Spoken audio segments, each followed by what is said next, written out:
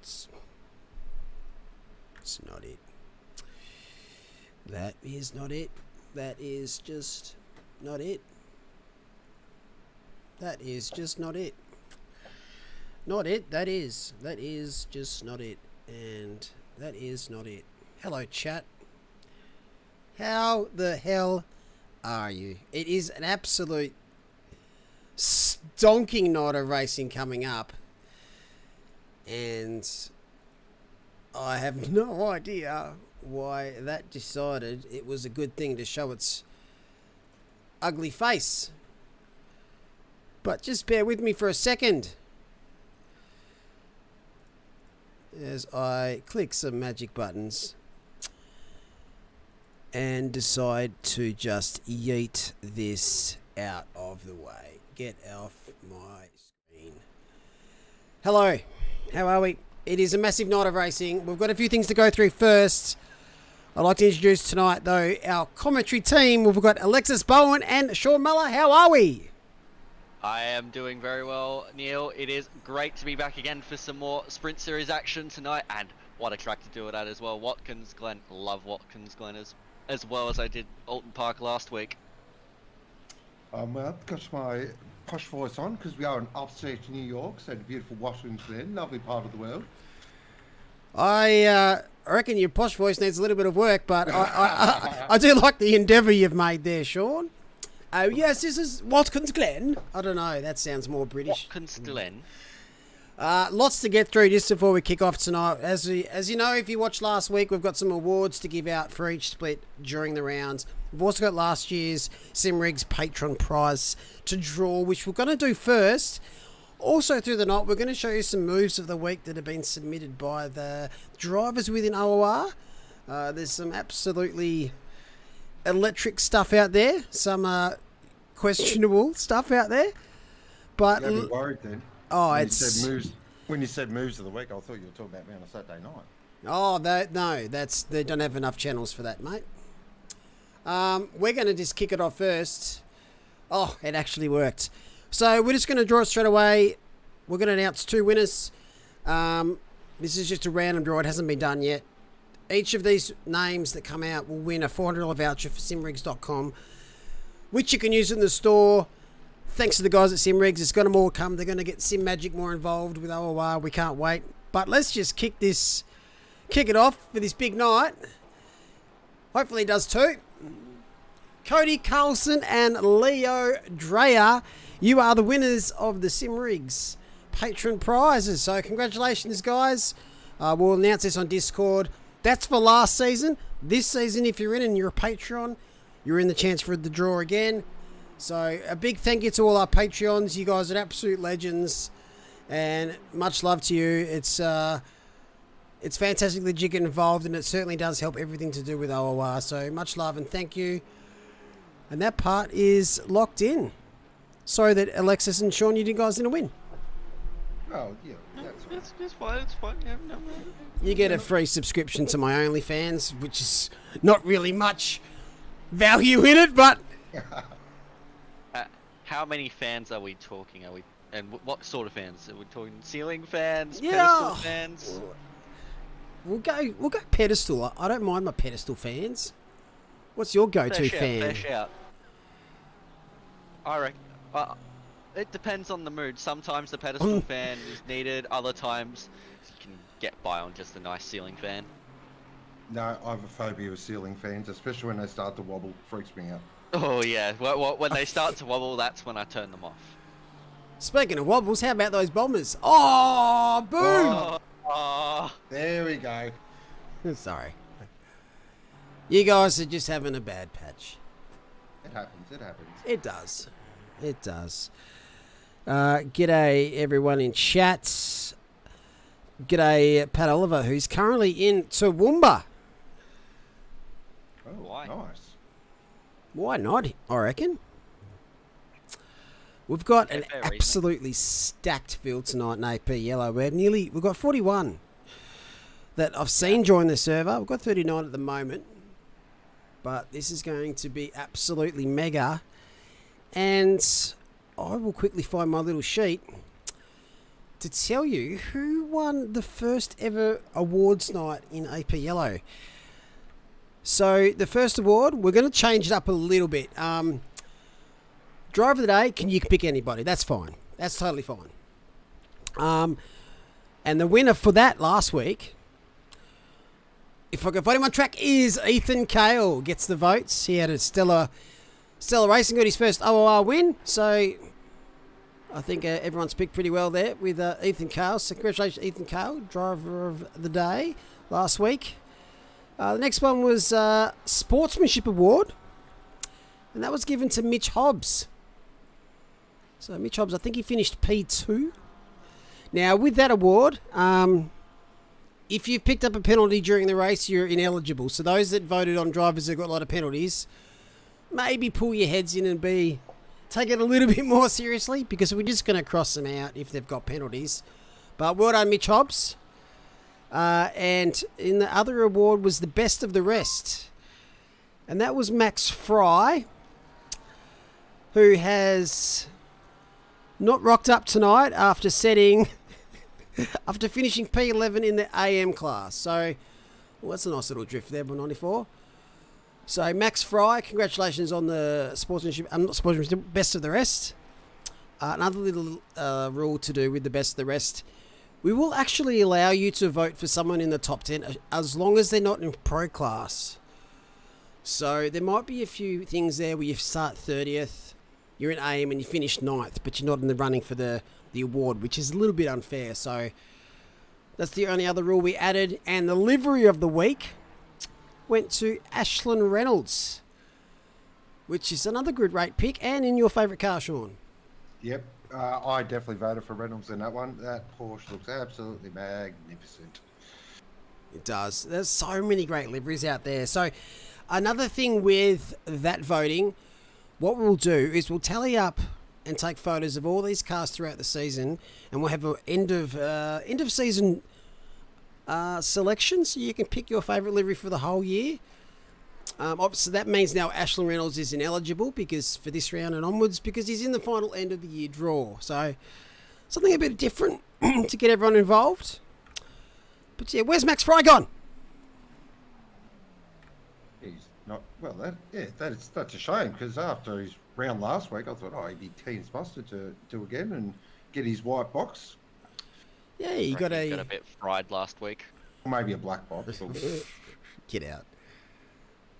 Yeah, it's you got to bump up in class with a couple of drivers change. You might see also on the Discord, we now have a penalty points channel, which is going to be viewable all the time, so you know where you're at, you know what's happened during the week. Last week we had, I think it was 9 drivers who got penalty points, 1 driver serving a qualifying ban for this race. But nice. Also with that, we are going to start the process of creating a license within OOR. So these penalty points for this season are forever. These carry on with your license. So make sure you are safe on track. Keep an eye on that sporting code to make sure you're following all the rules. So yeah, lots of stuff going on. And with that, I will leave it to you two. Thank you very much, Neil. Great job on the introductions there on the rewards process. But right now we are getting towards the end of free practice here at Watkins Glen for Split Yellow in the Simrigs Sprint Series.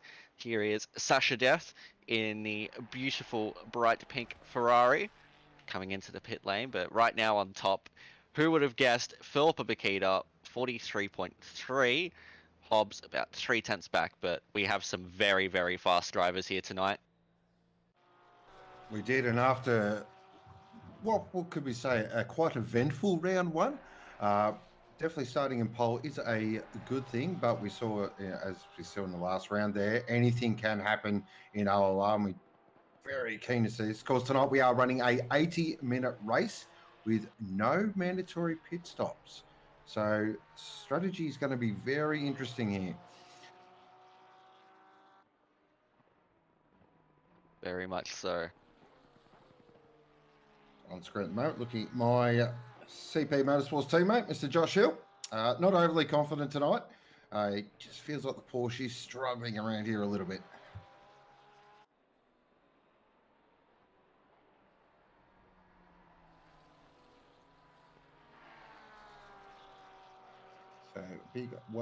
So Max has a new job and had to pull out tonight. Well, first of all, congratulations on the new job, Max. Hope it's working all well for you.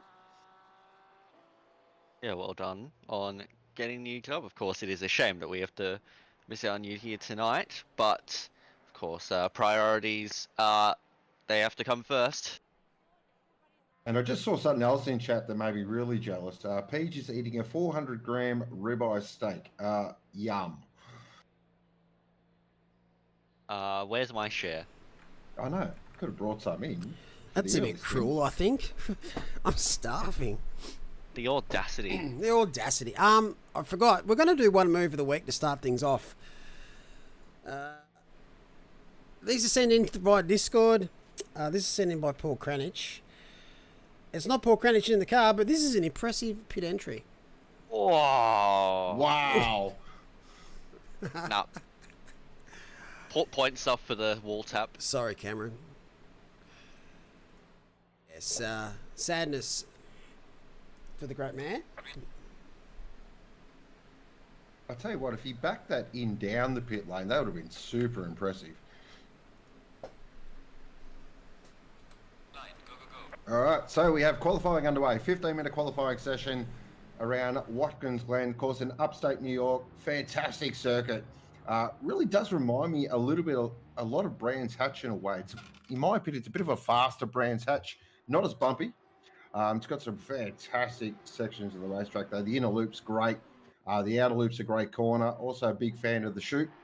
A couple of the other corners I'm not so much of a fan of, especially heel and the first corner, which is called the 90. Yeah, they really got the imagination out for that one. But the hot times have been around the 43 mark that we have seen, low 43s into the 44s. Yeah, some nice quick times as we take a look at Ethan Cow going around superior Brands Hatch as we go through toe and going towards heel. Yes, there is heel and toe corners around here. So we get from race control, happy fried watermelon day. That's an interesting choice of food. Haven't you had fried watermelon? It's good stuff. It's not something I've indulged in before. How many cars in Fiella? I believe Neil did mention, was it 39 at the Yes, there was 39 or so, but I think it might be in the very low 40s, but that is still a very, very good turnout. Yep, 40 cars by the looks. Oh no, 39 cars because we have the safety car as well. Oh, yes. A very nice number of cars tonight around Watkins Glen. We are now looking at the Ferrari of Mitch Hobbs. The Ferrari is expected to go fairly well around here, as well, all the Italian cars. That's also including the Lamborghini. But of course, Philippa Bakita will be quick as well in that Mercedes of hers. Definitely, and as I was mentioning, the 80-minute race with no mandatory pit stop, really intriguing to see what people do in terms of strategy and fuel and tyres. Yeah, love a good strategy race, and this one I think is going to be an absolute ripper. Oh yeah, certainly. Just goes nice and wide on that curb there, keeps it in the bounds of the track. Now through that tough corner at chute. It's a clean exit and now into the uphill right at toe. Gotta really maximize your exit, but corner just goes on forever and ever and ever. Certainly does, and a lot of cambered corners here as well, so you can definitely carry a lot more speed than you actually realise.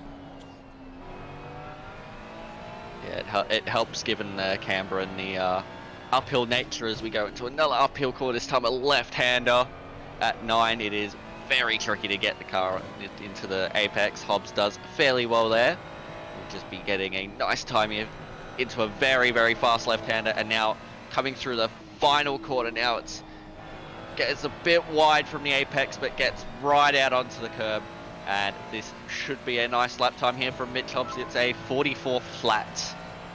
So a little bit off where we're expecting the drivers to be, but it's a very good banker.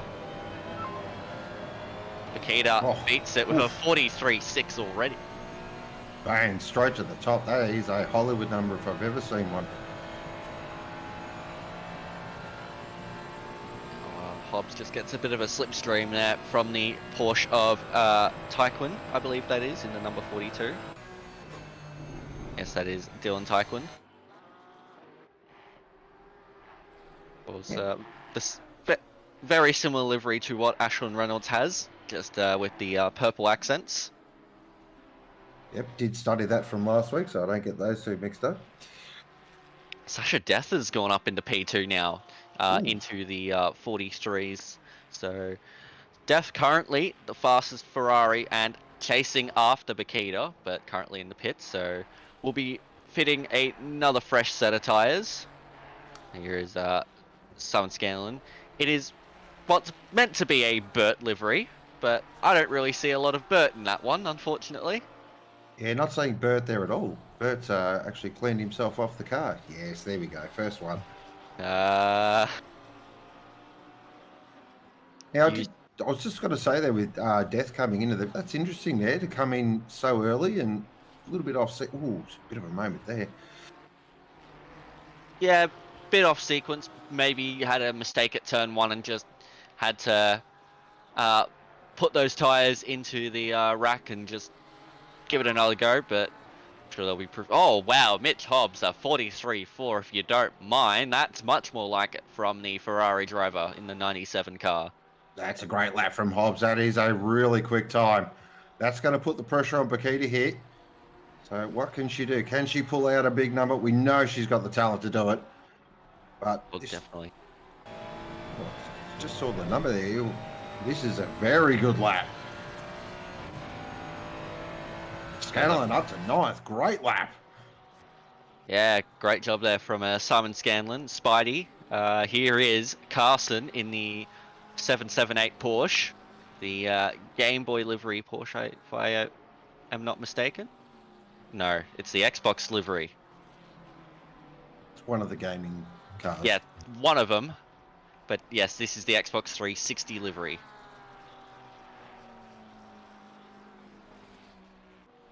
This Porsche feels a little weird around here. Yeah, definitely finding it not as comfortable as I was around Alton Park in the Porsche, but that is a great lap from Carson up to 8th position. Nice job. Here's Bakita now. 0.2 up on her time. So at the moment, it's going to be really close here. Lovely apex there. Jesus. Yeah, she's hovering in and around the marker that she needs to.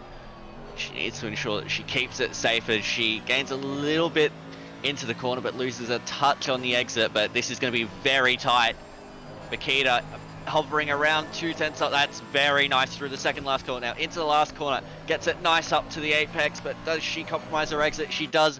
It's not going to be enough to get to the top, but she's going to cement her spot in P2 for now. Only 200ths off of Hobbs right now.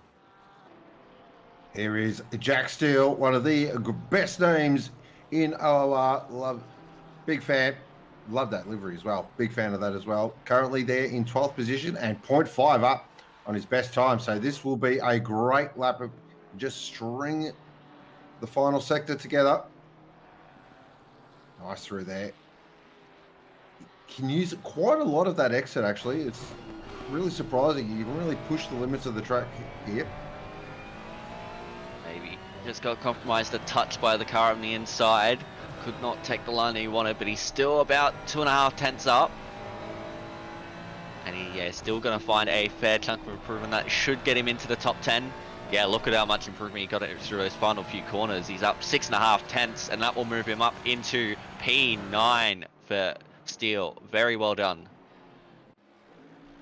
Great lap. Morello at the moment, currently in 5th. In that absolutely stunning Porsche. Yeah, Morello with a very nice looking Porsche and an even nicer looking time at the moment. Only just losing a touch on the exit. Now got to get it nice and tight. Short shifts up to third. Gets a very clean exit indeed. Very well manipulated on the gearing there. Barely has to slow down for that second last corner. Now this final corner is very tricky and just goes out a little wide, loses a bit of time, but Marino Morella will move up into P3 with that time. Very well done by the Porsche. Great lap. Tyker at the moment, yet to settle up yet. So this is getting to that sort of high stakes, high pressure situation. Really want to get a lap down, but this one looks very good. Yeah, he's up 8/10 on whatever it's basing it off of, and he should move up the order, and everyone will have set a time. He goes up into P19. Very well done from Dylan Tyquin. Here's Ryan Bell in the BMW, up a lot of time right now, nearly 1.5 seconds. This will move Bell up a long way, goes a little wide at the final corner, but he will still cement his spot into the top 10 and goes into P6. Well done by Bell. Here's Morgan. Another one of our pretty quick Porsche drivers in his split. There's Porsches everywhere actually in this split. Let's be true. Is this going to go up? It does, up to 11th. Nice lap. You'll want to be pushing for that top 10. Here is Sasha Death, as we've got $20 there from Benjamin. If we have no yellows in split yellow, clean lap 1, we'll send another $50. All right, split yellow. We've got to keep it very, very clean. Thank you very much for the $20 there. Massive thank you. So keep it clean, split yellow, no yellows. Pressure's on. So on board with Sasha Death at the moment, through the inner loop now into the outer loop. Great corner this one. Use the camber of the road, accelerate hard. Use all the exit. I'm going to dive down into chute. Really tricky corner this one. It just feels like the front end does not want to grip. Then you get a nice exit out of the chute up towards toe. Uphill braking, so you can brake quite deep into the corner. Carry the brake as much as you can. And Death really does push it out. There's a little bit of runoff there. Use that as well. Do not be afraid to use the whole track here. Plunge down now. Downhill braking. A lot of uphill, downhill braking at Watkins, Glen. That's what I love about it. Really does test your mental. Now into a couple of corners when they must have knocked off and not bothered to name. Nice exit there as well. That Ferrari looks really planted. Now into this fantastic corner. Just a slight lift, get the nose in, then back on the throttle hard. Use the ripple strip.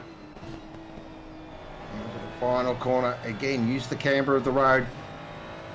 Get a little bit of a slipstream here, so this will definitely move Death up. How far up does he go? He goes to the top with a 43.4. Stunning lap there from Death. Sasha Death, take a bow. Fantastic. Death has absolutely snatched that pole position away from Mitch Hobbs. What a final few corners there. Oh, we have a disqualification for Ryan Bell in this qualifying session for multiple infractions. Wowee. So Ryan Bell is out of qualifying. Huge. That's massive. What a lap there from Sasha Death. That BMW gave a great tow out of that final corner, and yeah, they just absolutely nailed it through there. I thought they'd lost the chance running a bit wide the second last, but wow, what a final corner that was. Now here is Ashton Reynolds. He'll want to improve. He's only P15 at the moment. Definitely not where we expect to see Ashton Reynolds. Of course, winner of our livery of the week in that beautiful, beautiful orange Porsche. Geez, that looks good. But 0.2 up on his best lap at the moment.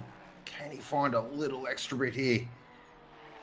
Just throw it in there. 2 minutes left in qualifying, so it is now go time. Nice exit out of the final corner. Made up a lot of time there. This is definitely going to move Reynolds up. How far up is the question? Up to 11th. Great lap. He'll want a bit more though, but he has the time. He's still got time for 2 more laps.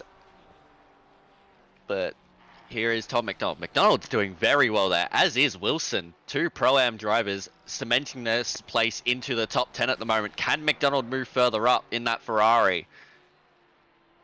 We'll take a look now as he crosses the line. Oh, up to Oh, wow. P6. Wow, well done, Tom McDonald. Fantastic lap. It's Riley Price, currently down at 32nd at the moment. A lot of work. Price, a Pro-Am driver you'd expect a little further up. He'll definitely want to find some improvement. Well, improvement, There we he's go. getting 1 second up. And he's keeping it going. How is his final corner? He's keeping that second there. And he is going to move up plenty of positions. I reckon this will be up to about P15. No, P19, but that's still a much better effort there from Price. He'll have one last attempt. Now here is Wilson. Wilson currently in P9, doing very nicely in the Pro-Am class. And the big bad Lambo. Interesting to see how the Lambo goes through. Oh, look at it through there. That was lost a bit of time, but got nice exit though. Now through these really tricky inner and outer loops and into the chute. This I find is really the most important part of the track for mine. Especially this corner here. It's so difficult. What can Wilson do? Got the foot absolutely buried to the firewall. Currently in 10th, so still in the top 10 is a fantastic result for a Pro-Am driver. Can sneak a couple of spots up. It's definitely going to make his race a little bit easy. Definitely want to be towards the front end. Either way, given his position in relation to Bell, he will move up at least one position on the race start, but he'll want to move up a few more. He's currently 2/10 up. This is looking very good so far for Wilson. Just got 2 more corners to go into this very fast left-hander. And a slight dub of the brake, down to 3rd. Tip it in for the final corner. Run out right to that wall. Little taily on the exit. He's lost him quite a bit of time there. And he's It's all the time gone, so that will be the best that Wilson has to offer. Here is Morella. At the moment, it's looking like Def could very well have this, but Bakita is out there on track. So right now it's a Ferrari 1-2. Not every day you get to say that. Bakita is... Oh, she's not improving much at the moment. Morella is looking to get closer to the fighting pack at the front. He's currently... Oh, he's lost a bit of time through there. Now, second last corner, very fast left-hander. And he's going to hold position. And yeah, he's not going to find any improvement, unfortunately. So Morella will hold P4 for now. But it is Bakita that we need to watch out for. Bakita is not... And that's it. Bakita will be starting P3. And it is Sasha Death who has taken pole position with a beautiful lap. Well done, Sasha Death. Fantastic. Mitch Hobbs there in 2nd, Bakita 3rd, Morella 4th, Kale in 5th, McDonald 6th, Reynolds 7th, Blair in 8th, 9th is Wilson, and 10 is McNeil. That is your top 10. Should set up a fantastic 80-minute race here. And looking at the weather radar, it looks dry as the Sahara Desert. What a shame. But I mean, props to McDonald. He's a driver that has improved massively over the past few seasons, and it is great to see him perform right up there with the best of them. So this is round 2, split yellow of the OOR Simrigs.com Sprint Series. Of course, a big thank you to our fantastic sponsors at Simrigs.com for all your sim racing needs. And of course, if you are a fantastic OOR Patreon, you'll get 5% discount. How good's that? Always awesome getting the cheeky little discount there. Of course, yeah, Simrigs, absolute legends. Now, we have an 80-minute race here. No mandatory pit stops, but, I mean, it is definitely recommended you make at least one pit stop. Yeah, making tyres last around here for 80 minutes is going to be tricky. The left rear cops an absolute belting around here. Yes, it certainly would, and a lot of these corners just go on forever and ever and ever, so the tyres will always get a fair old beating. But so, I was going to say, Lex, I'm going to put you on the spot. I want a winner, and who's going to finish in 8th position? Winner for me, I reckon we're going to see Bakita bounce back after a tricky race at Alton Park. And for 8th place, I'm going to say that we're going to see Josh Morgan finish in P8. I like it. I like it. I'm going to go... I think Hobbs gets the job done tonight. And for 8th place, I'm actually going to go for Spidey. I reckon Spidey Scanlon can do something pretty special here. They're fair predictions to make as well. Page has said he's been reliably informed, I'm going to put them in inverted commas just for now, that Conan, or Ashwin Reynolds, is attempting the no-stop. Bold. Bold, I like it. And Page is also suggesting that Bakita will be P1 by the bus stop, so that is very, very bold from JP. But we shall see. Some more predictions in chat. Paddy Oliver saying Marina Morella will be P3 after lap 1. Now, are we getting another $50 or are we getting a safety car? Come on, we want the $50. Yeah. No yellows. Oh, look at that. Oh, that Porsche back there. I saw that at the corner of my eye. That pink and purple look magnificent. All the liveries in this field are fantastic. So our fantastic Simrigs.com Bentley safety car is working this week, which is awesome. They finally put a new engine in it, so it is rolling, which is great. Yep, the boat, as it is referred to by many who love it, as I do. It's great to see it out there on track, even if it's not very competitive anymore. Still sounds amazing. Oh, doesn't it ever? We have a very interesting race on our hands. 80 minutes around Watkins Glen in upstate New York. So just a quick recap of our championship, why we are in the safety car. So it is Ethan Cale leading the way on 150 points. Hobbs there in second on 130. Reynolds in third on 115. McNeil there in fourth on 100. And Bakita on 98 points. They are our current top 5. Josh Hill is our leading Pro-Am, currently in 6th position.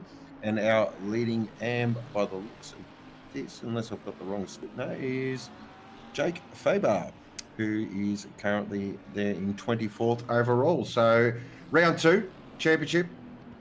Now it's really time to bank some solid points and get a big run as we head into the middle part of the season. Yes, it's going to be very crucial. Of course, we only have the 7 rounds in the Sprint Series this season, but they're all rounds that we're all eagerly awaiting. And since I did round 1, young Alexis, the race start is all yours. Well, then, here we go. We have a very interesting top 10, and we're going to be getting ready to go very, very shortly as the safety car will drift away from the drivers at the lead of the pack. So it will be Sasha Death from Mitch Hobbs, Philippa Bakita, Marina Morella, and Ethan Cale, your top 5. Then you have McDonald, Reynolds, Blair, Wilson at McNeil. Are we going to see a safety car? Are we going to see a $50 donation appear in the chat? That is the question right now. But we are getting prepared for 80 minutes of non-stop action at Watkins Glen for round 2 of Split Yellow's Simrigs Sprint Series. We are now awaiting the green flag. Of course, it is a long straight, and there we go. Green flag is gone, and Bakita has jumped it and is gonna go down the inside at turn 1 and gets the lead from Sasha. Oh, there's contact. Hobbs is half around, but he's kept it going somehow. Hobbs has kept the car going in a straight line, but has dropped down plenty of positions. But Philippa Bakita is well and truly away, and we have a yellow flag at the back and a safety car. Wow, there we go. And looks like we've got a bit of carnage at the back, and there's a car in pit lane, is there? Yeah, it looks like there are a couple of cars there in pit lane. The 667. That's a safety car. That's a safety car. There's one behind it. There's that 42. Yes, that is Taekwon. It is. Now, what's interesting for me is that start. There were now, unless I was looking at it wrong, there were a couple of cars that were not going across the pit boxes. So, of course, that will be looked at by our fantastic race stewards. Yeah, some naughty drivers out there, but overall, well, we're just calming things down a little bit. But the predictions of Page and Paddy Oliver were correct. It is Bakita in the lead from Death and then Morella. And the safety car should now be in, and they are, I assume, just awaiting, and Bakita's bolted. Bakita has gone, so the safety car has ended. What a start there from McDonald. He's up into P4 and is right up there with Morella, so McDonald might possibly be fighting for a podium today. Great start from McDonald. That is a huge start. Up to 4th position as a Pro-Am. Massive effort. Here's McNeil. Oh, that's really tight here. This is great. Heads up racing by Renil and Reynolds. Reynolds going to fight down the inside though. Gets the job done. Nice work. Yeah, Reynolds defending up position very, very well, but McNeil gets the run out of the final corner and up the inside at turn 1. Can McNeil get it done? It's going to be tight stuff as we look up from Hobbs, and McNeil gets it done. Now Hobbs is going to want to have a go at Reynolds, but can't do it there. That's very, very tight. Hobbs will have to hold back. If he can get a run, he might be able to try and get ahead and bust up. No, I think it's too far gone. He's trying to find any gap that he possibly can. It's so tight there. You cannot get a move done there. But he does compromise the run of Reynolds slightly, but can he get up the inside? No, he cannot. So Reynolds holds position for now, but that was very, very tight. Hobbs there trying to embrace his inner Kevin Estru there using the grass. That was great stuff. Fantastic racing so far. Hobbs, of course, is on a big recovery mission after a bit of a moment there at turn 1, so he's did a great job to keep it out of the wall, but he's just going to have to be really smooth here. That slide wouldn't have helped his rear tyre life at all, but he's definitely got the pace over Reynolds at the moment, so he's looking to get past as quickly as possible. And a very good run there out of turret and now into heel corner. That's super tight. There's a little bit of contact, but Reynolds holds around the outside. Now Hobbs has to take the outside corner.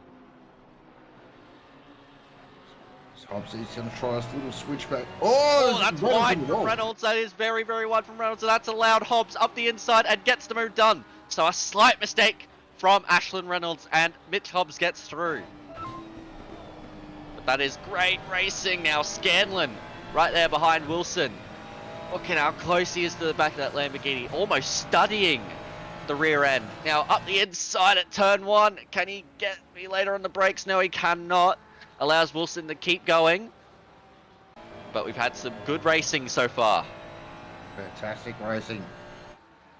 Seems to me Watkins Glen does lend itself to a little bit of side-by-side action, which is what we love to see. On board with Joshua Morgan at the moment.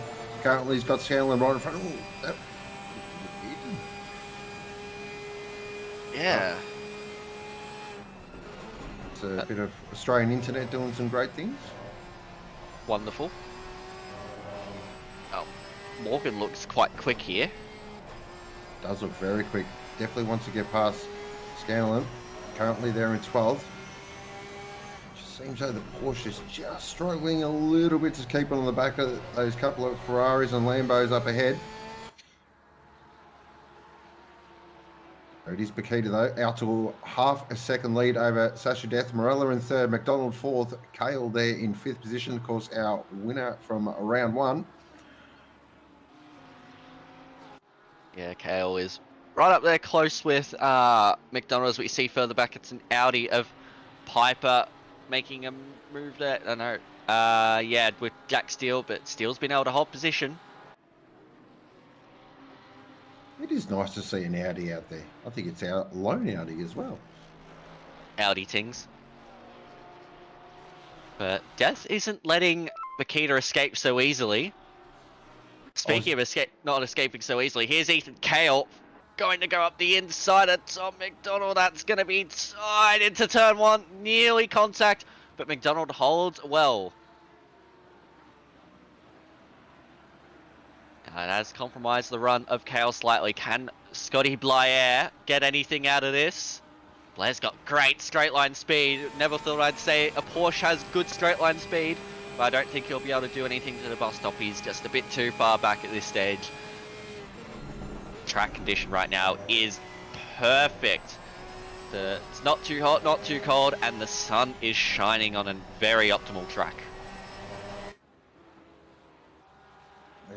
Oh, look at this pack. Oh, this is good. Oh, this is a great pack. Loving this stuff.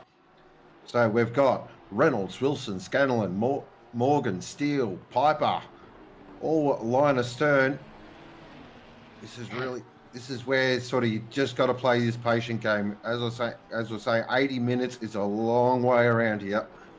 Certainly, but yeah, Ashwin Reynolds is just a bit of a cork in the bottle at the moment. It's further back, it looks like. Was that Hobbs? I saw in the foreground there. Just looks like he was having a bit of a look. It's Piper going up the inside of Steele, I think. Yeah, he's gone up the inside, and I think Piper's got the move done. Great move. He had fantastic move there from Piper. Yeah, not very often you see many moves done into there, but he's managed to pull it off now. This is what happened on the start. This is what happened to Taekwon. Oh dear. Oh dear. Oh dear me. What's the actual... yeah, that's going to come with a fair paddling, I reckon. Yeah, I think you may want to get more than just the paddle out. That was very, very clumsy. Just braking way too late for a race start. But here is Wilson now. Wilson trying to get ahead of Ashlyn Reynolds. It's just a bit of a cork in the bottle. And yeah, Wilson gets it done very easily. He did, yeah. That almost looked too easy in a way, didn't it? That was almost like Red Bull passing a Ferrari in F1. Yeah, well, I mean, we were saying he's likely on a no-stop strategy, so he will be full on fuel. Oh, see that? Kale gets very loose, and now here's Scotty Blair around the outside, and I think he's got it done. So Kale makes a mistake, and Blair capitalizes. Of course, Blair has the same livery as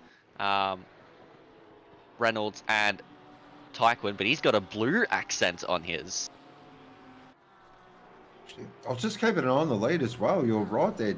Bakita is not pulling away from Sasha Death at all. Death is always looming. I like Morella as well, just sitting there in third, not too far away. So just 3 seconds off the lead. They can definitely work with that. Then we got this fantastic battle. Kale and Blair and McDonald are absolutely going at it as Blair takes the that's the alternate route, I think. Esports line. Yep. Blair currently in P5 doing a fair job. I mean, McDonald there in P4 is doing very nicely. Here's Benny Piper fighting it out with Josh Morgan. Piper's got great pace at the moment. Can he utilize some of that? As we see up ahead, that is Simon Scanlon getting a job done on Ashwin Reynolds. And now Piper's going to have a go into the bus stop. Is he? Oh, he's going to try and hold there. That's not going to end well. There's contact between the two of them. And they've lost it. But somehow they're still going. But that... Oh, no. Never mind. That was... I don't think that was ever... I don't... Yeah, look, for mine, that's not a passing opportunity through there. No. Just because you have the inside line does not mean you're immediately the one that should be taking that corner. You do have to keep in mind that there are other drivers out there. But, I don't know. In the end, Benny Piper just didn't quite nail his re-entry and, yeah, lost the rear end, spun around. So there's a bit of talk out there around about straight line speed, and it seems the Ferrari has got the Ferrari and Lambo have definitely got some top. As Sasha Death pops in a 44, well, let's call it a 44 flat, quicker slap, and is actually starting to just nip away here at Paquita. So we all thought, I thought as soon as Philippa got in front, I thought, well, that's been nice. But Sasha Death is putting in a storming drive here.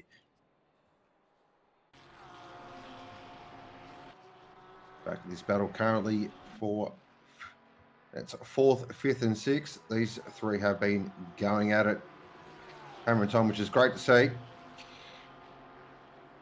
Now up through the inner loop.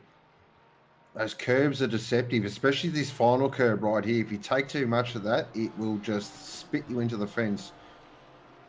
So it's really important. So you can hit the first one quite hard, but the next two, as we're on board with Paquita here for our race start replay.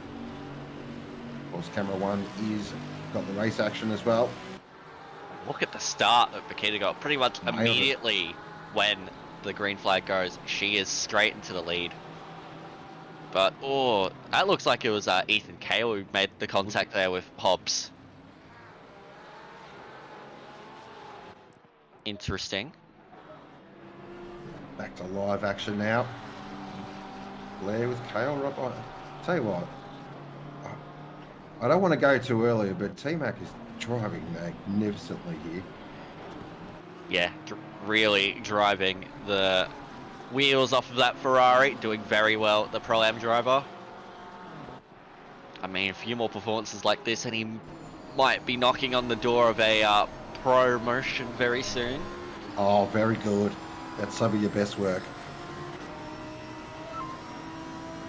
Hobbs now has set the fastest lap, and Hobbs is right behind this pack, so we've got a four-way fight for P4 as there's maybe just a little bit deep there for Kale, and Hobbs is now up the inside. I don't think Blair got the greatest of exits either, so Hobbs gets through on Kale and is now looking at the back of the Porsche with that straight line speed in the 296. Look at the speed of it. He's going to try and go the inside. Oh, this is going to be dangerous. If it gets it done, that's great respect there from Scotty Blair. So that was good. Yeah, Scotty Blair really heads up driving. Sometimes it's just best not to fight in this early part of the race. It is a very long race, so you want to really nurse the car in these early stages. Don't cook too much rubber. Want to save a bit of goodness in the tyre. Oh! Great save there from Ethan Kale, just getting on the grass there, losing the rear, but somehow holding on. Car control 101 right there. Yeah, just misjudged when he could cut the curb. Oh, that was so close to disaster for the Lamborghini. There are some really nasty bumps around here. There's not many bumps, but if you get offline, there are some absolute doozies, like motocross style bumps.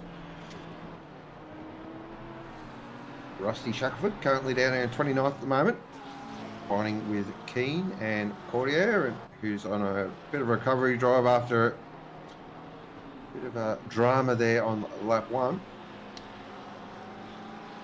Fair amount of Porsches back here. This is the inter-race Porsche Cup, didn't you know? I was not aware. There's the Atari. Of course, Outlaw is the greatest Atari game of all time.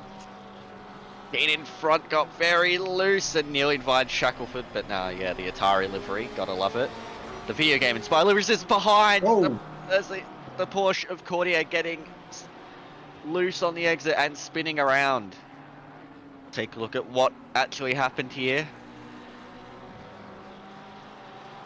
Yeah, just loses it on throttle. Easy to do. Of course, Porsche engine in the back, so once the pendulum starts swinging, very hard to catch.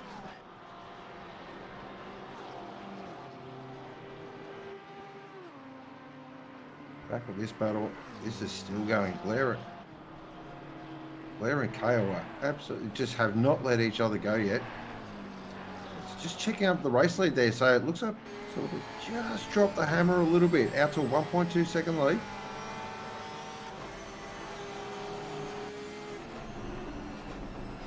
Yeah, Makita has gotten through the early phase of tyre conservation, can now just push on a bit more, as Hobbs is now really hounding the back of Tom McDonald, but McDonald has not been very easy to pass. Driving really smooth, putting that worn tyre trail Ferrari just in the right spot. Not exciting the rear as well. You can just really smooth. So as we go, Ryan Bell is currently up to 19th position, so on a real hard charge here. Yes, after being disqualified from qualifying, he's moved up 21 positions, or about 20 positions actually, given the safety car's existence. That's still very impressive.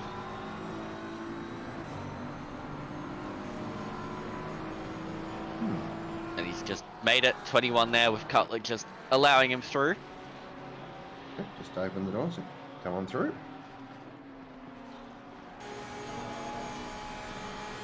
Back on board Josh Morgan. Chasing Carlson. Two Porsches going at it. Up this long climb. Uphill the whole way. Yeah, you don't really want to hold it in there, but he's... Whoa! Oh, yep. I was waiting for that. Carson just had to hold to the inside, and yeah, he just compromised his own run and has to be very careful on the rejoin. But he's taking it very cautiously.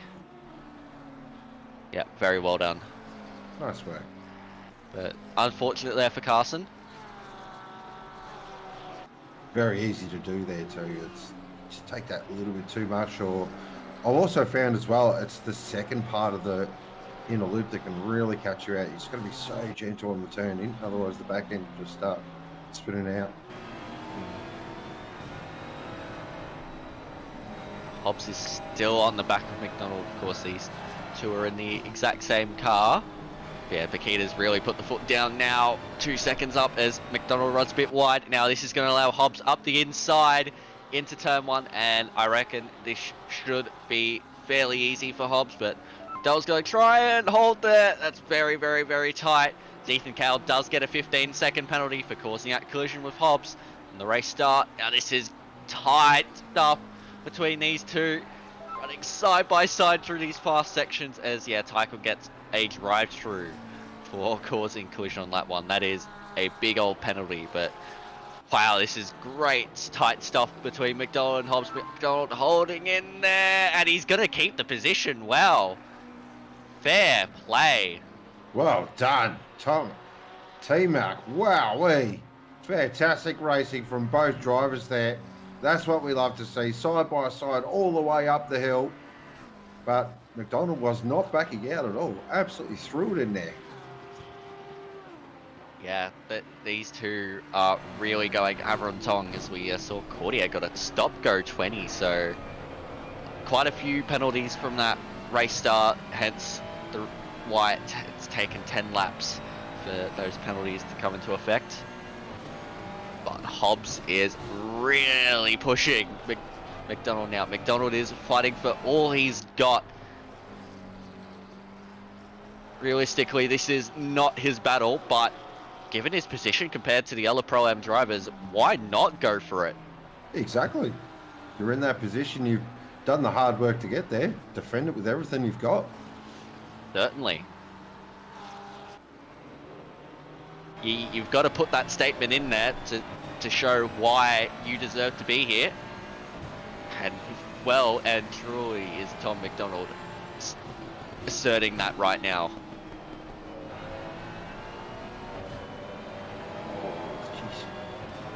Probably, we haven't brought it up yet, but track limits, of course, around here, I find is not really that bad, except turn 1.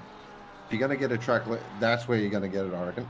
Turn 1 and also the second to last corner are probably your two big track limit zones. Well, yeah, because they have tarmac runoffs. Yep. We're not talking about Laguna Seca, by the way. Oh, no. We do not talk about what they've done to butcher Laguna Seca. But with these two actually going at it here, what it has done is allowed Blair and Cale just to sneak up to the back. Well, if Cale comes into the pits this race, he does have to serve that 15-second penalty, so that will drop him down plenty of positions.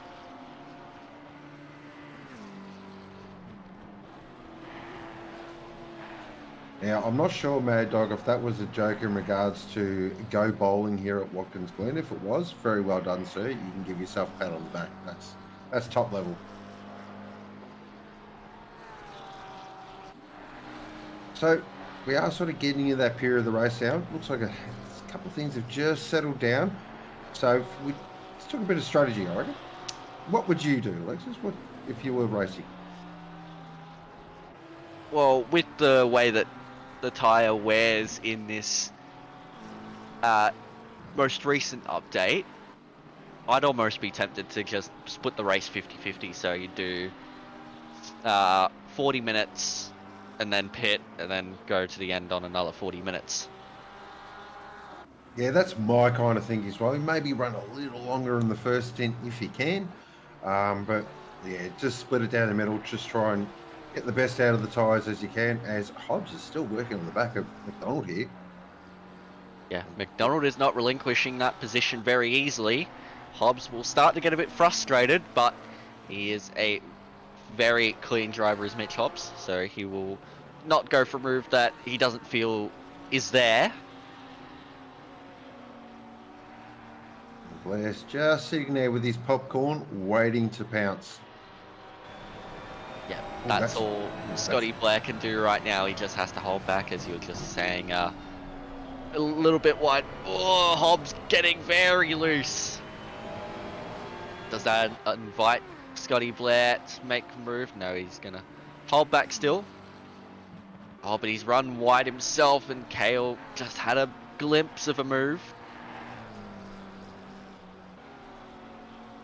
Yeah, these four here, so this is sort of, yeah, it's really tricky at the moment.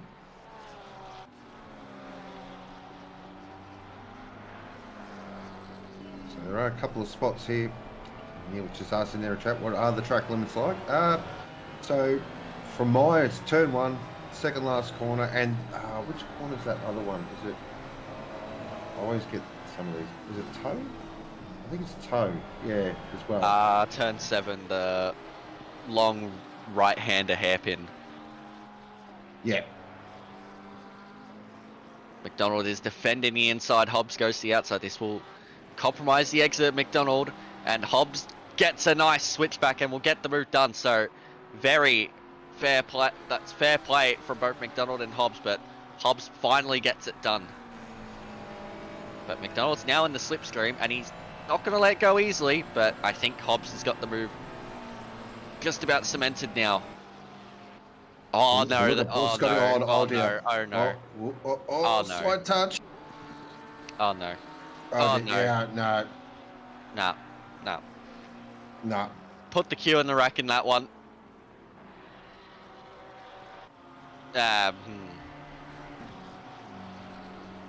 What's that saying? Moments that lead up to a series of unfortunate events. Yeah. Moments preceding unfortunate events, yeah. Yep. Oh dear. I think we all kind of saw that one coming from a mile away. Yep. Just by the by, I just want to say just quickly, Spidey Scanlon up to 9th. He's only got one more to go, and he's up to 8th position. Great drive. He's doing very well at the moment. He's 7 seconds behind McNeil, but as we said, Ethan Cale does have that 15-second penalty, so anything is possible. Yeah, that was not the best way to end such a good battle, I will admit. Definitely not. But you just brush it off, get the head down, keep on driving. Cale's got a great run here. Is he going to have a go into turn 1? Yes, he is, and he's going to dive up the inside and gets it. Oh, cleanly done. Nicely done, actually. Very well done. So Kale is now chasing after Hobbs. He wants to build up as much gap as he can before he likely has to come into the pits.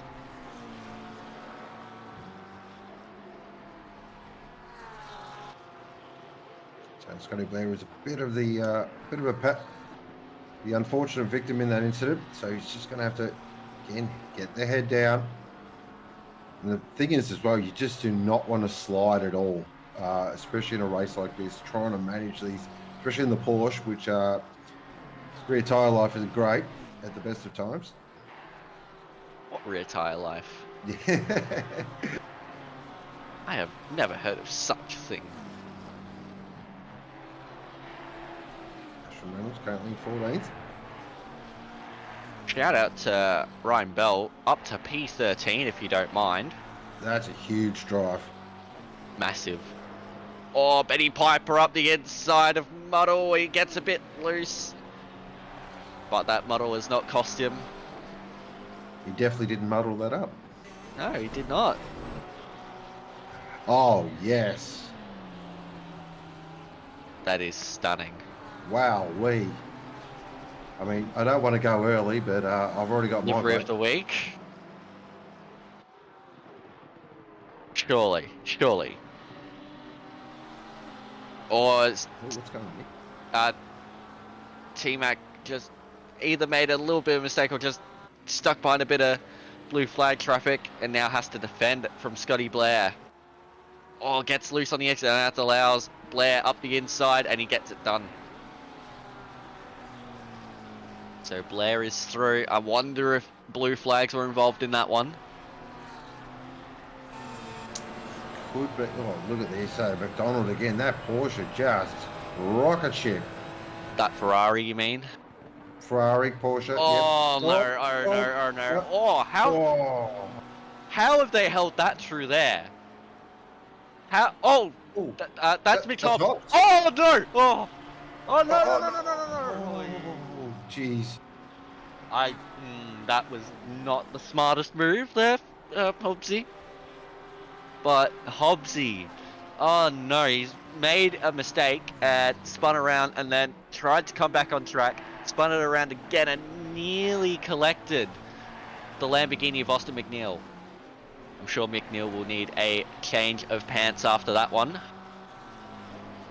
Code Brown to McNeil's pit lane. Code Brown.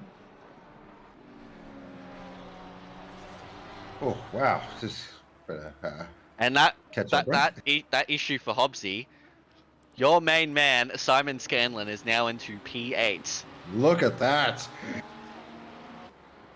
The thing with Hobbs there as well, with those turn one slide and then that big moment there, I reckon those rear tyres are very second-hand. To quote Martin Brundle, they'll be as about as well worn as a 50 pence piece. Oh, yeah, look at how wide he is. He gets on the grass there and he avoids the wall. And then, yeah, just watch. He tries to rejoin the track. Oh, no. Oh. No.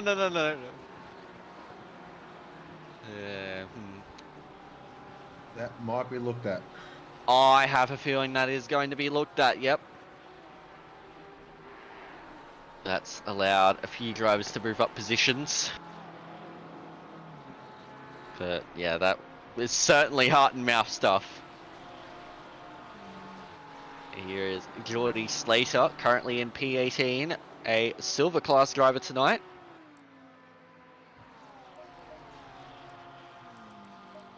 Nice to see. Actually doing quite a nice job there. Up there in P18. Yeah, really nice Doing job. very well.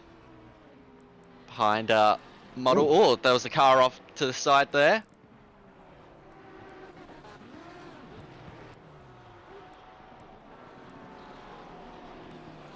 Cutler there behind him as well, and Muddle up in front in that stunning Porsche.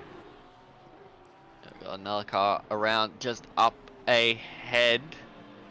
We'll see who we have on the side of the track. Oh no, that's not side of the track. That is going. Oh no! Massive accident, huge drama. That is one dead Ferrari. And that is, oh no, that's Nathan Wilson. Oh, that is one dead Lamborghini. Oh no. Oh, that is absolutely cooked. Oh dear. Oh dear. Oh no.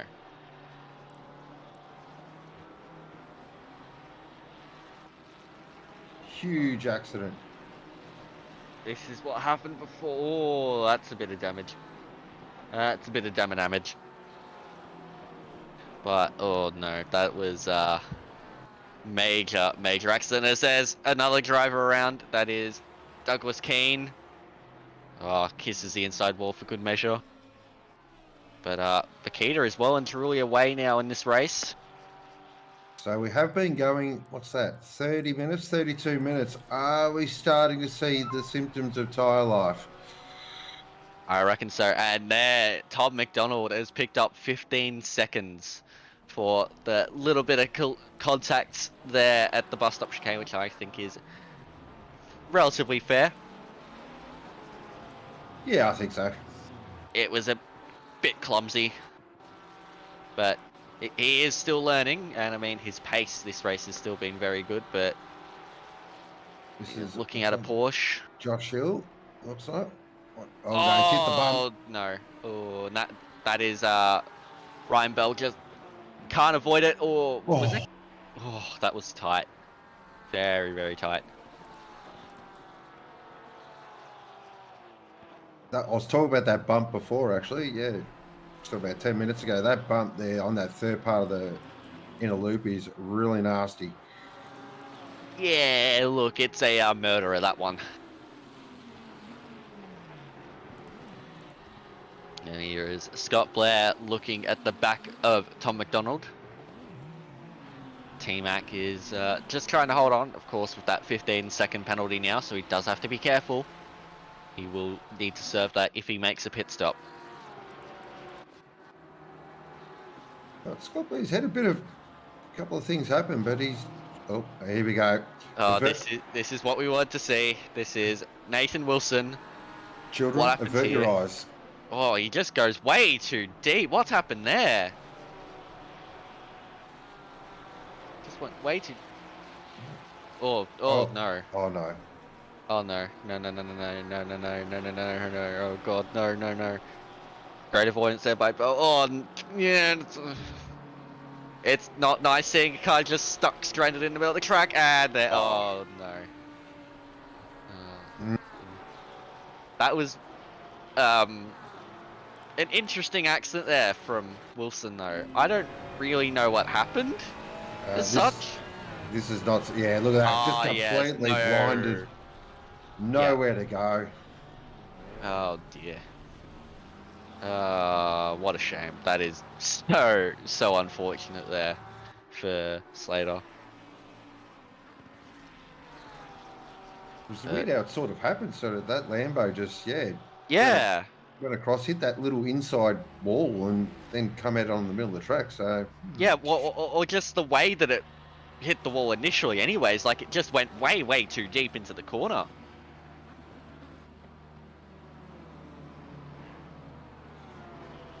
Definitely do hope all drivers are okay. Hope they had their hands off the wheel, and no injuries. So of course, yeah, that was big accident. Now here is Mark Hurley on the back of Ashton Reynolds. Reynolds has not been overly quick in this race, but of course there were those rumours suggesting a no-stop strategy, which would be very bold indeed, if he can make it work. I'll tell you what, if he can make a no-stop strategy work, I'm not sure if he drinks, but if he does, I'll buy the man a beer. Give him a shoe. Shoe? All right, done. That way he can have all the beer he likes.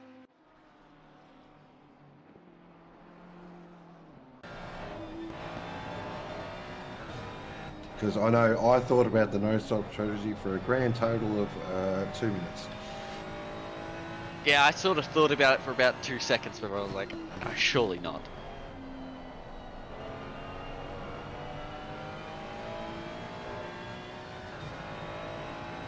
So, 44 minutes to go in the race, which we are, I was going to say, if we are starting, we should start seeing some pit stops, probably I reckon the next 10 minutes for a lot of these drivers, if they are planning to split the race half and half. Yeah, we should start to see a few stoppers. There's looks like Michael Manns is coming to the pits for a fresh set of tyres, so Drivers are starting to come in now. Oh, thank you for the clarification, Paige. Appreciate that. Page with the insightful information as we see Josh Morgan is into the pits. So Morgan's had enough of those tyres. We'll be looking to chuck on Yusa as Hurley now comes into the pits. Ooh. Are you... Oh wait, no, it's a yellow line, so it's only advisory, isn't it? No, I'm pretty sure you have to take the yellow line all the way in. Ooh, so that could be a bit naughty there from Mark Hurley. Because I know at certain tracks, if it's a white line, you have to abide by it.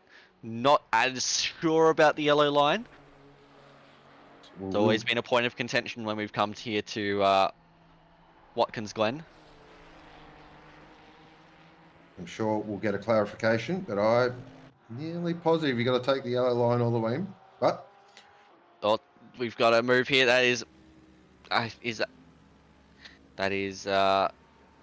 Perkins and Jones having a fight out by the looks of it. Oh, two Ferraris going at it, and I think Perkins has got it done. there we go. We do have a clarification. Thank you, Darbus. So you can cut across it as long as you don't impede someone. Oh, good to know. Well, I mean, he's gotten a stop coast 30 anyways. So we've got a few speeding in the pit lane penalties there for Hurley, and looks like Josh Morgan as well. Oh, we're getting another. Ooh. Ah, yes, yellow flag. That's right. Yep. Mr. Marshall's doing his job. Yep. Which means caution ahead. Take action. Yeah, slow down. I think a few drivers need a course in etiquette for yellow flags. Sasha Death has come into the pit, so that is one of our leading front runners into pit lane. So that's a half-half split. Roughly, yes. Oh, look, we'll give or take a minute. Let's not be... We will be very snobby on the time, thank you. No, pit lane is a hive of activity at the moment. We are seeing quite a few drivers making their one pit stop. We don't expect anyone to try anything too crazy, so we do expect everyone to stop. We will be keeping on a Reynolds watch, though. Yes, because there is the chance, but we aren't even halfway through this race yet, so a long way to go.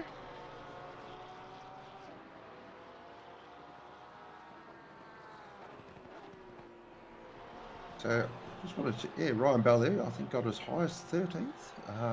So that was a mega first stint. Huge stint. Death has come out into P18. Oh, you've done it now.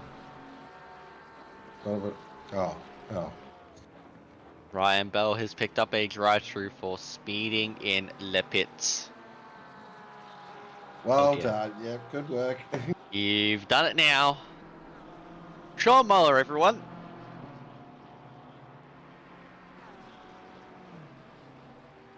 Oh dear, and Paddy Orv has cursed it as well.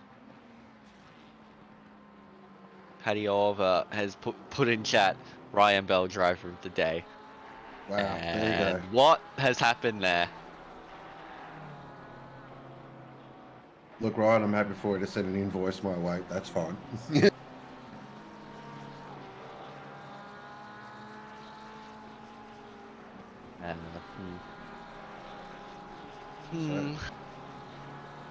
Well, it's good while it lasted. It was. Oh no! Oh no! Oh, Oh dear! Oh dear! Oh, it's all gone downhill now. When it rains, it pours. Oh boy! Oh yeah, he just loses the rear, and that's a bit of a Sebastian Vettel moment. That one.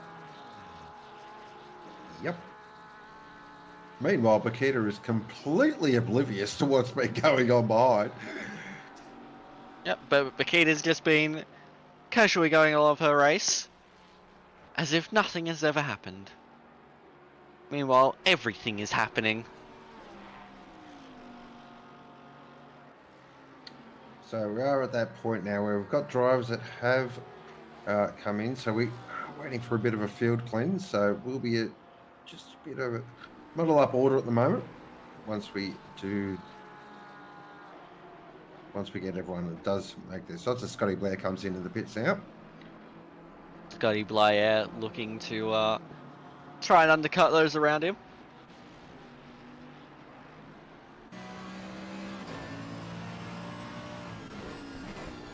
Peach is just saying that looked like Stroll at Mugelli. Oh, Mugelli. I love me a bit of Mugelli.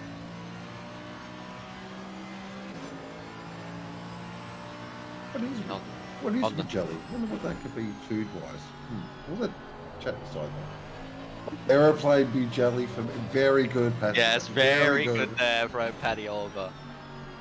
Of course, Pig did in fact mean Mugello, the one time that F1 has raced at the Mugello circuit. Of course, Mugello is much more famous for its two-wheel action. Certainly. Speaking of motorsport, big race this weekend. Of course, it is the Nürburgring 24-hour. Super excited. Go Porsche, go. Grello for the win as always. But the biggest news is the mighty Mantra is back. Yes, the Mantra is what I look out for every year. Got to make sure it's there, or else it's not worth watching. Of course, I believe there is some super taxi racing going on as well. But also big news in Formula One land is we might not have a race this week. Yep, because Imola is practically underwater. So we will see. Oh well, Ferrari have got a boat anyway, so they should be fine. Yeah, it is. Just slightly wet at Imola this weekend. But for all those down in the Apple Isle in Tasmania, you've got some supercars action coming your way this weekend at Simmons Plains, as we see Mark Hurley picks up a 10-second penalty for out of position on lap 1. I reckon we're going to see quite a few out of position penalties come through now. So, of course, for those that haven't stopped yet, penalties is a good question. I'm not sure. I don't know, but would you rather get a penalty before you pit or after you pit? I'd say after. Okay. Because that way you at least have some idea of how much you need to push compared to drivers around you. That's a good point. Before you pit, you don't know what could happen in your pit stop. You could be pushing for absolutely no reason at all. Who knows?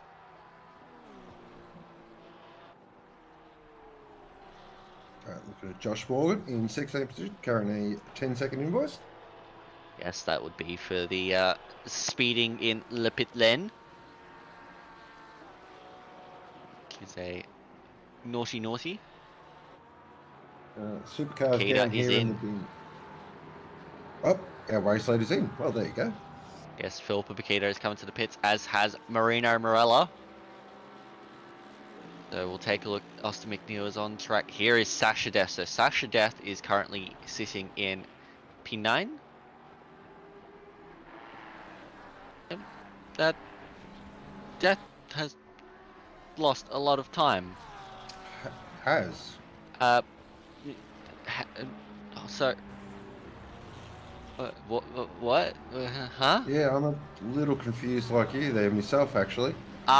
So Scotty Blair's got the jump from mid-tops there, Ethan Kale, and then Sasha Deft is a fair way back. Right, well, enjoy your extended lead there, Philippa Bakita. So I'm trying to work out if Sasha Death's had a moment or just a couple of really bad outlaps, or... I don't know, it's strange.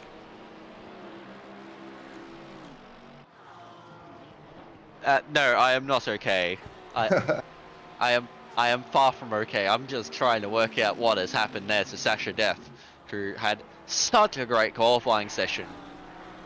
Has now dropped behind Kale, Hobbs, and Blair. And Kale had a 15-second penalty, mind you. P2. P2. Here we go. No stop supremacy. No stopper. And look, ahead of Philippa Makita on track. What happened last week with these two? We certainly remember.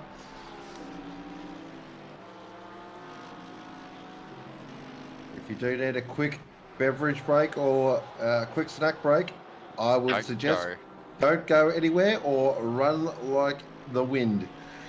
No. Just don't go anywhere. We've got plenty of action going on. We've got Hobbs and Blair fighting out. We've got round 2 of Reynolds and Makita. Reynolds on the possibly a no-stop strategy. As McNeil now comes into the pit, so it will be Reynolds, then Makita and Morella. So yeah, something has definitely happened to Sasha Death.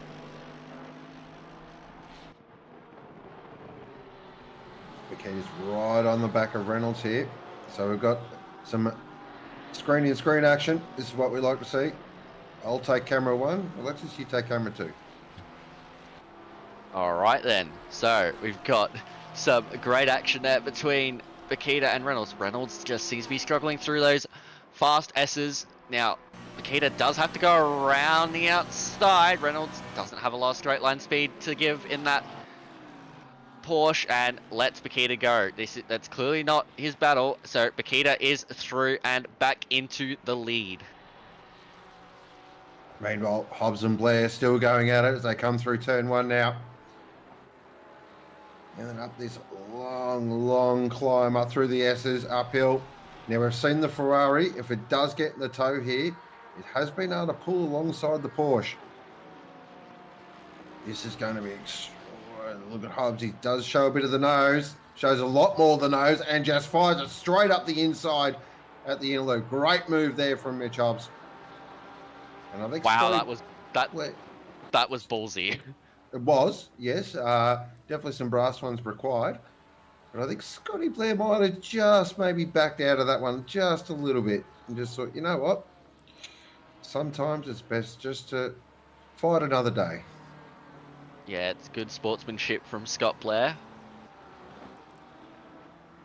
But Reynolds right now, I mean, Spindles is confirming that it is a guaranteed no-stop strategy. Reynolds could very well solidify a podium position if those tyres do not go pop. Ooh, that might be track limits there for Mitch Hobbs. Yeah, they've all got to be careful on those sneaky track limits. Now Hobbs will be pushing to get back onto that podium. He's got a chance with Ashton Reynolds there. He won't have a lot of pace. Now, oh dear, this is what happened to Porsche. Oh, that is not a good spot. Oh, dear. dear. Hold your breath. Oh, jeez. Oh, good avoidance by all involved so far. Oh dear. Oh dear. Well, that bought him some time. Big well done to that Porsche driver as well. Holding the brakes, not moving. Really well done. It is sometimes hard, but you do make a mistake and the adrenaline's flowing, but good heads-up driving. Oh, Robertson gets very loose. Now McLean is in this battle now. Can McLean look for a move? Oh, he's shown the nose. Oh, that's very close.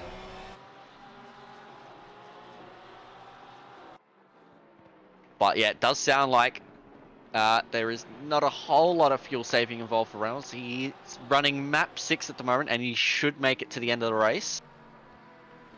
Of course, the Porsche does have its very strange mapping system. You mean normal? Strange. Yeah, fuel's probably not the tyre life's the big one. So we'll definitely keep an eye on that gap between Morella there in third and Reynolds in second. That's the gap we sort of really got to keep a close eye on as well as this race unfolds. We have just ticked over half an hour to go. for round 2, split yellow of the Simrigs.com OOR Sprint Series live from Watkins, Glen. And of course, stick around because we have 2 more races coming up after this. How Yeah, exciting. we've got plenty of racing tonight. We've got split green coming up and split purple. Now, if the races themselves followed the procedure of flags, question is, what would split purple follow? Because I don't really see many purple flags in races. You've stumped me. Well, I mean, we've got split yellow. That's pretty easy to draw the comparison. Split green, that should be the cleanest split we have. Split blue, well, we hope we don't see many blue flags. And then split red, well, we definitely don't hope we don't see a red flag either. But yeah, split purple's kind of in this strange area where there's not really any flag to represent it in racing. So if there was a purple flag, this is a question that goes to you, Sean, and also to the chat. What would a purple flag represent? Ooh, good one. A purple flag in racing. Might have a think about that one. That's, you know what? I'm just going to go with, because purple's a happy colour. I just think the race is a happy race. If you see a purple flag, everyone's enjoying their race. No incidents. It's perfect. Purple flag would represent that the driver livery is awesome, says Ooh, Race I like Control. that. I like that. Yes. So a bit of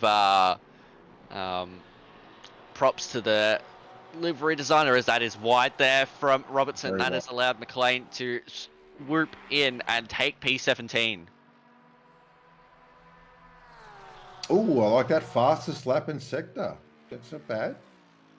So if it's a bad livery, what flag would you get? A grey flag? Because grey's a bit of a sad colour, isn't it? Brown. Brown. Oh wait, no, brown's already got a an association. It does.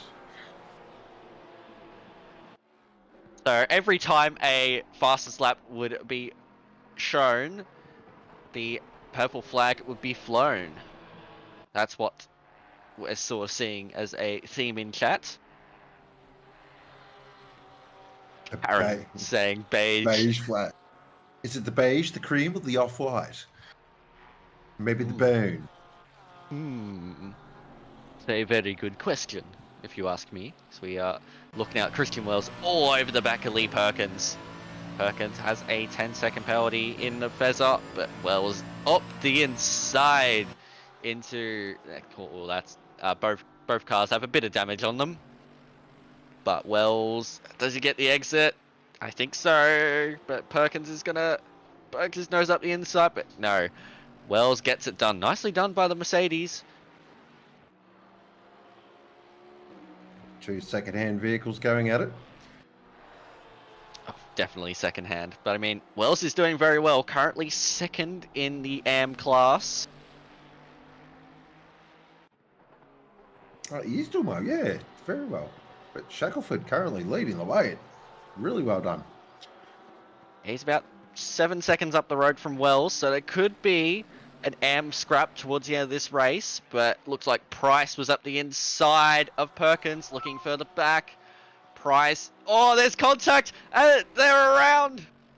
Oh, dear. No, oh no, that's Slater. Slater has had, oh, geez. So, Slater tried to unlap himself, and in the process gets the inside curb, and oh dear, oh dear, oh dear, oh no, oh dear.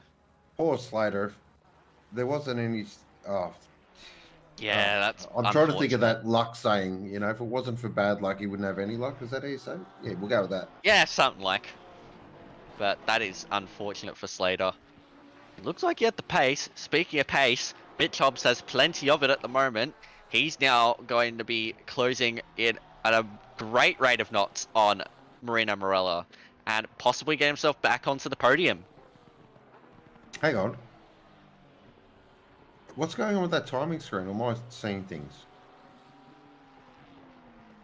What do you mean? Reynolds is in first. Reynolds, what? Huh? Reynolds is in first. Paquette's in second. Something's happened here. What? What has happened there? Hearing that it was a curb death. Wow. This race has just turned on its head again. Split yellow.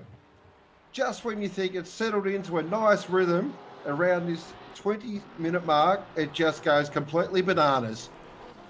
It just has to show that she is in fact human.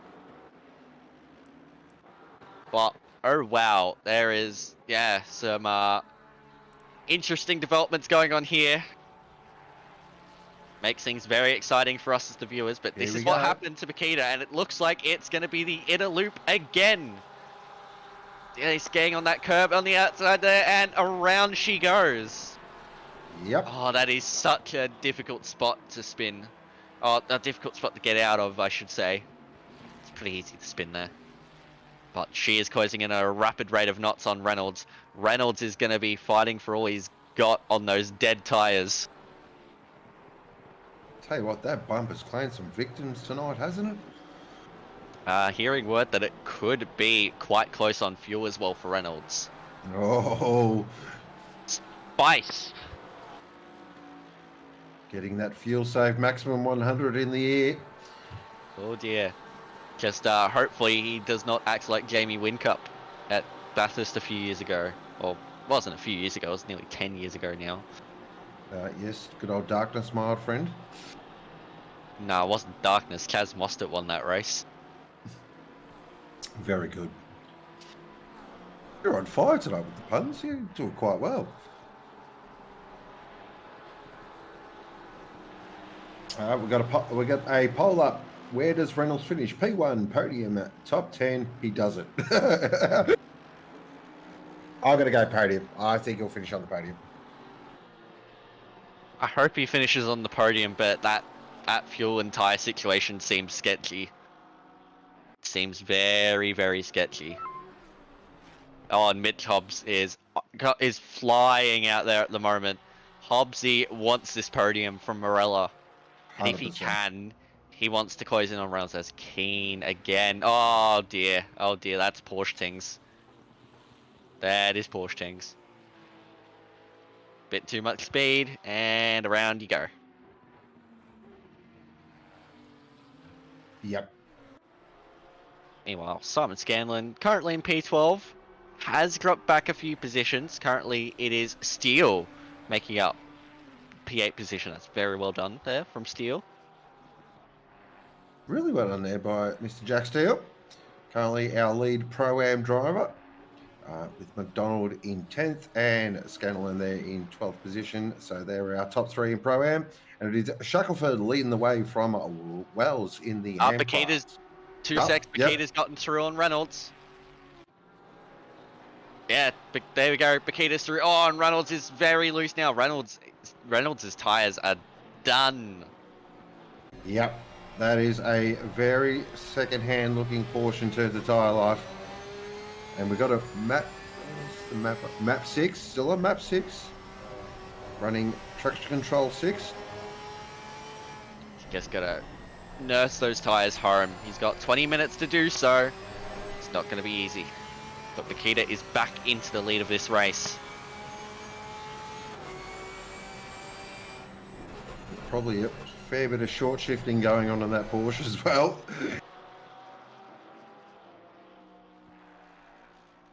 But look at this fight now. Hobbs and Morella, the two visceral racing cars.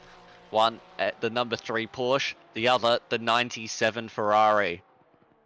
Now these two are very closely aligned with each other. Now, what is going to happen here between these two? Yeah, Reynolds wants these two to actually... Morello's looks like he's going to let Hobbs through, which is... I'd say the fair fight and the right call in the end. Yep. Good team work there. Yeah, great awareness there from Morella.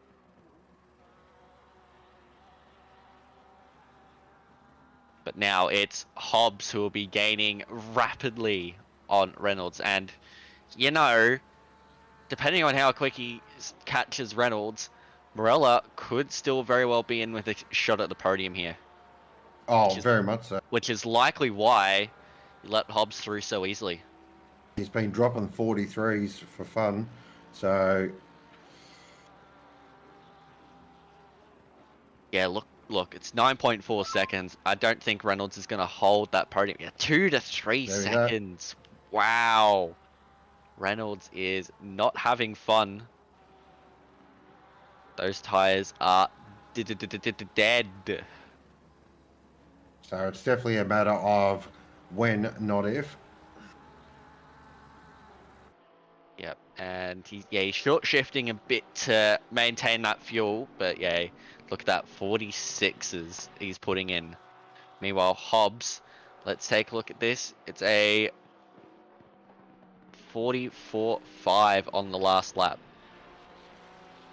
So a fair bit faster at the moment, 2 seconds faster. Now here is Simon Scanlon going after Austin McNeil. I tell you what, Spidey's had a damn good race. Yeah, he's just been quietly confident going about his work. And now he's looking set to pounce on Austin McNeil and move himself up into P11 and give himself a shot at a top 10 with Morgan's penalty. McNeil, though, is not the easiest person to pass. No. Austin McNeil is very good at defending position as Scanlon just runs a bit deep into turn 1. Really easy to do there at turn 1. It's one of those corners you just get it slightly wrong and it affects you all the way up here.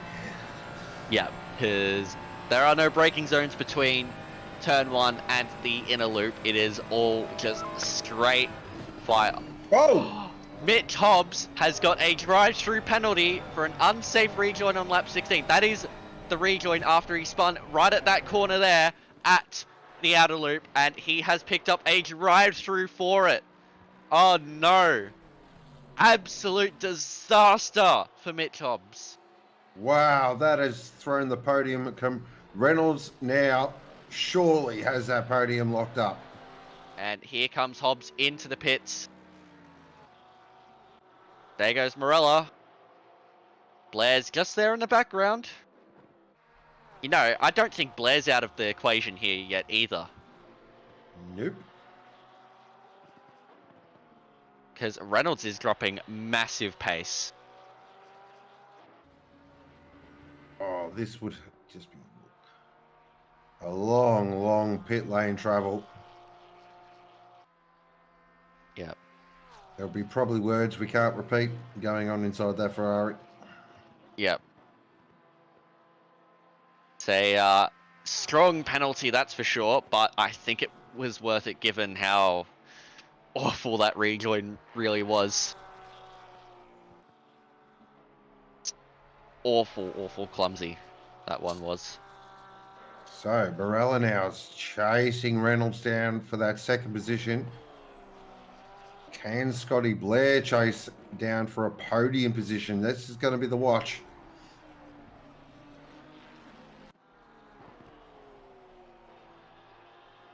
I'm still not sure what happened with Sasha Death. I don't think you are either, are you? Yeah, I still don't know what happened with Def, but either way, he's hunting down Ethan Cale. Still, top 5 is on here. Definitely 7-round championship, so every point counts.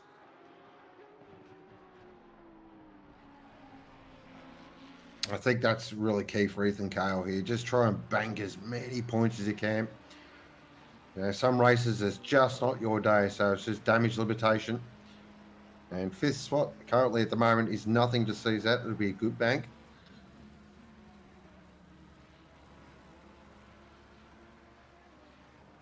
I think Sasha Death's going to make Cale work for this 5th spot.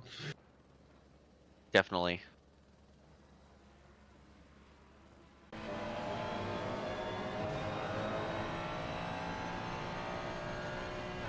So we have got just a tick, 14 minutes and 24 seconds to go. So still plenty of time for things to happen. And we have seen in split yellow, it does go down to literally the last lap. for action. As it always does. Yep. Scanlon's still there behind McNeil. McNeil's keeping that gap. But I reckon it's only a matter of time before Scanlon decides to go for it.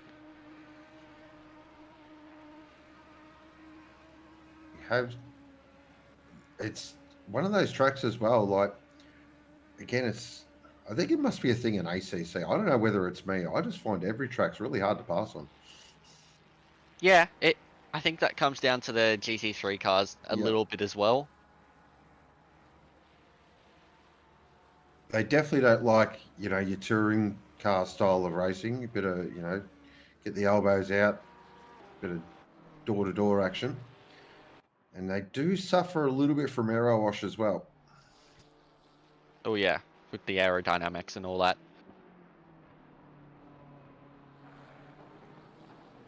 But Jack Steele's doing very nicely. Currently in that coveted P8 position, although he looks very loose. I wonder if he's trying to pull off a zero stop. I don't remember seeing him coming, so you might be doing the brave no stopper. I mean, that Ferrari is fairly good on its tyres and fuel, so possibly.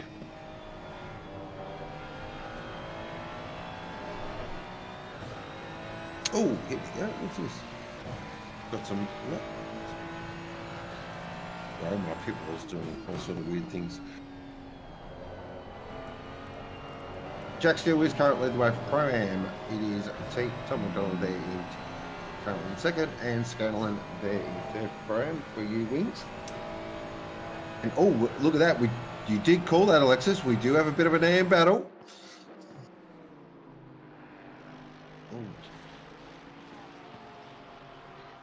It's Perkins who's a lap down.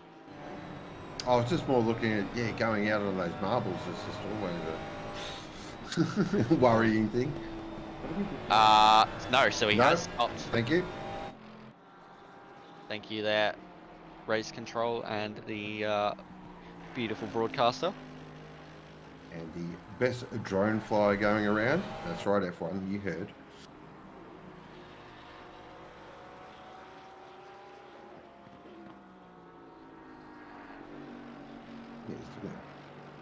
Tom McDonald currently there in 10th position. Is that a bit of a eventful race? As JC fires in the chat, Fez good on tyres, question mark. Oh, round the outs. That's bold. Very bold, Very bold. It might pay off. It is going to pay off. Inside line, that's going to be inside, and he's got it done. Nicely done there by Tom McDonald. Now he can set after Jack Steele and possibly take that P8 position. Great move there from Tom McDonald. Set that up beautifully.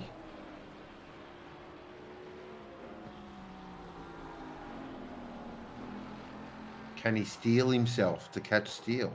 Aha. Yeah, no, that's definitely not. And the crowd goes mild.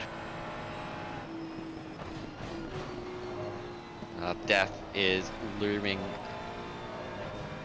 for Ethan Kay. Of course, we hope that there is no actual death, but Sasha Death is certainly pushing that Ferrari to its limits. Just see. Rainbow just seems a little stronger there on the braking. We saw that. Just it's a bit smoother than the Ferrari.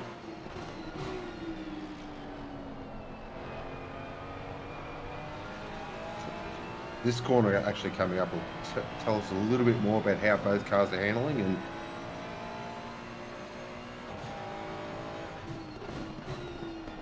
oh, that's deep from Sasha Death. That's very deep. Yeah, I thought that would be a little bit wide. Hasn't hurt him too much though.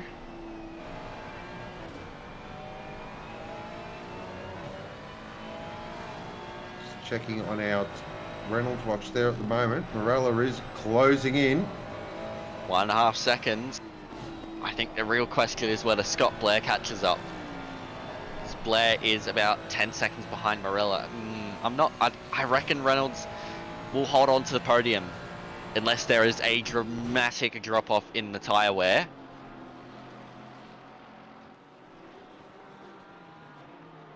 need, what, with 9 minutes to go? Yeah, going to need some pretty epic laps there from Blair, but Morella is closing in big time here. Yeah, the Visceral Racing car of Morella is looking mighty at the moment. And he's looking set to secure his first podium of the season after a tricky race back at Alton Park.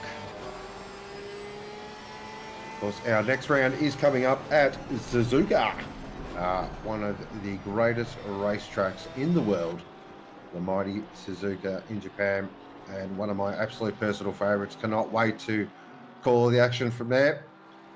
But we have got 8 minutes 30 to go, and Morella is closing in on a second position here. Reynolds, super brave drive with the nose stopper. Of course, the sprint round at Suzuka coincides with the endurance race on the Saturday the same week, so it'll be nice to see some beautiful action at Suzuka next week for sprint and enduro. But look at Morella now, all over the back of Reynolds. Yeah, this will be very quick. I dare say Morella will just keep it nice and tidy through T1 or through the 90, and then just ooh, I said that and ran a little bit wide there. So he might have to wait here a little bit, because Porsche versus Porsche, there's not going to be much of a slipstream action. Yeah, he's got time. Plenty of time.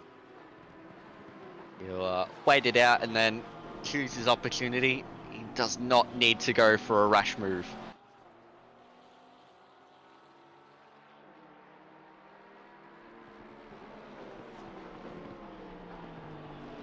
Well, hello to you, Neil. Hope it's a pleasant experience.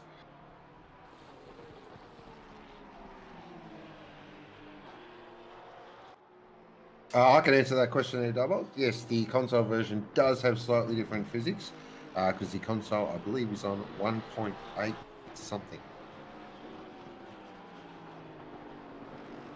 And to answer your question, Tom Riley, yes, there will be a broadcast next week. Of course. It'll be most likely Alexis and I back for Split Yellow.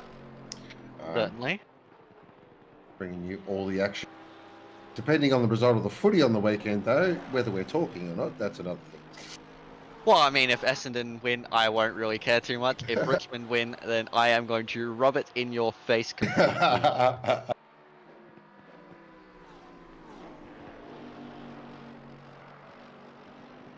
So Morella here. Now, here we go. Can get a nice run through the lot. Oh, geez, that is so close to that wall, isn't it? Very close, but Reynolds is holding on strong.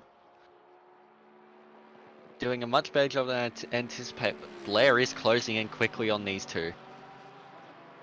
About 8.5 seconds. He still needs to gain, 2 seconds a lap.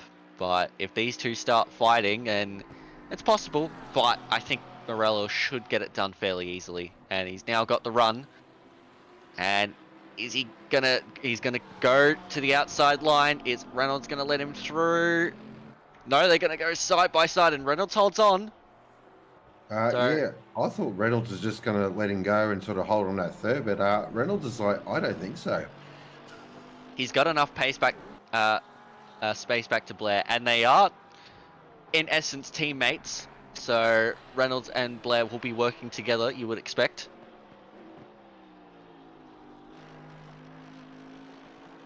Yeah, no, Reynolds is how he's doing that. I'm going to be perfectly honest. I've got no idea. Oh, but now Morella's got a nice run and is going to have to go around the outside into heel. It's not going to be easy. Reynolds takes the inside line and holds on. Reynolds definitely didn't heel there. No. That was better. Yeah. He'll be holding on as strong as he can, but Morella will have to force him to yield soon. That gap is closing slightly between Morella and Blair. Still 8 seconds, so Morella's still got plenty of time, but who knows what can happen in this race. Well, that's the thing with these GT3 cars, well, you just got to put the car in the right spot, and it's super hard to get past. Oh, look how close Marilla is now. This is surely the opportunity. Just has to get a good run, holding in the slipstream. Maybe almost caught up too quick to the back, but look at how close Marino Marella is.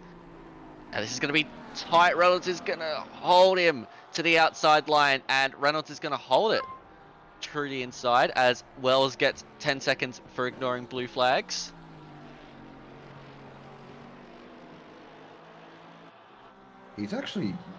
Reynolds has been really good up the hill and just putting that portion in the absolutely perfect spot every time. Yeah, Reynolds holds on to this P2. He is undoubtedly driver of the day, holding on for a no-stop strategy. Wow, what a effort that would be. Oh, what's that? So McDonald's up there in 8th now. Nice work. Steele in 10th. Just keeping an eye on that Pro-Am battle as well. Meanwhile, up front, Philippa Paquita, 22 seconds to the good.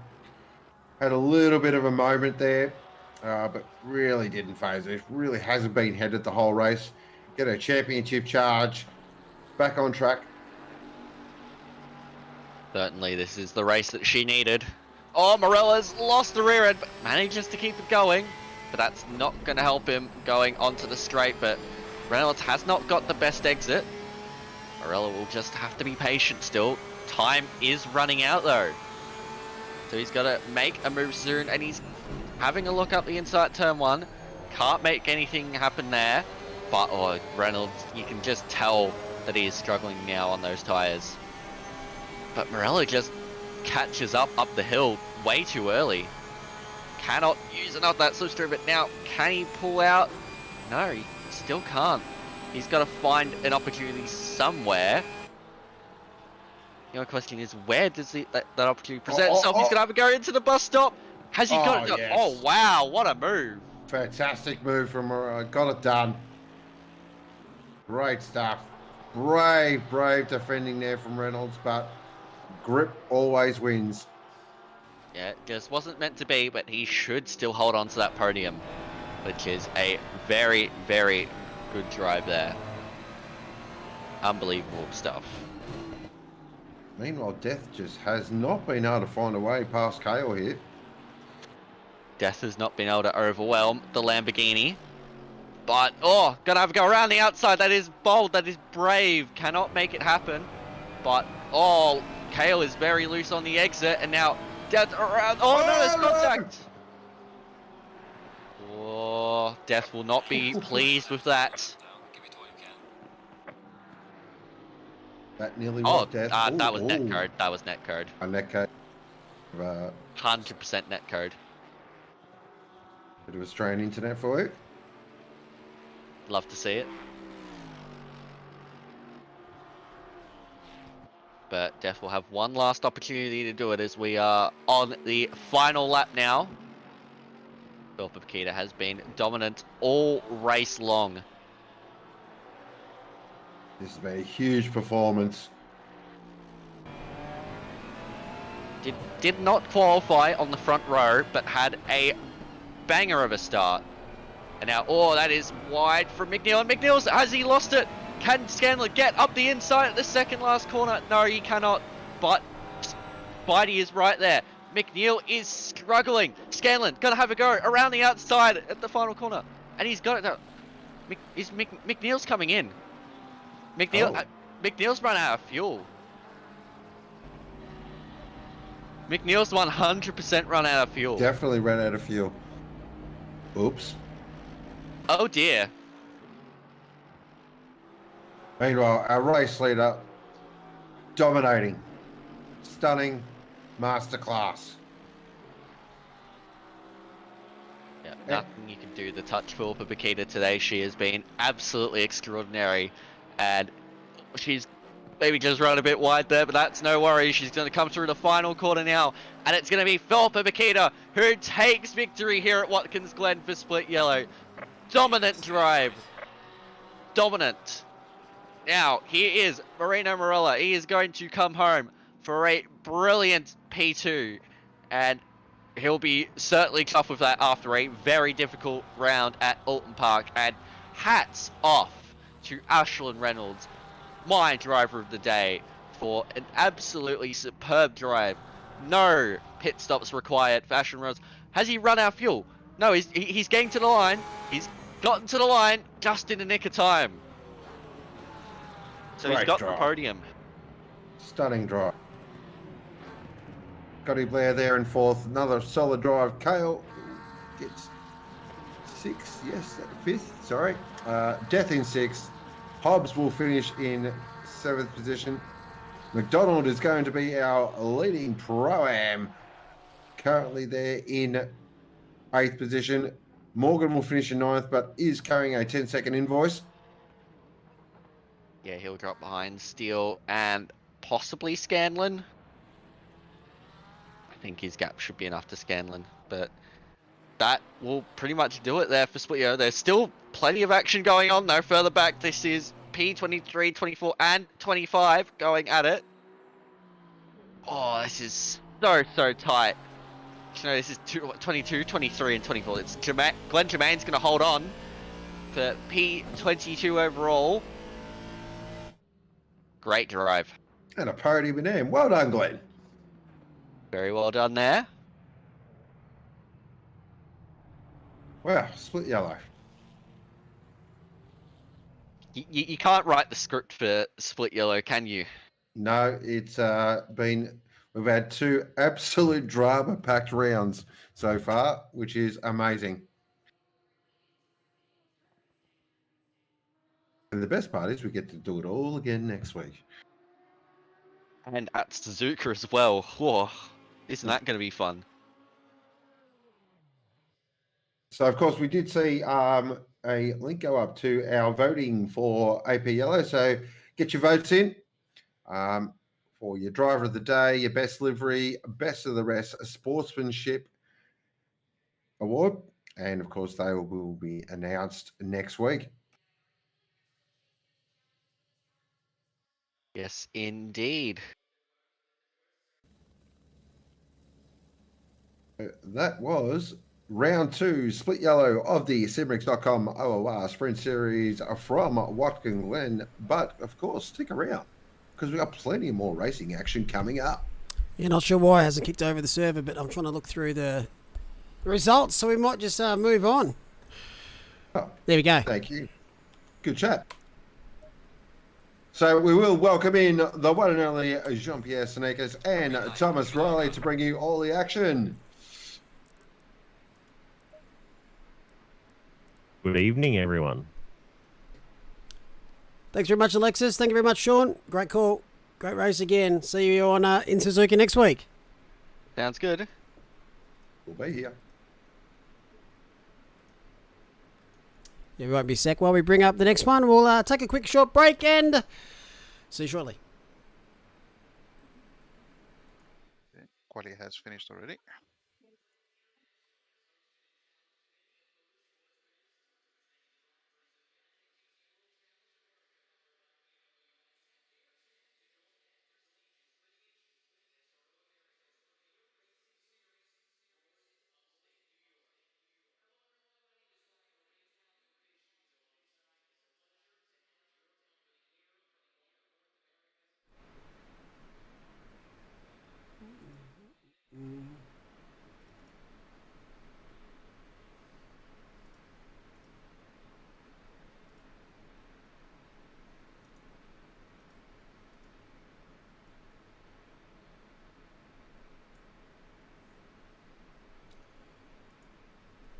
Just going to have to go with it. There's such a short gap between these races. It's a lot of buttons have to be pressed, so we're on a PC2 for now. But how are we? How are we, gents? I'm good, thank you, Mol. Good evening, everyone. It's good to be here for Split Green for this 80-minute race at Watkins. Yeah, good evening, guys. Nice to be back. Looking forward to this race. Looks like a pretty competitive quali session. Quite an interesting race there in split yellow as well. A couple of different strategies actually working. Reynolds making that non-stopper work. So I was just asking Breach if he reckons anybody else will be changing it up to try and make that work as well, if they maybe didn't qualify as well as they had hoped.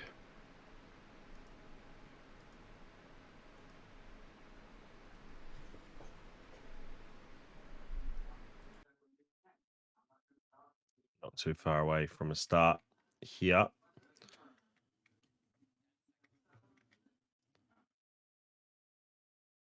I think for some reason my sound cuts out sometimes.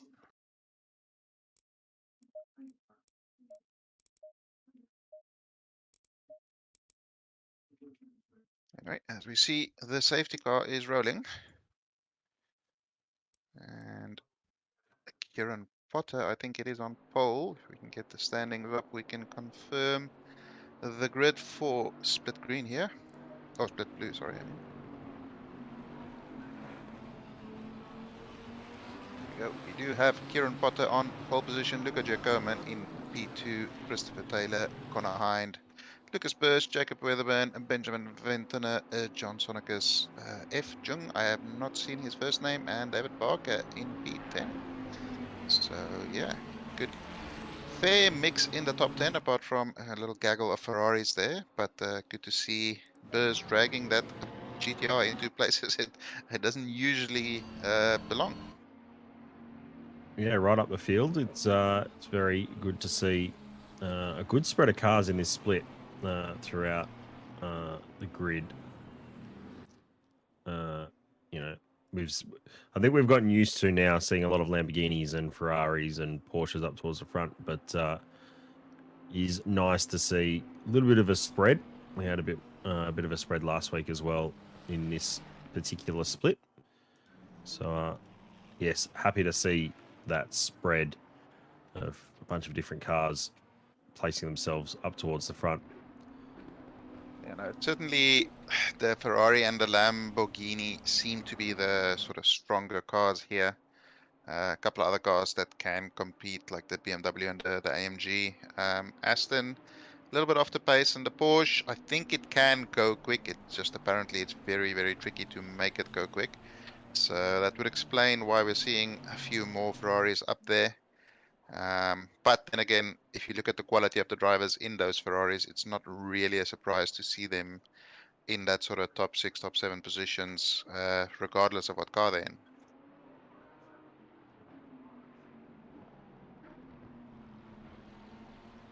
Field now going double file at the command of race control. So they come up into the third sector of the track here to get ready for the 80-minute race that is to come on a beautiful afternoon. Of course, no pit stops for this race as well, or no mandatory pit stops. So up to the drivers to decide what they would like to do. Preach, if you don't mind, I'll take this one away as they come around the second last corner. Kieran Potter leading us away, Luca Giacomo next to him in the Ferrari, Christopher Taylor, Connor Hind, Lucas Burrs rounding out your top 5. See a couple of cars going fairly wide there for some obscure reason. I'm not sure if they may be out of position.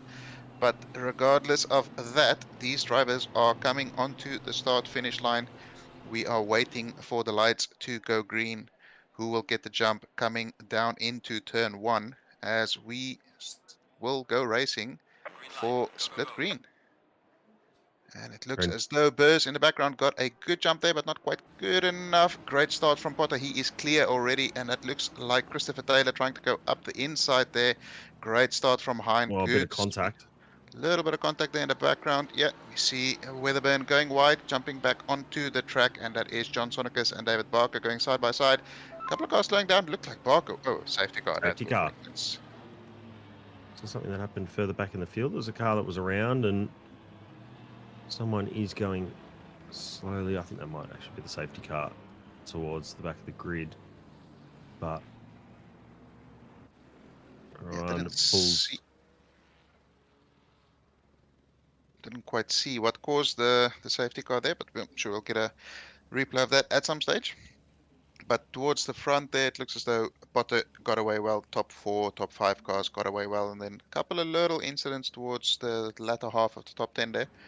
But no massive boo-boos, although Beneventene is running where he doesn't normally run. No, that is just ACC timing that is updating fairly slowly there.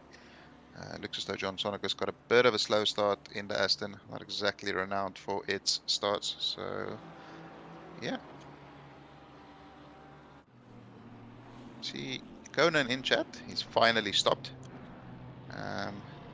Yeah, great result for Conan there, really proving that these sort of different races where strategies are up to the driver can throw a bit of a spanner in the works, and people can make something different. Certainly work out well for him, starting in P7 and finishing the race in P3. So good result there from him. And it looks as though they will be doing another lap behind the safety car here, as this Omar is parked on the straight and he's going. Moving again now. Just doing some tests of his wheel, I suppose. Hoping to catch back up to the back of the pack. He'll have plenty of an opportunity to do that whilst we are under safety car. So yeah, with this new tire physics where the temperatures play a slightly more important role than they did in 1.8. I'm guessing safety car's over. Yeah, it seems as though it is. Yep, there's race control a little bit delayed there, but we are racing again, and Potter is coming down to turn 1 with a great restart there. Looks as though everybody is settled into single file. Now we'll get a little look at the GTR's top speed coming up the S's here. Ferrari, not the fastest in a straight line, can do about 262, 263. Let's see what the GTR is capable of. He's already closing in on him here. Woolheim defenders. He's sort of in the middle of the road, half-heartedly defending, not really aggressively defending, and Burrs sends it up the inside into the bus stop for the first time. We see John Sonicus as well going side by side with Barker. Will they make it work? John is going to be on the dangerous curb. They manages to get the nose out. Oh, that was very, very close. Very close indeed. That was almost carnage heading into the outer loop. This track is renowned for some great racing in quite a lot of classes. Of course, we've seen NASCAR in recent years. They run a sort of shortened track, but with the chicane, and it's one of my more enjoyable tracks across a wide range of cars. Watkins Glen has been a staple in other platforms, mainly iRacing, and the corners really suit both GT3s and those cars that don't have anywhere near as much downforce. Thinking cars that normally turn left, being a clockwise circuit. This one have to turn right a bit more. We're on board here, Vincent. We raced in the M2s here a couple of seasons ago, and even that was great fun in a much slower, almost zero downforce car. So yeah, certainly one of the better tracks in the game, but it's not one of the better tracks for tire wear. So that is something that drivers will have to be aware of. Kieran Potter has cleared off at the front there.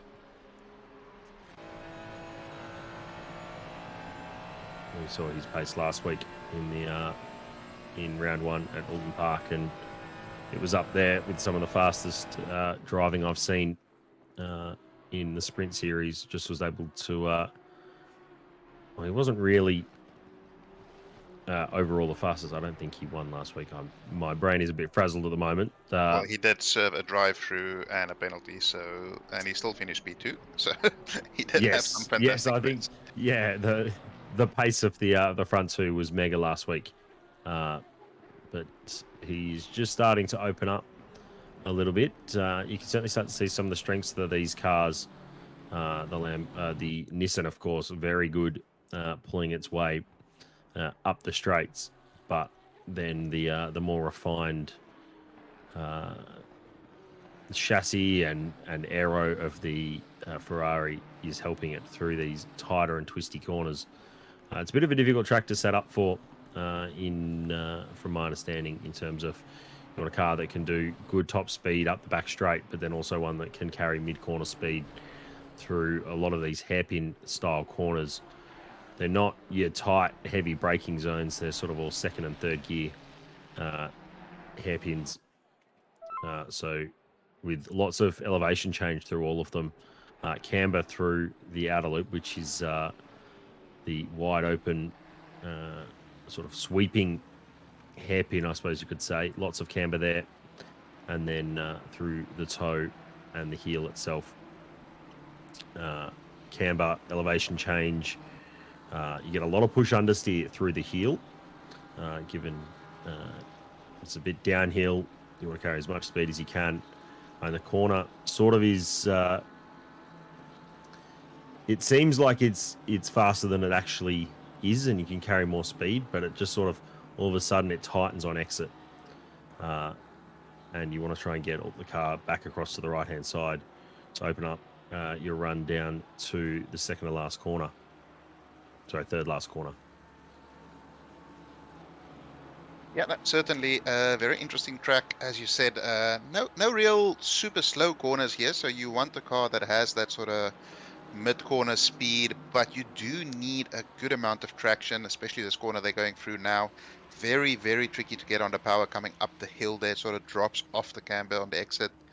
But yeah, certainly, I mean, out of all of the tracks on the game, this is easily in my top 5, I would say, just in terms of like racing and hot lapping. It's a fun overall track.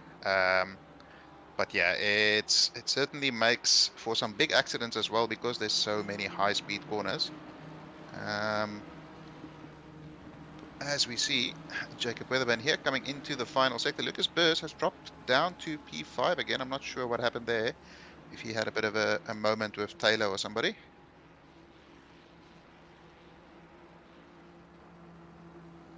But there we see Giacomin, Taylor and Hind all close together.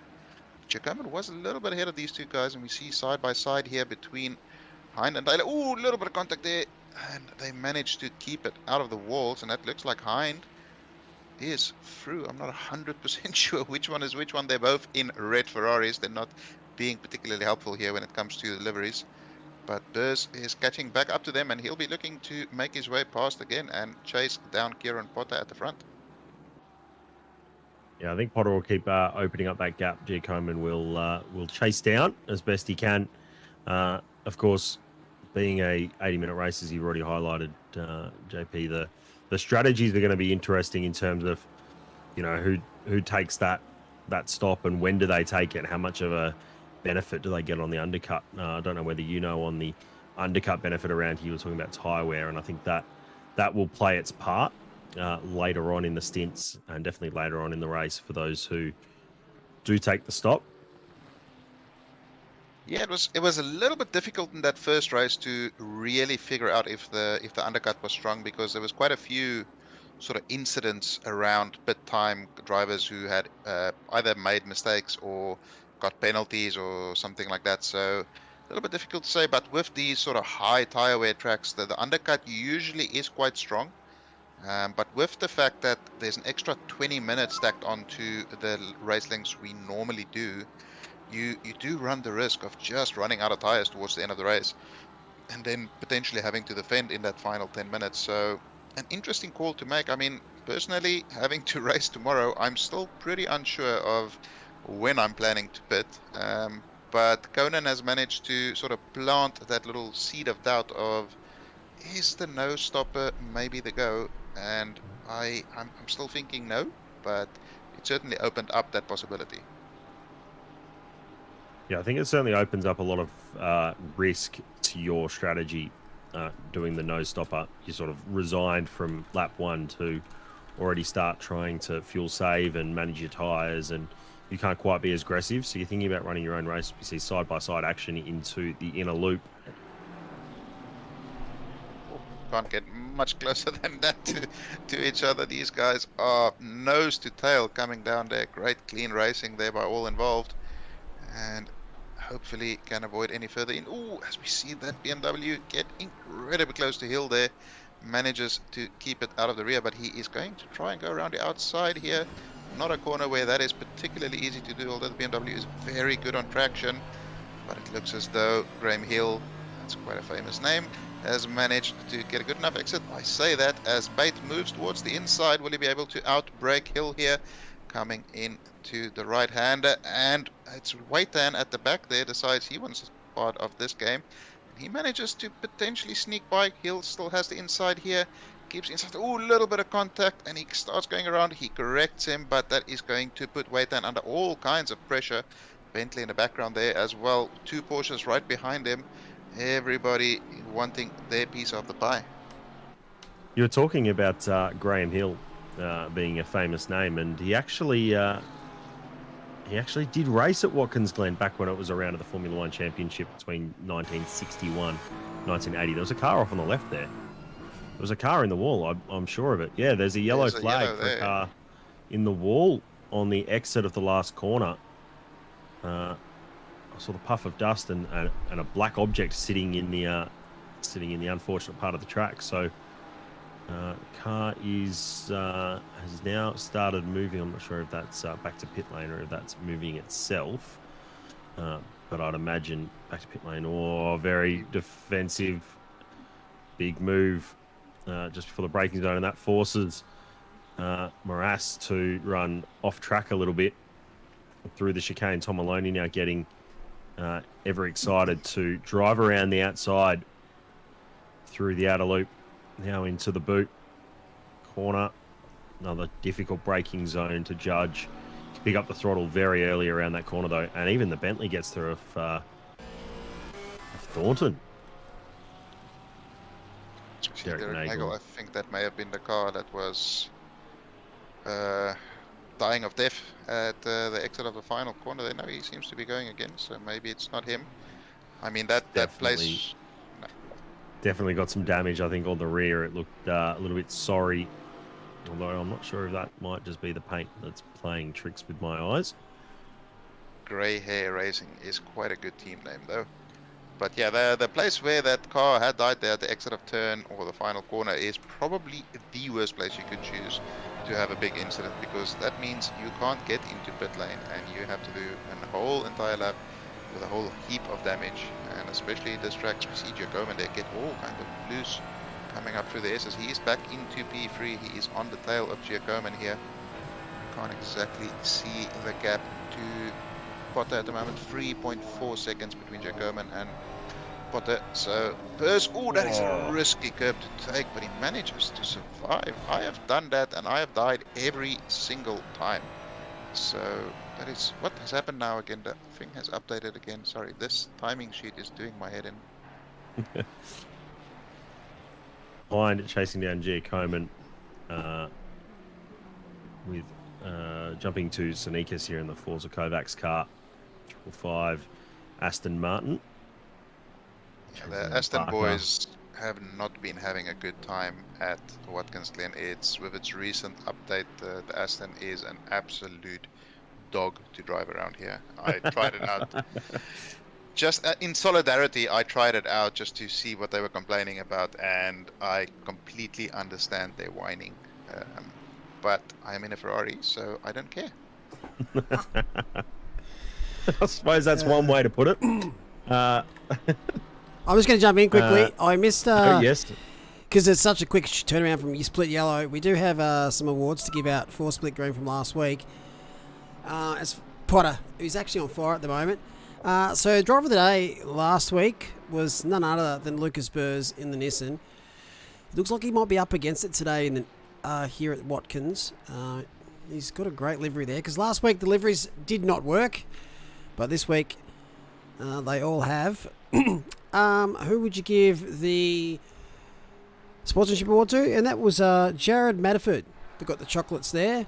He's currently sitting in P25, so well done, Jared. Livery of the week. Now this is a bit of a free hit because not all of them loaded. John Sonikas took it home.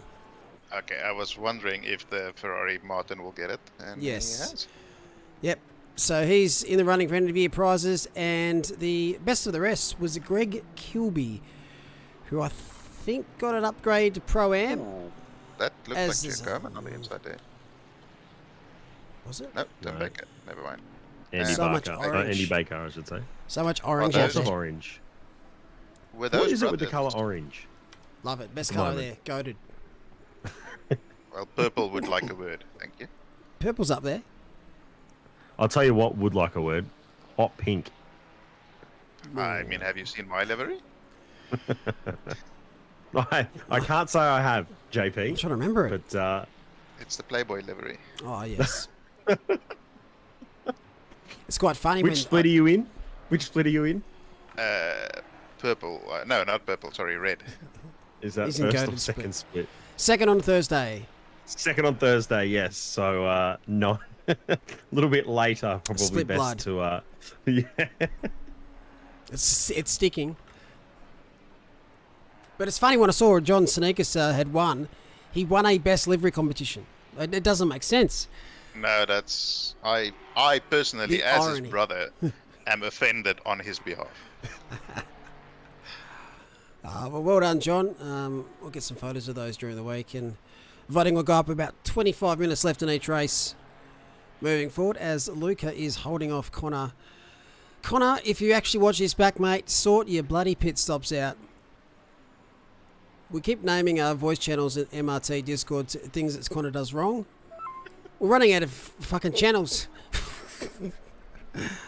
But this looks like it's going to be a good battle. Yeah, that certainly seemed pretty evenly matched on pace. It does look like Hein maybe. Oh, Oh. I'd say that as he has an absolute big old moment there. But it seems as though he does have a little bit of an edge in terms of maybe overall pace. He just can't find a way past Giacomo yet. But we saw there Tim Baker getting a drive-through penalty, I think, for causing a collision on lap 1. So the Ferrari's pretty handy around here, and that leaderboard definitely shows it for this split. Get Yeah. some backup there from Mr. Peabody himself. Then Jermaine in chat saying, as the only Aston in split yellow, I can say that Peach is right. It was 80 minutes of wrestling and cajoling a crocodile. That sounds like a good time if you're in America. Where I did you guess. start, Glenn? Because you finished like 22nd, I'm pretty sure. That's a solid race.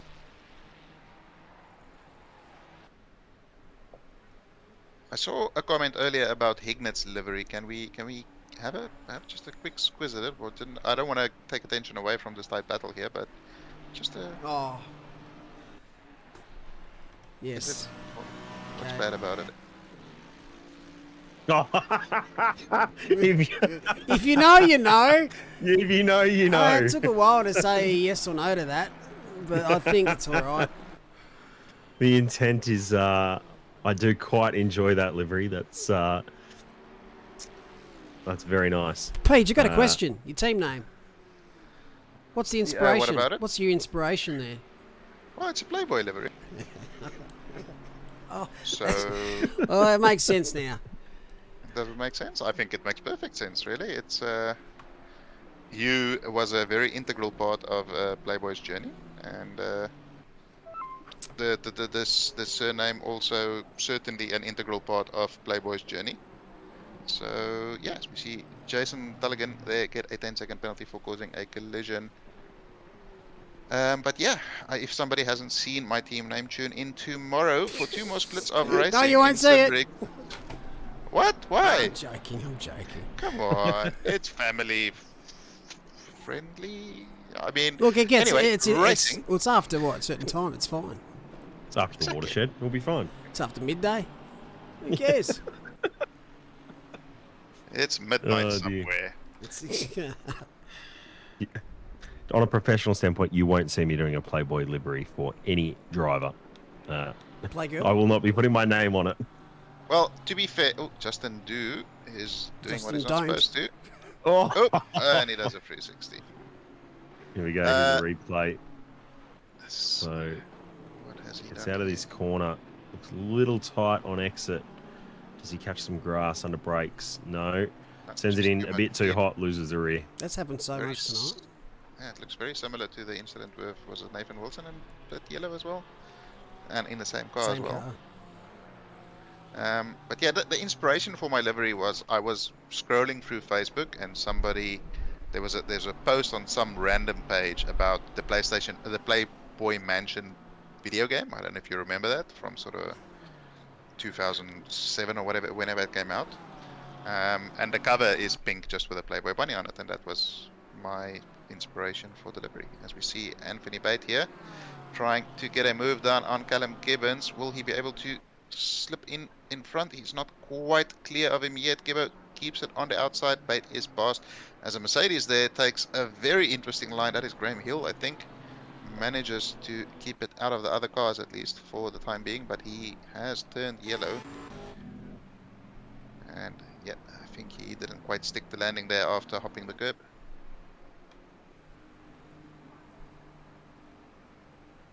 Oh, Oh, that could have ended so much worse.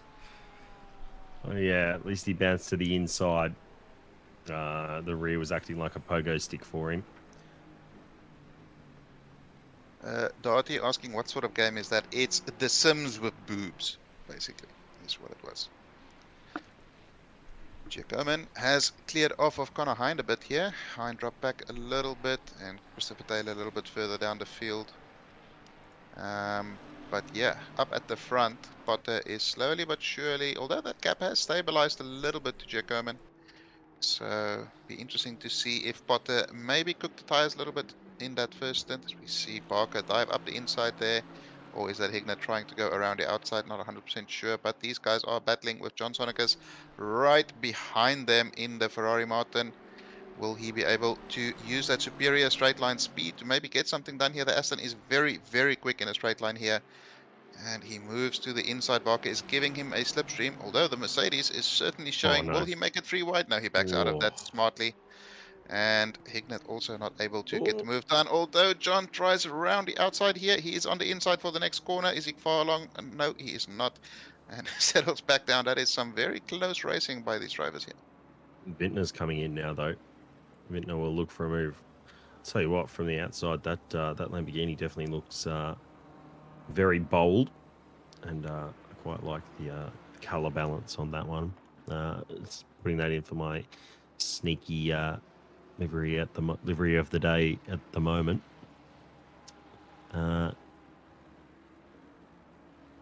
Taylor doing well as the leading Pro-Am driver. So we get a replay here of a send and contact after the apex and secondary contact. So that's why the Ferrari that I think I saw, yeah, I think this is the one that we passed and we're trying to work out what was going on. So that was a fairly hefty bit of contact. First little touch there wasn't too bad, but it was that second one and the severe turning left in a right-hander that ended him in a world of pain. As we see, Hignett gets a great run out of the final corner. He is up the inside of Barker here. Barker very late on the brakes into turn 1, but he's not able to stay ahead. Hignett clears in front of him, but that is going to give Barker a massive slipstream coming up the hill here. But player 3 has re-entered the game. John Sonicus right behind Barker. Will he be able to... Ooh, he's almost too close, too early. Timing not quite working out for him there. Slips back into the slipstream, moves out of the slipstream. It's going to leave Barker. Look at that Aston Martin go, and he is passed for now. Will he be able to get it slowed down for the chicane? Not quite. He takes the bounce, manages to keep it facing the right direction, but he will lose out to Barker potentially yet again. And he concedes the position there. Also Vintner trying to get a move done. John still on the inside, but I think he backs out of that for the time being. Good, exciting bit of racing there. I think John just had a little bit more speed than he was anticipating coming into the bus stop. They're not quite slowing it down enough. Yep, it really highlights some of the great racing that this track can provide. I'm especially fond of having the chicane, the inner loop along the back straight. It gives you I suppose it gives you a target for, or not so much a target, more of an opportunity for an overtake to be done, where you can take benefit of a run out of turn 1 and then up the hill through the S's and then all the way up the hill along the back straight. Here with David Thornton in the Bentley, chasing down Maloney. nice to see a Bentley still being used. Not many of them around. A car has become a bit of a relic of the past, not really being updated in terms of BOP, and it's sort of fallen behind. It is my first true love in ACC was the Bentley, and I wish they would improve it, but seeing as it's not really racing in real life anymore, so it is going to be removed from competition. I think it's not even available in certain competitions for the upcoming year as well. So Yeah. I will say one of the things I'd love to see is a series with all the non-current cars. Just give us a series where anyone can just pick what they want. Give us quick fire 30-minute races and just have some fun. That would be, I suppose, a great filler or maybe a lead into a special event at some stage. Or maybe a special event community night or something like that. But I'm sure our wonderful head honcho, Mull, will take that on board and consider it in the future. see quite a few penalties rolling in at the moment. David Barker with a pit stop penalty. Jared Matterford with a 15-second penalty for causing a collision. There was one other penalty as well, which I can't quite remember the name now, but I would like to just quickly point to chat and Jan Tully making a fantastic point. Don't forget to like and subscribe. Click that like button. It's the one that says thumbs up. And yeah, support the channel. It's the only way to really grow the channel and give it a bit more visibility. And thank you to our sponsors as well, Simrigs.com, for all your sim racing needs. And if you are a Patreon member, you do get 5% discount on any purchases as well. So always nice to get that little bit of a benefit. Yep, definitely. It has been a while since I've been in the commentary booth here, but to see the growth and to now have 5... Oh, contact heading into the chicane. Sonikas and Vintner. Sonikas has to take to the escape road. Knocks over Pirelli sign in the process, but that was... I'm sure that Sonikas' heart was in his mouth there, or other ways of saying the same sort of idea. Hind is in the pits. It's quite So early, this is actually. It's only an 30 early minutes stop. in. So wondering if he maybe cooked his tires a little bit early, or he's trying something different, trying to get that undercut like we spoke of earlier. Will compromise him later in the race, but if he can gain those positions, it's not such... Oh, Tom Maloney very wide on the exit there. Manages to do a pretty cool drift on the exit, but certainly not the fastest line out of there. But yeah, I wouldn't be surprised if Hind is able to maybe catch up a little bit. But I was going to say that it's not the easiest track for overtaking, as we've seen. There's been a couple of overtakes, but it's also quite a good track for the defending driver as well. Get a replay Oh, here dear. of what happened to Hind. I get a feeling this isn't a scheduled stop. Loses Ooh, the rear a little bit. Or does he? No. ooh, and he just understeers and rear lets go. Oh, jeez. Shouldn't That be looked too like much damage a... at least. Yeah, but maybe pitting now is actually the smart way to go so that you can get yourself any skerrick of clean air and try and capitalise on that. There's a lot of spread throughout the field already, so that clean air probably won't be easy to find, but the other thing you've got going for you is that you're on a different strategy, and if there are some drivers who are thinking about conserving, so we get a replay of what happened earlier on. So Vintner just sort of converges with where Sonikas was. So that's Like how that's the barriers don't show up in the replay. well, it was already down in the replay. So Yeah, but the orange barriers aren't there at all. oh, true, So that's very quite a weird true. one. I mean, you basically drive through them and they do nothing to the car. So Well, the orange ones certainly do something to the car. or do they actually stop the car? My they knowledge of ACC well, has been limited, to say the least. So in the past. Ferrari has very good brakes, but if you wanted to stop instantaneously, you just hit an orange barrier. We see Greg Kilby there, he was a best of the rest for last week. He does get a penalty this week for out of position on lap 1. Same for Jared Richardson as well.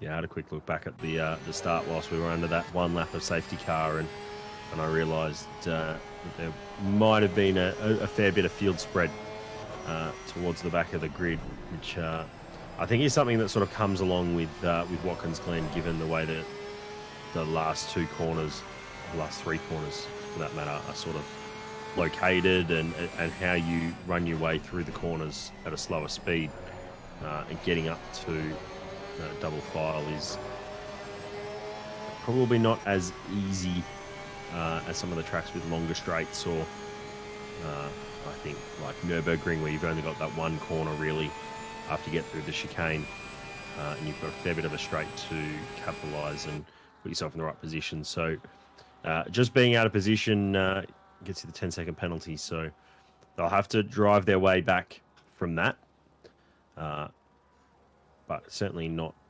impossible to catch up that time. I mean, in the grand scheme of things, 10 seconds out of an 80-minute race is not a massive difference.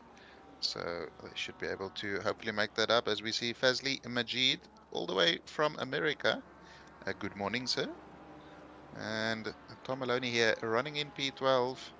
He, of course, finished, I think, P4 last week, even with a drive-through on the last couple of laps.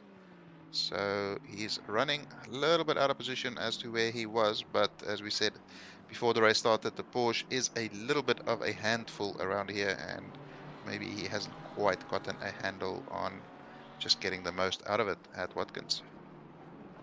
When you say it's a bit of a handful, in what way do you mean? I would have thought that the rear engine would have given it good drive out of the corners, but is that just the understeer that you get from that particular layout, or listening to some of the sort of the faster... Lucas Burrs is down in P27, not sure what happened there. But listening to some of the faster Porsche drivers trying to set it up, as well as Conan, Ashton Reynolds as well, it has decent traction, but it has a bunch of understeer, and if you manage to dial out the understeer, you manufacture a bunch of oversteer. So they were just having a very hard time sort of getting that balance right for making it stable through the fast stuff, but also giving it that traction. So yeah, that's what it seems like, and I don't think Tom spent the most time sort of working on setups as well this past week. So yeah, just sort of learning on the go. Yeah, of course, new cars at relatively new tracks is somewhat difficult. I'm just looking at this little battle pack that we've got going on here with Cook, Omar, and Delagan, and all very similar sort of inspirations for the liveries. And I was about to say it's a pack of green. I didn't know John Deere is that common. Is that the inspiration?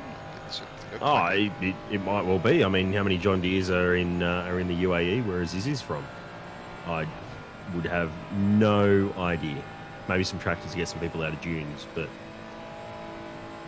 I don't know.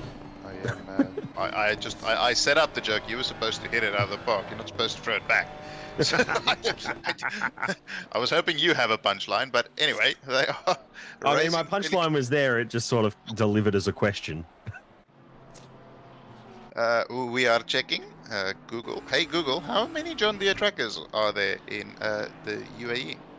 Anyway, David Thornton here in the Bentley, certainly doing well in the Bentley, which I don't think this would be a particularly good track for it. It's the type of sort of traction that you need on corner exit is something that the Bentley doesn't really excel at, especially in the sort of latest updates. But he's certainly doing a good job of sort of running in that top 12 at the moment on pace alone. But he is under quite a lot of pressure here from Jung behind. Potentially we'll get a little view here of how quick the BMW is in a straight versus the Bentley. Bentley certainly seems to have a fair chunk of grunt as they come down the chicane. BMW making no indentation in that gap down the straight there. Yeah, but watch him now as we go through this tighter section here. Watch that BMW, I would say, come back towards the Bentley. It's a similar theme, I suppose, with the Bentley and the Nissan. in that they're very good down the straights, but not quite as strong as the updated models through the more twisty sections. Vincent gets a 10-second penalty for causing a collision on lap 16. It would have been the incident with John at the chicane, I would hazard a guess. Yes, I would also hazard a guess that it was there. Darty saying I set off his Google speaker. Hey Google, what does a duck's penis look like?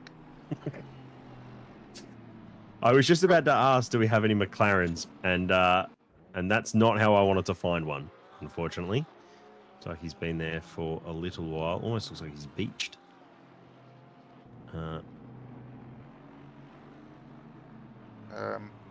Sir, you can't park there, sir. Oh, still.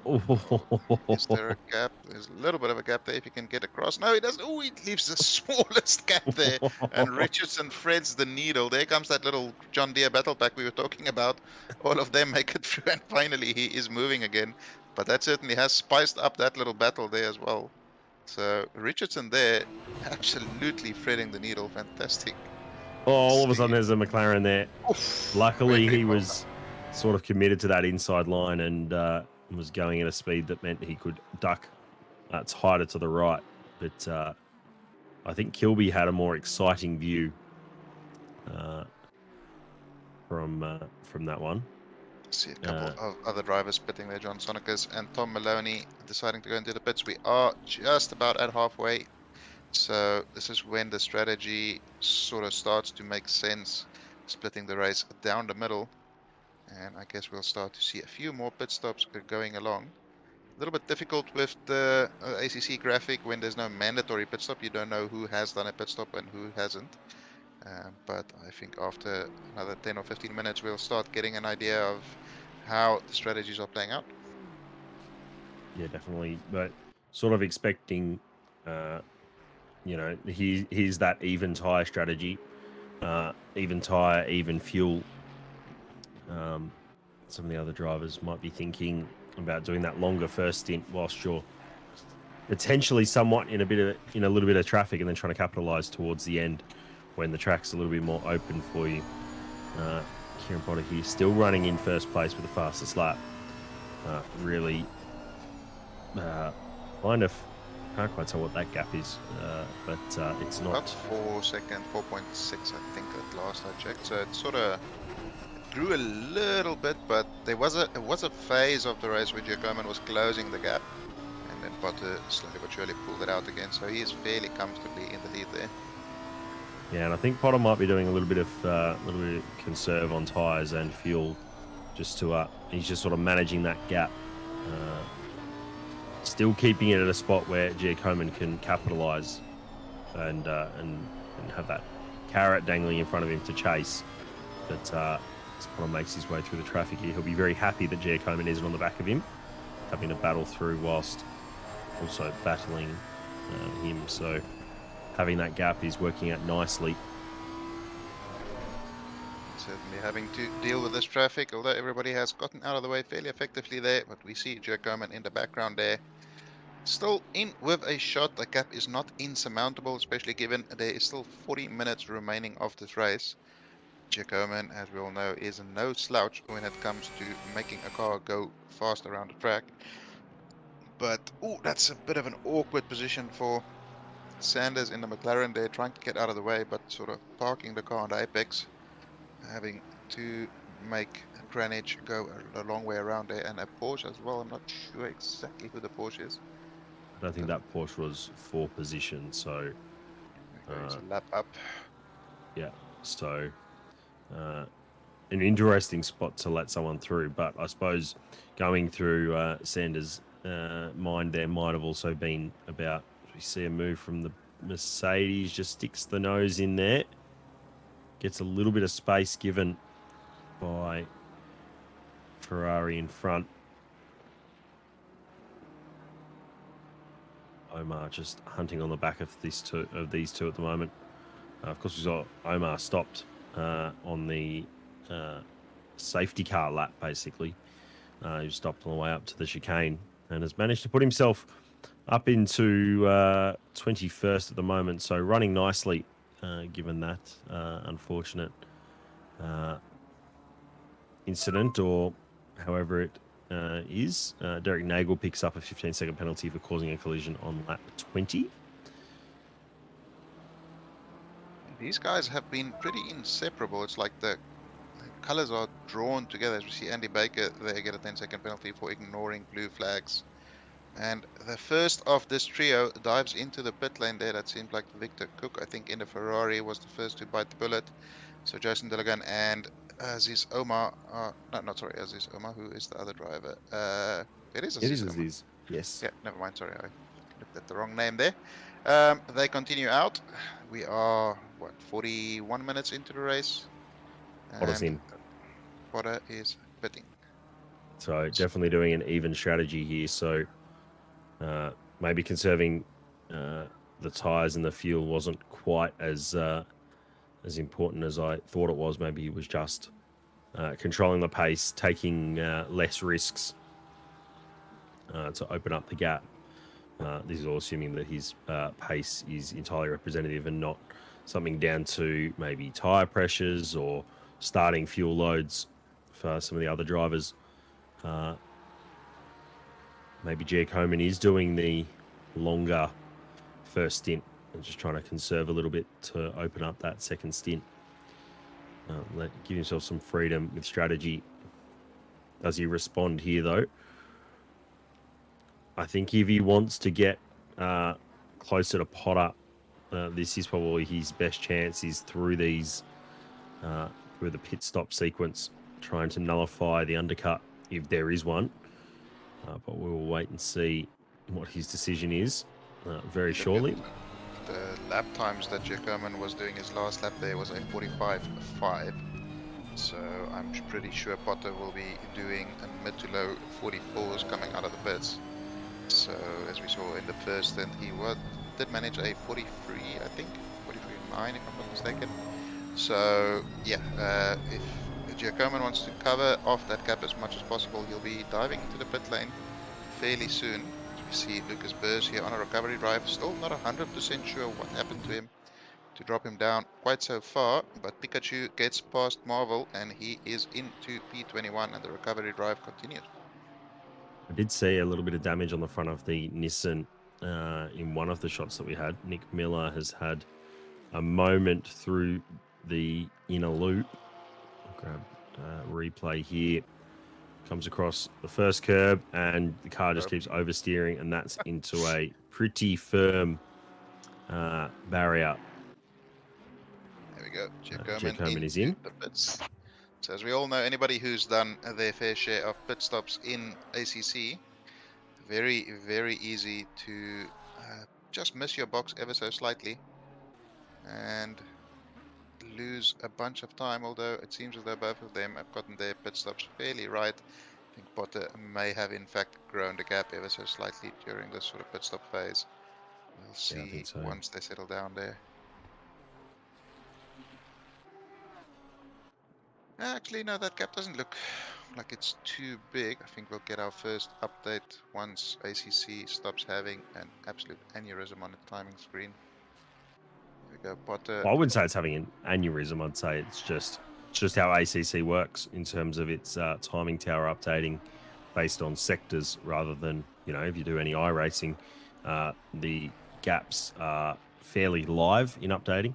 I fell afoul of that last week in expecting that all of these splits were live. Potter is sending it at the moment. I think he will maintain effective lead. I don't know if the two drivers in front are really going to trouble him. He's already got quite a gap on them. Oh, sorry, he's already closed that gap quite a lot to where he is now. 2.7 seconds between Giacomin and Potter, so certainly has come down in this pit stop phase. And we got an update in chat from Darty saying Connor Hind has had a power outage, so he has faced some technical difficulties and has had to retire the car. Thank you, Thomas Edison. Was he the guy who invented electricity? I don't know, he invited the light bulb or something. Anyway, Benjamin Vintner on the overtake past, was that Thornton there for P14, and he is right onto the back of David Barker now. Back to your point on power, and thank you, Thomas Edison. I think you should be thanking Nicholas Tesla, who sort of came up with the idea of AC, alternating current, which is, of course, what our houses run off. So let's thank him. But anyway, power companies are probably at fault. Might be some weather in the area. We'll leave it at that. Unfortunate that he wasn't able to race on tonight. He wouldn't have had the opportunity to retire to pits. He would have just disappeared from thin air. Disappeared into thin air. Should get my wording right. See Benny Ventiner here closing the gap on Barker. We saw earlier Barker was a pretty astute defender, so Benny Ventiner won't have it all his own way in his attempts to get the overtake done. Connor Hine with a stop go 30 for failing to pay his electricity bill. That is what you call pouring salt onto the wounds. Potter has grown that gap back up to 3 seconds now, so I think unless there's any unforeseen incidents, he seems to be in a position to just sort of manage the pace towards the end of this race and take a fairly comfortable win. But there is still 32 minutes remaining, so I don't want to count my chickens before they hatch, I think is the saying. There could always something could happen, potentially a penalty for an incident with a blue flag, or we have seen a fair few drivers cause their own demise going through the S's, or even this particular corner here at the toe. So, is that the toe? That is the toe, isn't it? Yes, it is the toe. That is the toe. I've always seen it as a man kneeling down and praying, so that would be the hands, I guess. But you know, it can be a foot, I guess. I suppose the whole section is called the boot. This layout is actually the boot layout by what Watkins Glen International call the track. The addition, whilst we're with Giacomo here, you'll see as he comes around the outer loop section where they go straight here. You'll see the black line that was just painted on the road there. Right there, yeah. Yep. Keep going right, and that brings you around to the difficult second gear, ever tightening hairpin out of the heel. So all that section is called the boot, and that's really where you get a whole lot of elevation change. You get a little bit more elevation change than what you get just up through the S's. Seeing Greg John Kilby Sonicus in chat as well. Not 100% sure why he's there. Maybe an electric issue as well. Disappeared from the timing board as well. So, yeah, so we've lost 2 drivers now from this race for, I'd assume different reasons, but I'm not sure if they are similar. I mean, it might be the same reason. It might just be a different country. But, yeah, that is unlucky for John there. He was already struggling with a car that didn't want to go around the track in a way that he wanted. So, unlucky there. But, speaking of unlucky, that transition makes no sense. But Vintiner is looking for some luck to get past Barker here. Potentially try and chase down Weatherburn, although that gap is 11 seconds ahead of these guys. So, potentially fighting just for that top 12. I don't think anybody will get a replay here of John Sonicus coming into the final corner, and he'll be doing something very strange. I'm not sure if he was pitting or letting him through, but I think that was all the impetus John needed to not continue with this race.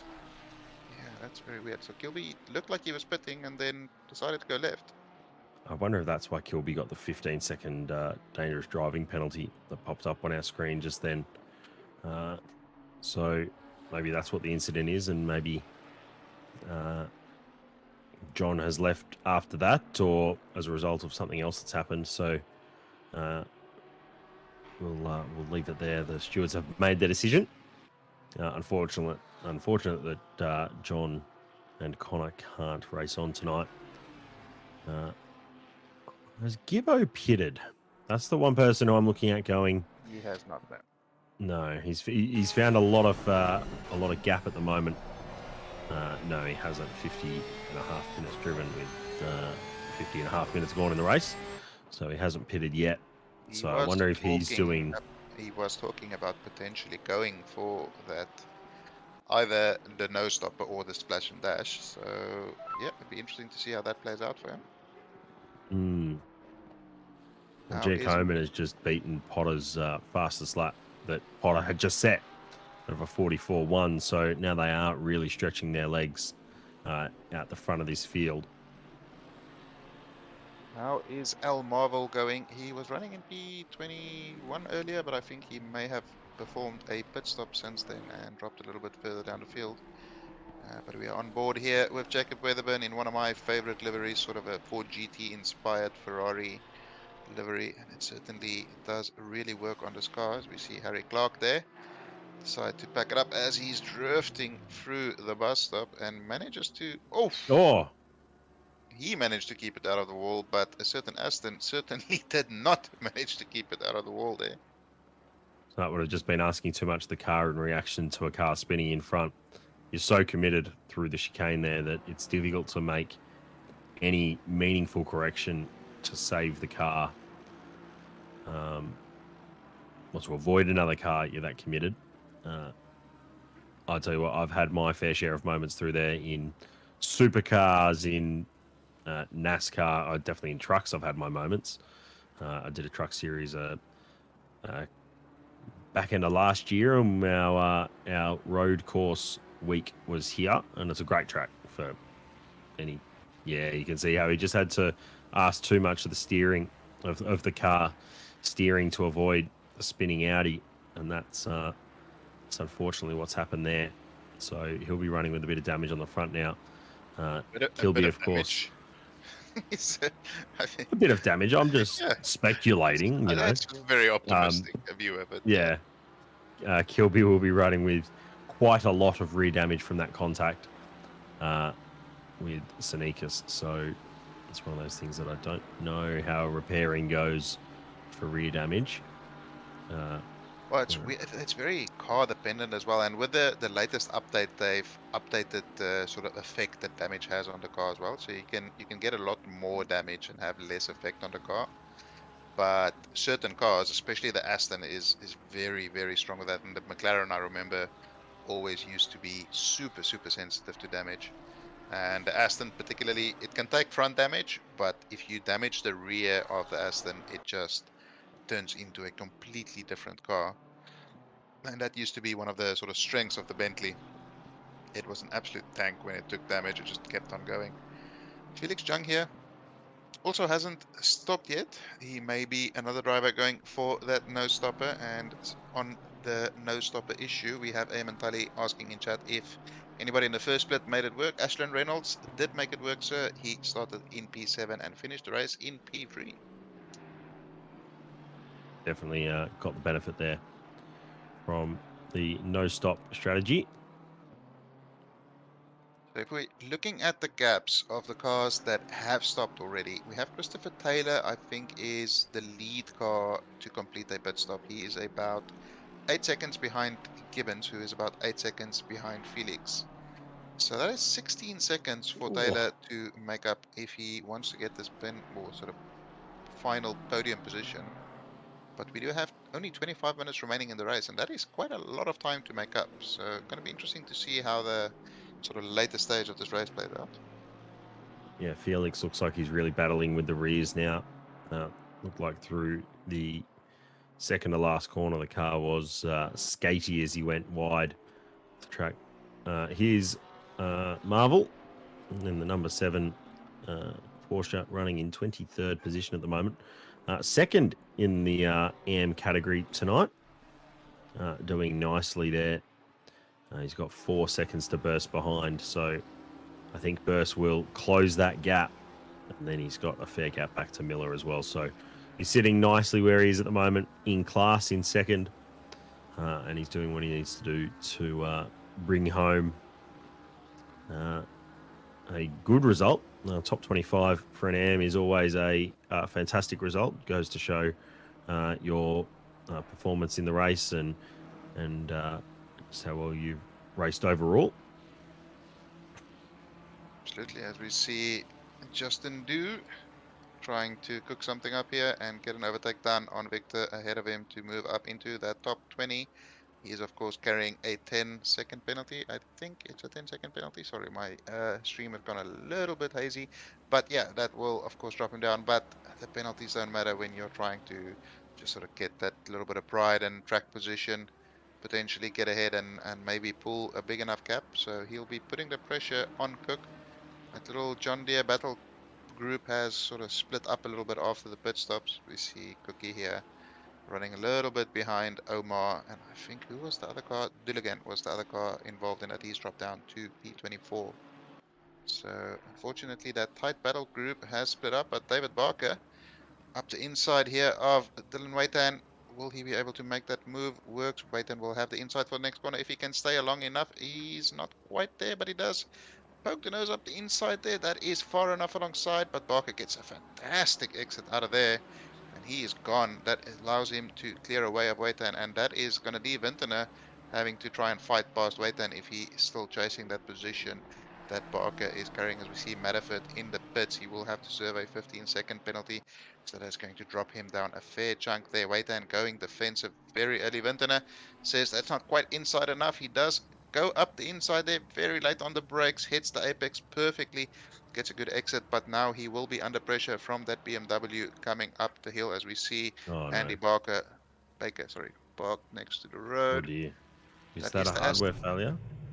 Or is I'm not that... sure. It's the same Aston that hit the Oh wall no. very, very hard earlier. That's a So lot of damage. So I wonder if he's hit the wall earlier on, because it looked like the car I think wanted that to is turn left when he was turning right. So I think that's the Aston that avoided the Audi here at the exit of the bus stop. yes. So Yeah. So I just wonder if that damage has maybe gotten worse, because it's a couple of laps now since that incident happened. So he's been doing well to keep the car on the track up until then, but unfortunately can't do much about it now. There's a big battle pack in front of Potter at the moment, or a big pack of cars that he's going to have to try and work his way through. And Jack Homan is right behind him, 2 seconds at the moment, but I think he is on track behind. Yes, he is. You just see Potter just disappearing over the rise there. Cars diving out of the way respectfully.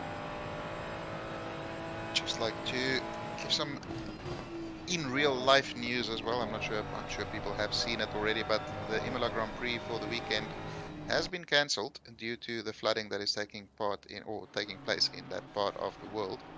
So unfortunately, the Formula 1 and Formula 2 and Formula 3 races for this weekend will not be taking place. Yeah, our thoughts go out to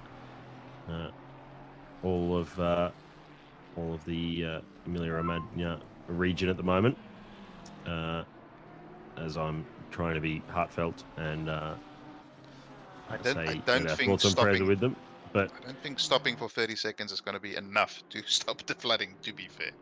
no, it looked like it was pretty horrible in some photos that I've seen leading into the broadcast tonight. So, Ooh, unfortunately, sorry to interrupt there, Tom, go but for it. Potter got absolutely held up there by I think it was Greenwich. And look how much that gap has come down to Giacomin, but Greenwich still in the way of Giacomin here. Will he get out before the final corner? He does not. Breaks a lot more than Giacomin would have been hoping for. And he ends up losing a bit of time as well. But that gap to Potter certainly came down a bit there. And that's going to give Giacomin that impetus, when you see the driver ahead of you. It's only 1.3 seconds ahead of him now, as we see car 882 with a 10-second penalty for causing a collision on 27. But yeah, Giacomin seeing that Potter is so much closer to him, that gives you that sort of little bump of adrenaline where you can just find that extra couple of tenths going around the track. So he will certainly be pushing to try and get into slipstream range and potentially manufacture some kind of a move for the win here with 20 minutes remaining in this race. You know what? Taylor is only just under 4 tenths behind Gibbons, and if Gibbons is doing the no stop strategy, I think Taylor's on for a pro-am on the podium tonight. Yeah, it certainly seems possible. What is the gap between Gibbons and Jung, that should update 7 seconds there. So that means, oh, Jung's as we just see, got a Jung 5-second penalty, 10 seconds. 10 seconds. I think that previous 10-second penalty was given to 882, which is not a car in the session. It should be given to Okay. 822. So that's what will be happening there. So Taylor dives up the inside. I think he's got past Gibbons now. So he's now going to try and charge his way towards Jung. Hopefully he can get there. So he is, well, he doesn't need to overtake him. He's already ahead of him with the penalty. So he technically is on the podium at the moment with Jung having that 10-second penalty. The gap is less than that. So all he has to do is maintain that gap. But as we all know, as racing drivers, you don't want to win it with a penalty. You want to win it on track. So he's going to do his best to close that, what's it now, 6.8 second gap in the remaining 18 minutes of this race. Yeah, I think it'll happen naturally, though. If Jung is also on a no-stop strategy, I think it'll just happen naturally and it'll just catch up. So Yep, I wouldn't... we'll keep our eye on that gap. There's another good gap, Hignett and Weatherburn. The 6th at the moment. How big is the gap from Hignett to Gibbons? 12 seconds. So that is quite a big gap. But as we saw in the previous race, the pace difference was about a second or so towards the end of the race. So there is still every chance that these guys could potentially catch up with Gibbo ahead. What they need to think about doing, though, is not having too much of a battle. And, whoever's fastest needs to be charging forwards. If they start battling, they're going to lose out a lot of time relative to Gibbons, and then they're going to be well out of luck to gain 5th place and get some crucial championship points.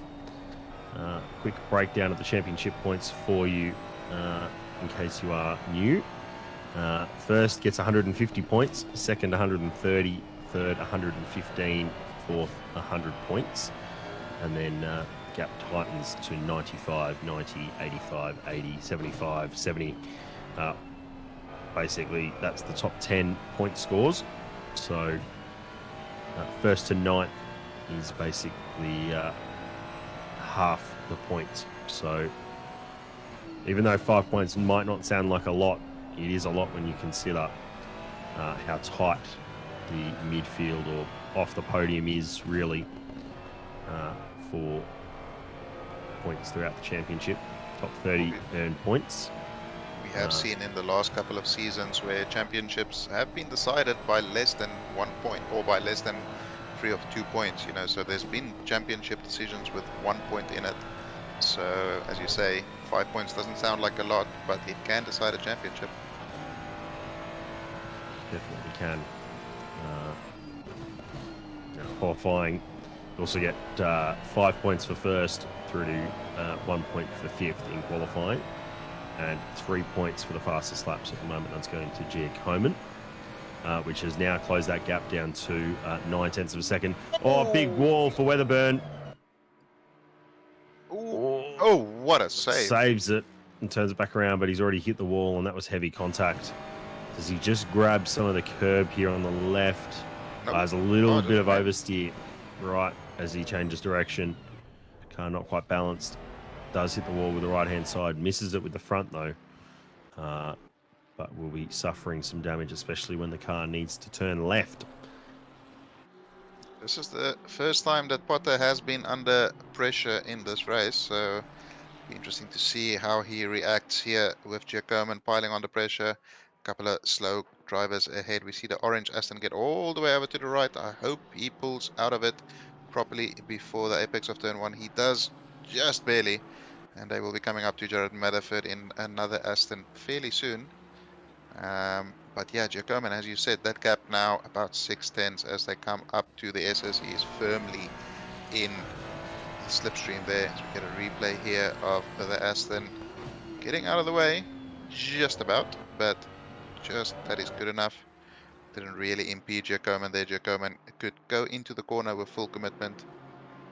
And is this still part of the replay? Yep. Yeah, they are already through the bus stop. coming down the outer loop here. Oof, and Potter getting a little bit held up there by a back marker. Jacoman right on him now. And the battle for the win has 14 minutes to decide itself. Two drivers within less than half a second of each other here. I'm really interested to see how this plays out. I figured it would come down to a little bit of lap traffic, just sort of balking Kieran Potter in the BDE Lamborghini, and it has come to fore here. We will watch this battle for a little bit, just see where the cars are strongest. So Potter has been showing that he's, I'm not sure, is the Lamborghini stronger under brakes, and that's where he finds a lot of his benefit, and maybe a little bit faster on the straights. But so it looks like Giacomin is doing nicely through the corners as Potter goes a wee bit defensive. I think that was more sort of a slight display of this disgruntledness with the back marker there that held him up through the final corner a little bit.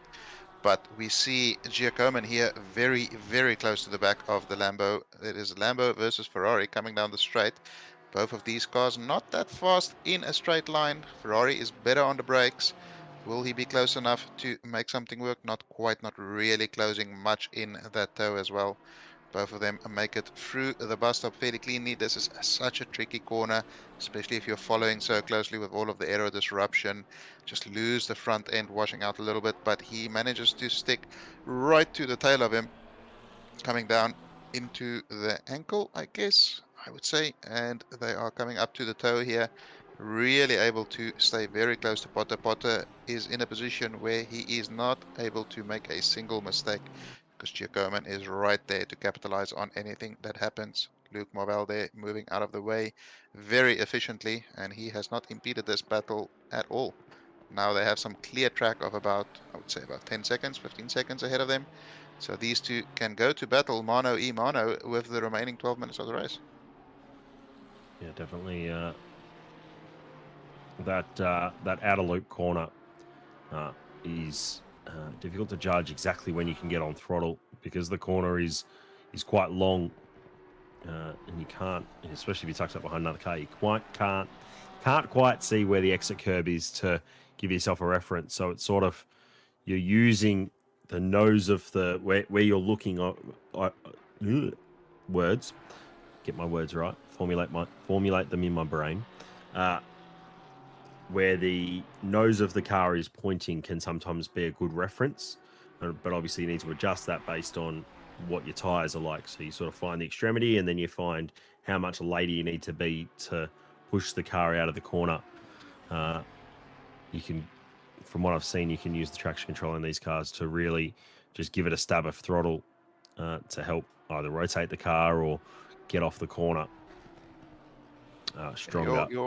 You're breaking this down very technically, but in my baboon brain, I go throttle, wall. Okay, can't get on throttle there. So that's basically how Rinse I would. and repeat, But your way seems effective too, I think. But yeah, we got a shout out there in chat from Wings AU. Shout out to Hill, seemingly making the no stop work despite a spin earlier, as he does get overtaken there by Barker. He's dropping down the field a little bit on pace now, obviously. Those tires are going to be crying, but there's AMG versus Ferrari up the S's, although he's not in a position where you really want to be with tires that old. Vintner getting a good run coming up onto the little straight here. AMG power, I think, may have him, but Vintner has a little bit more confidence on the brakes. Side by side, will they make it work? Great heads-up driving there by both drivers. Vintner gets the move done, and Kill drops down to P10 after running in P7 about a lap ago. Yeah, good respect shown by Hill there to give Vincent the space that he needed to be able to make that move work. Actually, good respect from both drivers to give each other space, I should say. So two drivers there stop and return to pits. I'm not 100% sure what happened there towards the toe. Fab Morass, and there was one other driver. I'm not 100% sure what the number was. Number 123, I think it might have been. Yep, he's in pits as well, so not 100% sure what happened there. Maybe a race director can get some information for us there. But up at the pointy end of things, Giacomin is really piling the pressure on Potter. Potter handling it with much aplomb at the moment. Will he be able to continue staying ahead for the remaining 9 minutes of this race? Felix Jung decides to pit with 9 minutes remaining. I'm wondering if he misjudged his fuel usage or something like that, or just decided the tires are really dropping off too much. It seems like a bit of a waste to pit this late into the race, so that makes Gibbo the leading driver to have not pitted, but he is quickly losing time to Hignett behind him, who is now only 3.5 seconds behind. Yeah, if you can hold on though, I think 6th or 7th would be a good goal, somewhere to finish with 8.5 minutes left to go in this 80-minute race for round 2 of the Simrigs Sprint Series, season 13. Geez, 13 seasons. That's crazy. flown through, I think. I've been racing since season 6, surprisingly. I didn't realize it was that long, but I got the Facebook memory 2 days ago, and I was like, season 6? What? In the Bentley? That's weird. But yeah, time does go by fairly quickly. But you were saying Gibbo finishing P6 or 7 would be a good result. I think he's pretty safe for P5 here, to be honest. The gap from Weatherburn to Hignett is 9 seconds, so that means Gibbons has about 11 seconds to work with here with less than 8 minutes remaining. I reckon P4 is a potential result for him here with P5 pretty much a guarantee. Yeah, I think I was just more considering like how far do the tires fall off and how much fuel will he still have to save. We saw it was a Porsche that managed to run the no stop in the earlier split and make it work really well. So Gibbo is doing his best to replicate that. Not sure where Gibbo qualified actually. Let me see if I can find that quickly. But yeah, running in P4 at the moment. He started the race in about P13, I think, P13 or 14. So definitely a very strong race for him using that strategy. But these two drivers unable to be separated at the moment. They still have clean air, although there is 2 cars coming up in the next couple of laps. 952, I think it is, just up the road. That's Victor Cook in the Ferrari. And he has shown good awareness so far throughout the race, getting out of the way of leading drivers coming through. And I'm sure he will continue doing that. Giacomin thinking of where he can get close enough to Potter. That's Greenwich that gets out of the way as well. Felix Jung getting another 10-second penalty for causing a collision on lap 32. So his race has fallen apart ever so slightly. A couple of penalties letting him down there. But yeah, he's running in P12 at the moment. So really going to affect the results too much here in the top 10. Seems as though the Lambo is just a bit stronger through that first sector. Oh, and this is such a poor time for Potter to be catching up with that Ferrari. Ferrari is still kind of in the way, kind of moves out of it. That's going to really affect Giacomin, and Giacomin makes contact and he goes around. Victor Cook has made a mess of this recipe and he has sent Giacomin into the barrier.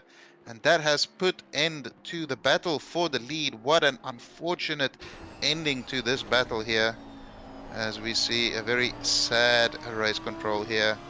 Just looking at his crotch, wondering where it all went wrong. Yeah, whilst all that was going on, Gibbons had pitted. I was just about to say, does this bring Gibbons in for a podium spot potentially? But he's bitten the bullet and has pitted now. So he'll drop down probably to about 11th place, which is unfortunate given where he was going to be. But 80 minutes is a long time to try and, calculate exactly what your fuel usage needs to be to get to the end of the race. Hodder now really does have an easy time of it. He can cool down a bit, just bring it home now. He's got a good margin to Giacomin. Yeah, And he does. Giacomin with quite a fair bit of damage. I would have it a guess that there's in excess of probably 40 seconds of damage to that car, given how hardly he hit the barrier. Yeah, no, certainly very unfortunate for Giacomin there, and I see a couple of comments in chat saying stop go 30. I think that is almost a given. I don't want to do the stewards' jobs for them, but yeah, that was I feel bad because I just complimented Cook for being very aware, and he showed a little bit of a lack of maybe not awareness but decision making there, because he let Potter through on the inside, and then at the very last moment decided to try and get over to the inside and let Giacomin through at the outside, but maybe just misjudged the closing speed of Giacomin as they came out of the sort of outer loop there. And yeah, as we saw, it ended in tragedy for Giacomin there, but luckily he hasn't lost any positions. He will maintain that P2, but yeah, it did kill a little bit of I want to say excitement for us towards the end of the race here with a potential battle for the win. Yep, that's not ideal at all. Looking through the field, Weatherburn and Barker are still nice and close. So, given that Potter should bring it home here, probably 2 laps to go when he crosses the line. Might see if we can get to Weatherburn and Barker to see their battle as we have now. So they go through the outer loop. Barker running quite wide on the exit. Getting very eager on the loud pedal. The nice thing about the track limits there is you can use them really hard without getting any form of a reprimand from the stewards in terms of warnings, but there is a little bit of a bounce on the final sort of curb when you come back onto the track, and that does have a tendency to upset certain cars, as we see car 24, I think there, that's Will Dickinson in the Porsche, had a bit of a moment coming out of the bus stop. We get a replay here. Lost the rear. Rear Change just of started, direction. And it it switched back on him. overcorrected and into the wall. And wah wah. We don't have a sound button anymore, so I'll do the sound effects for us. But yeah, that is very unfortunate for Will there. Can he get it back on track quickly? He does. He'll effectively does have a 20-second penalty holding or hanging over his head as well. So he will potentially lose another position or so, as we see Potter there coming up, and that is car 953. I'm getting a feeling that that may be Cook. No, 952 would be the That correct would number. be an error, I think. Yeah, Yep. incorrect number. It should be 952. Given that there was no name that popped up on that one either. Barker's just fallen off the back of Weatherburn here. Weatherburn, that gap was down to about 2 or 3 tenths. So Barker just giving away a little bit of time. Gibbons and Thornton going at it here. I think Gibbons has gotten past Thornton. Not sure if he did. Gibbo's, I think he only splashed and dashed. I don't think he changed tires.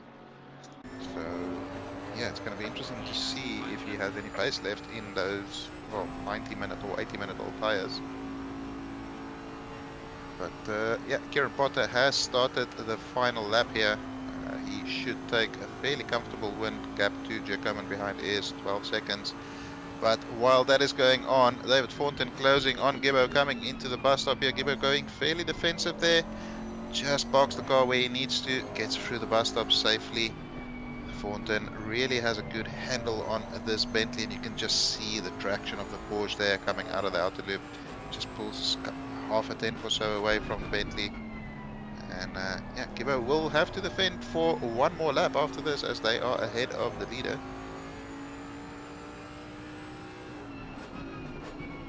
As they come up into this tricky corner, I'm not sure what corner number it is, but it is the toe.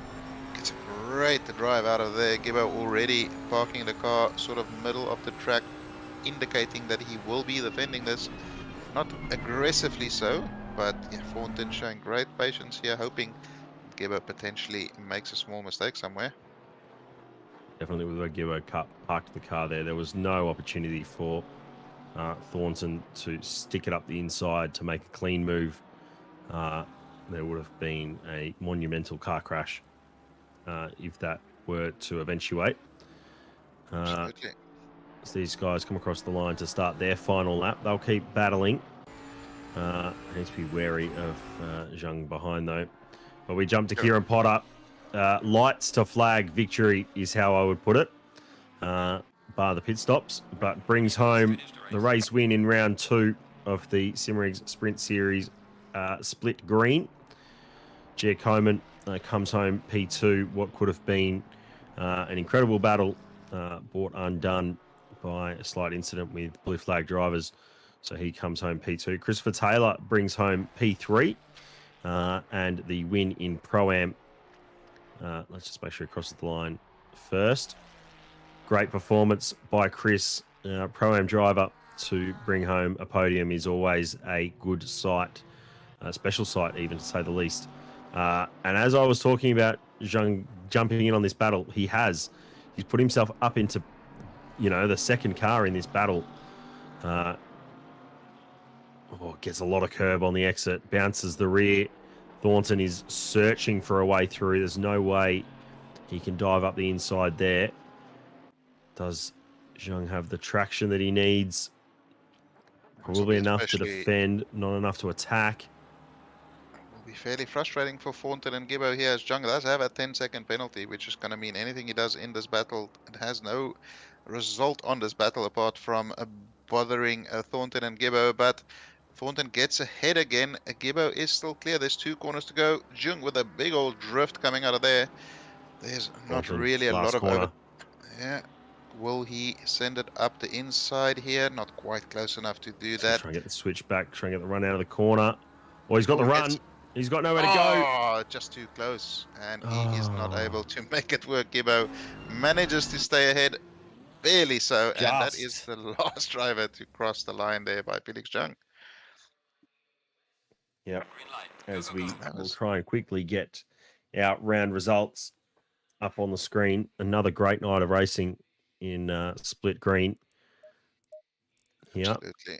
As we see the final results there, we do have Kieran Potter taking the win, as you said, from flag to lights, or from lights to flag, sorry. Luca Giacoman in P2, Christopher Taylor in P3, and Benjamin Hignett P3 in the Pro class.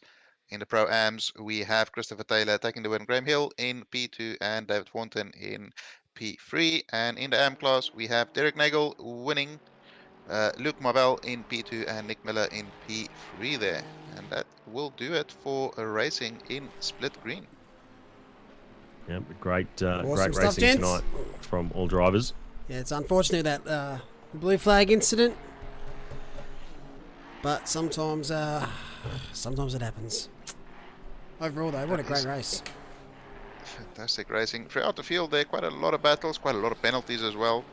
So a lot of incidents. But it is a track that is pretty prone to it. But with saying that, we have Moin Taufik on provisional pole at the moment with not a lot of time remaining here for Split Purple. And I'm sure we will be joined by... Tommy Maloney's just finished his race and Greeny's just getting ready to jump in. Whilst I reset everything. But thank you for a great call there, JP and Tom. No worries at all. Thank you very much. Good fun as always. Good to see some good racing and looking forward to watching a Split Purple. Good luck tomorrow night. Thank you very much. Yes, good luck. All right. So a minute left in qualifying as we reset PC1. These land servers are a great time as a broadcaster.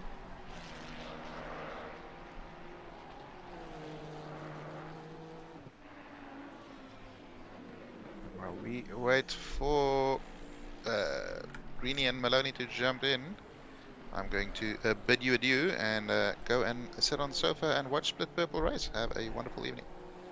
No worries, mate. Enjoy the sofa time. All I can hear is tyres. I'm trying to load this. All I can hear is tyres and well, there you go, and death. Well, that is the most disgusting thing I've ever seen, I think.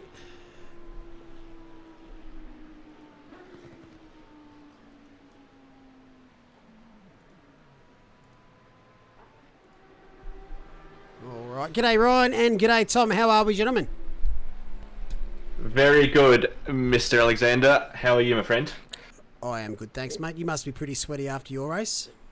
If you saw my fuel tank at the end of the race as well, I'm doubly sweaty. Ooh, drained it nicely. Did you just a quick, short, little splash and dash with tyres?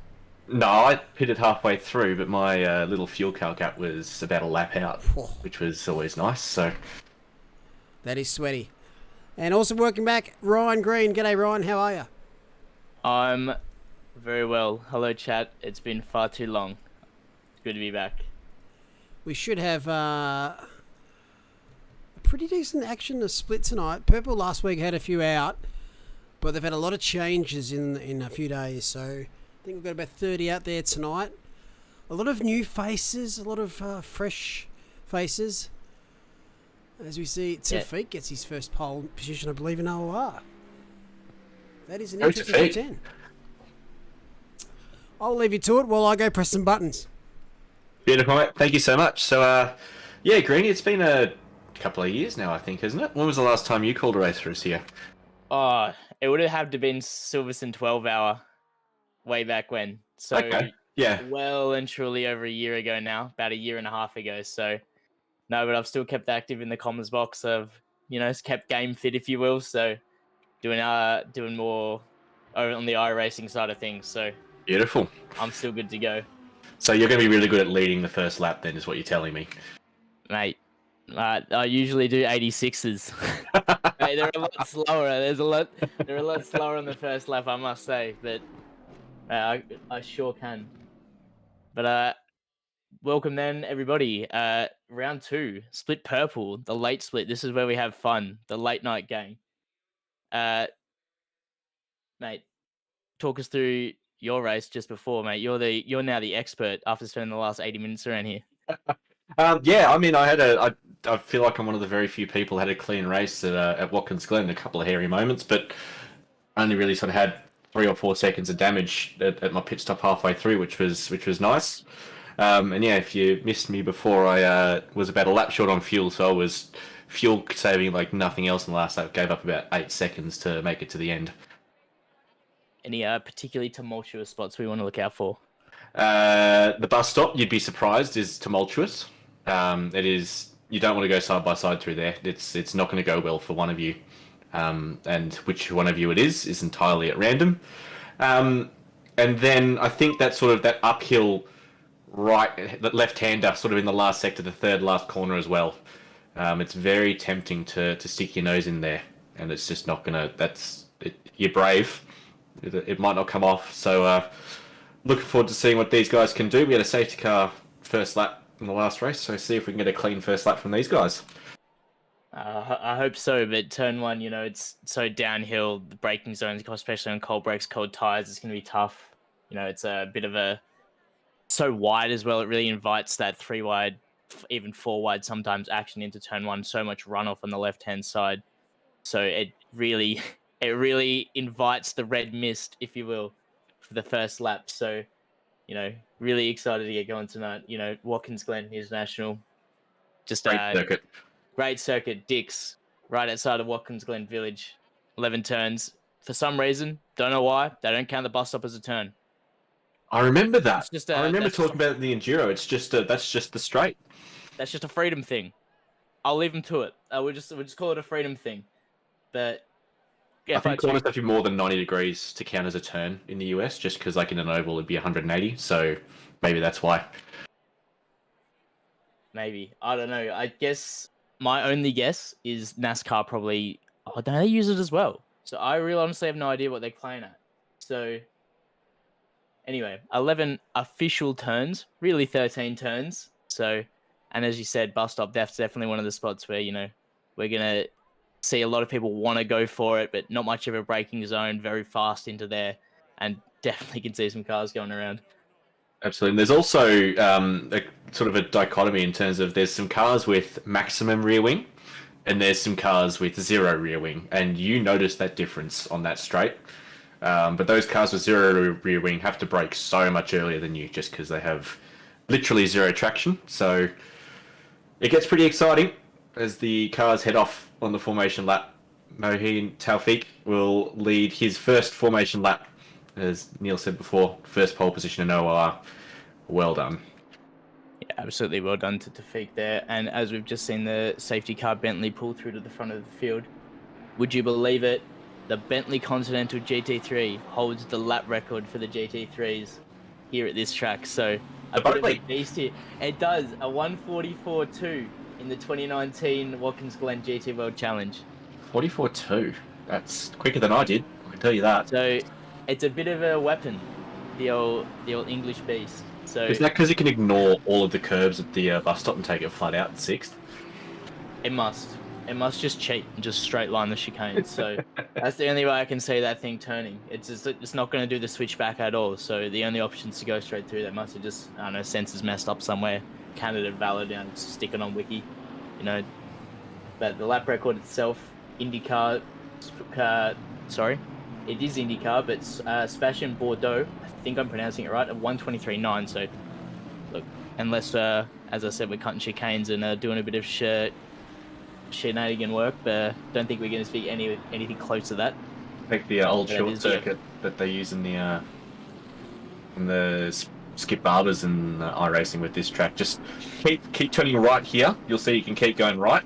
That spits you back out at sector 3. Actually, a very underrated circuit because that turn 10 turns into like an actual kind of overtaking spot in a braking zone, and you've got to carry so much speed through the outer loop through turn 5, and it's obviously you can't run it in this game, but in iRacing it is a configuration, and on the left-hand side there's no track limits. You can run as wide as you want as long as you're not touching the grass. For whatever reason, with how sensitive the off-tracks can be in iRacing, there's no off-tracks, and you just see cars coming through there any which way, some way wide, some skinny, who were running side by side. It's actually one of the better configurations. So it's a shame that, you know, stuff like that, and the tracks like this in Paul Ricard in this game, they don't have the ability to do different configurations and mix it up a little bit. Oh, as we see a car off in the back there on the formation lap. That's not sure who that was, but that's not what you want to see at the start of this race. He's carrying a sign too, for good measure. He just wanted to pick up a souvenir for the start of the race. I can't say I don't respect it. I can't say I don't. But I hope his car's not too badly damaged. That looks quite funny in the background, I'm going to be honest. Bit of extra drag to... So, stuff in the pits. He's waving the green flag for us from the back of the grid, you know. Someone's got to do it. Bless him. Not sure who it is, but good job.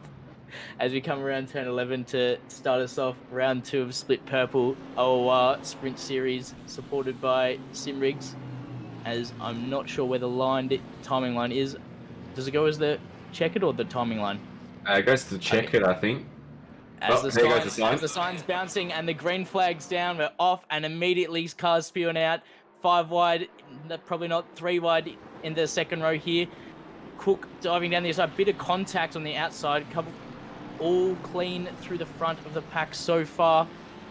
As Keys round the outside, all looking very, very good so far through turns 2 and 3 on the run up now onto the back straight. All looking tidy, very good so far. That's cars. Oh, I have name dyslexia. There we go. We lost the car now. There goes one through the bus stop. For the most part, and I was holding my breath. There's a few yellow flags and a few around the bus stop, but all good through the first few sections. No safety car. Shout out to Split Purple. As Lucas Keys there goes very, very wide, sort of as we come down the hill.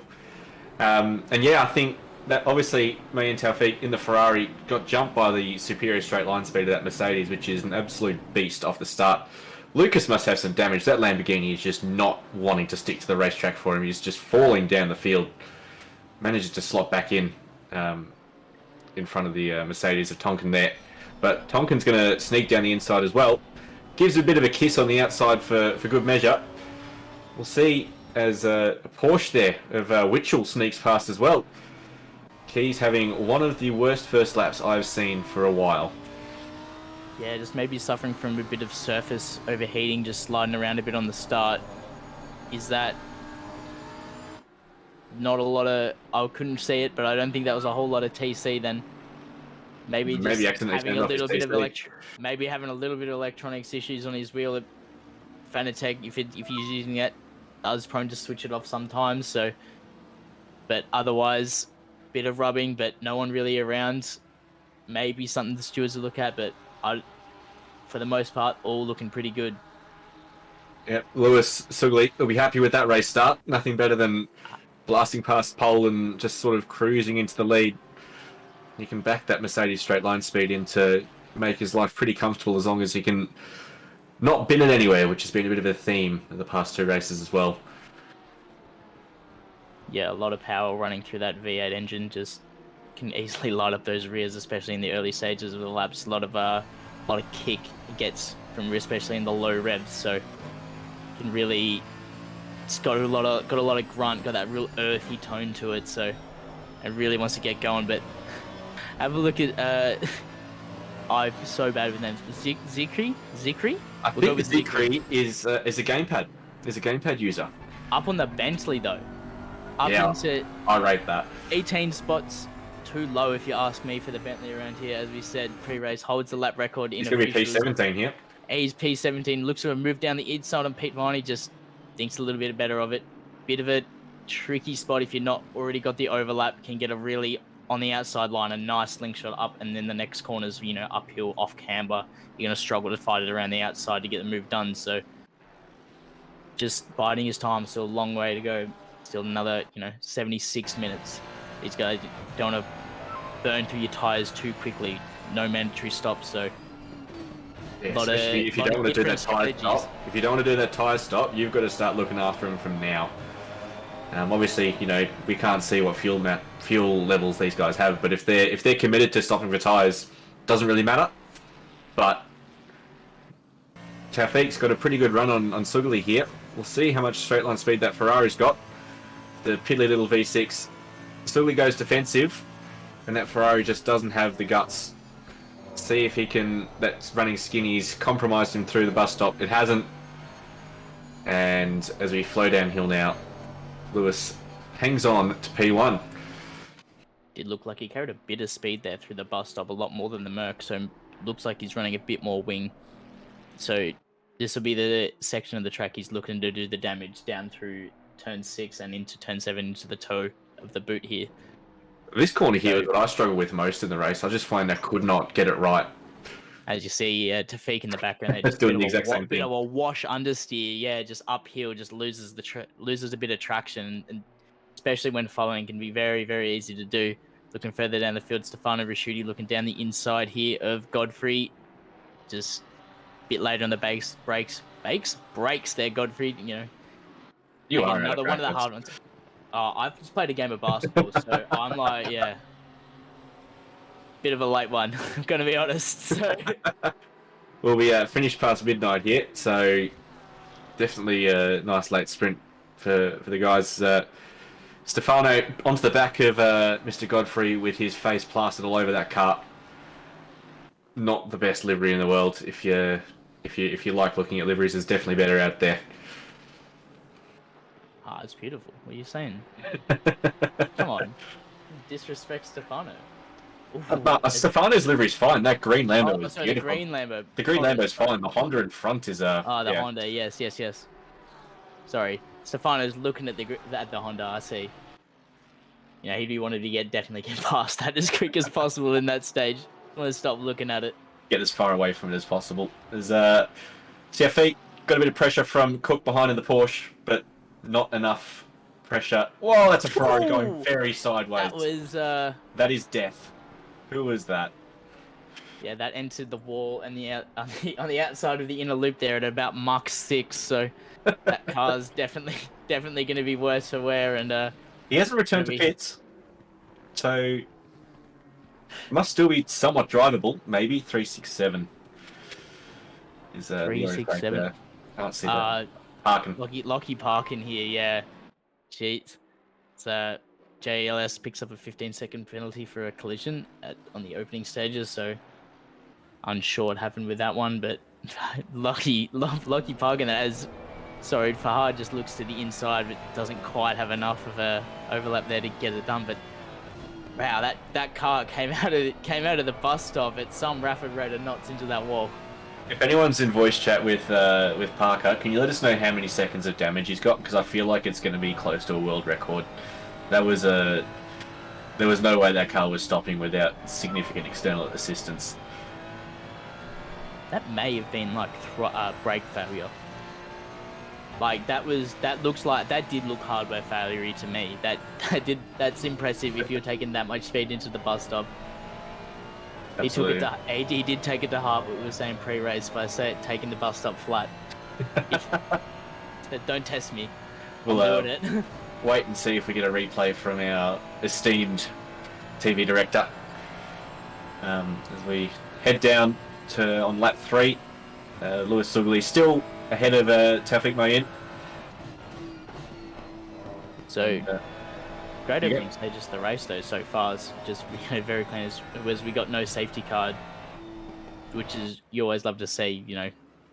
Safety car makes for great content, but yeah, a bit of a redress here it looks like. So I think he's blue flag. Yeah, George Fowler. He's miles behind. I see. Oh, it's car 21 around at the bus stop as well. Not sure who that is, but definitely going to see us. A Honda. Doing the old Mark Bushell strat. If you're listening, Gorilla, I apologise. It's never too soon. That's Ooh. Very good avoidance there from the Lamborghini behind.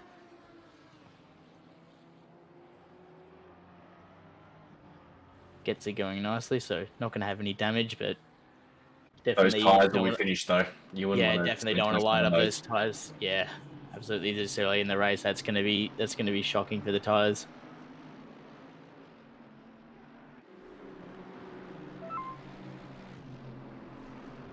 We've seen Tafik banging it another fastest lap, 44.8. So he's really starting to put the runners on and start moving. The toe is immensely powerful. It was I did my fastest lap in the race with a monumental toe down the back straight, and every lap afterwards I was 0.4 of a second. By the time I got to the bus stop, no matter what I did.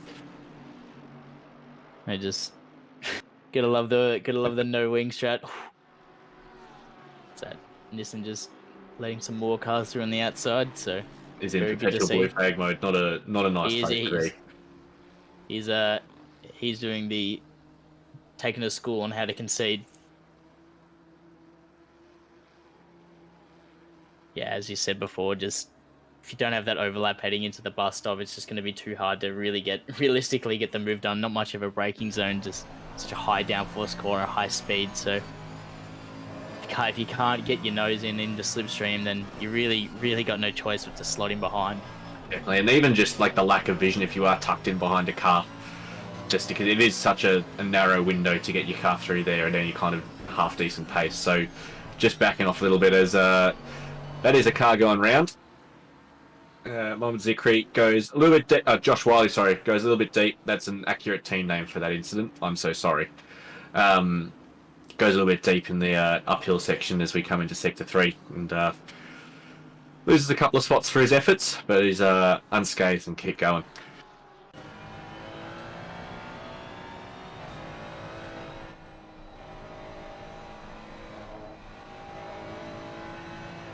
But yeah, as we were saying before, with the bus stop, just such a high downforce corner, and even if you do get it up the inside of the first right, you've definitely got you got to then hang it around the outside the whole way around before it goes right again. So it's a very hard spot to attack. But in saying that, Tafik does have a really good run here on Saugli. I'm going with Sugli. That was not what I was going to go with at the start of the race, so we'll go with Sugli. I'll follow your lead, but yeah, just that Merc is just really running in a straight line. It's going to be really difficult. Maybe just playing the long game. Just Sugli. Thank you, Mal. Thank you. I'm struggling. I'm doing my best. How much was that burning you hearing it say it wrong? Names out there. There is some. This is not good for me. This split. Need to purchase the pronunciation DLC. No, yeah, it's hard. Got to get my Grammarly overlay. Is that part of the Motorsports Australia license, or no? where do we buy that DLC from? That's Codemasters one. Okay, cool. That's the Mullock special. You just get him to jump in. He just helps you out. Whilst I've jumped in, I just want to go over the award winners for last round in the split. We had Stefano Rasciuti. He was our driver of the day. Had a win at Alton Park. Brad Cook was the fair driver, so sportsmanship award. He's currently P7 here. Dion Scarman, he was the best of the rest. He's currently 13th. He's gone from AM class to Pro-Am. And Lachlan Parkin won the Livery of the Round award. And he's currently smashing around in that McLaren down to P25. Back to you, gentlemen. Have you got a replay of the McLaren going sideways at 10,000 miles an hour at the bus stop? Oh, I can go find it. Which one? It was lap 2 or 3, I think. It was in the background of one of the shots we had. I think it was Parker. I think he's left the race. Right, Was on to it. Think so? it could be Lachlan Park in here, the 367. Yeah, no, sorry, that's not right then. I don't know who it was. Sorry. It could have been, yeah.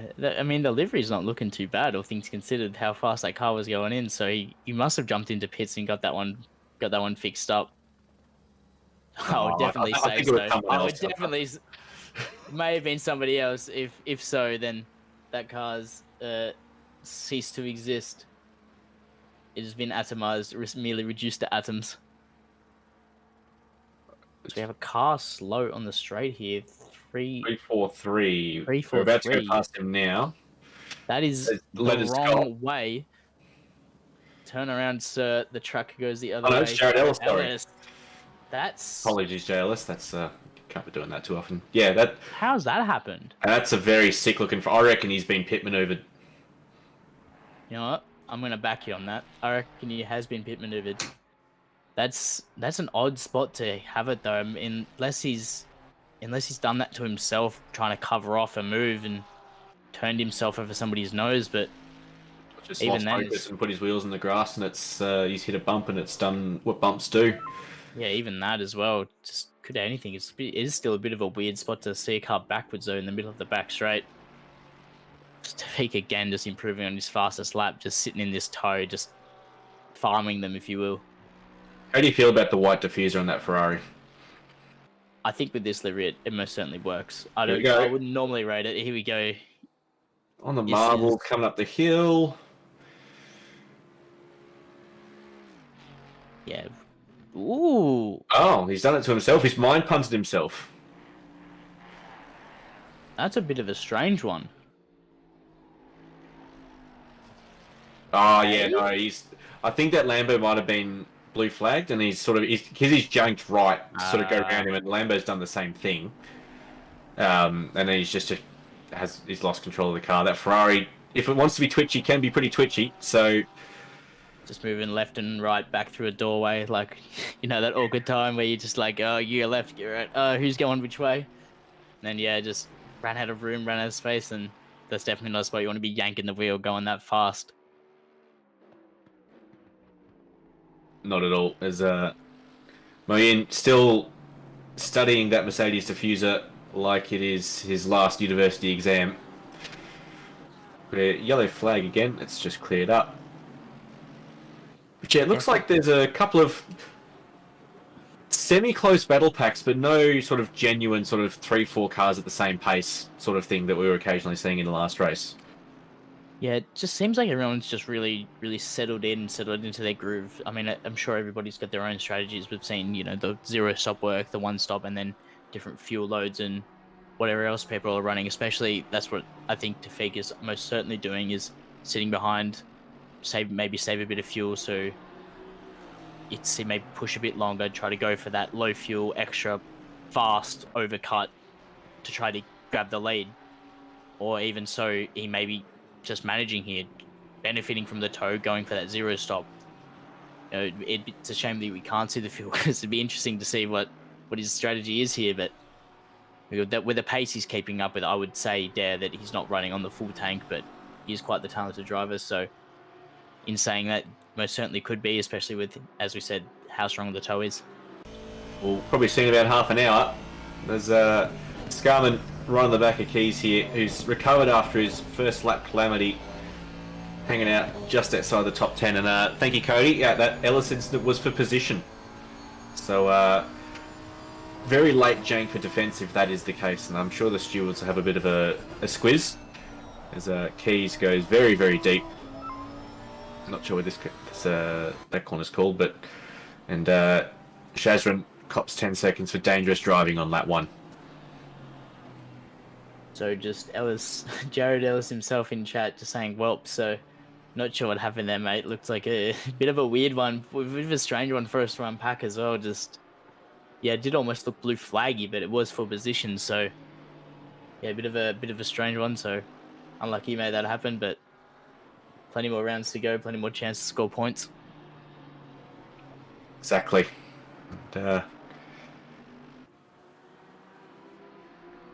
It's interesting. So the Ferrari is one of the is a car that can definitely almost go the entire race on a full tank of fuel, with barely any fuel saving. You have to do a little bit, but you don't have to do an extreme amount. But obviously your tyres are dead at 80 minutes.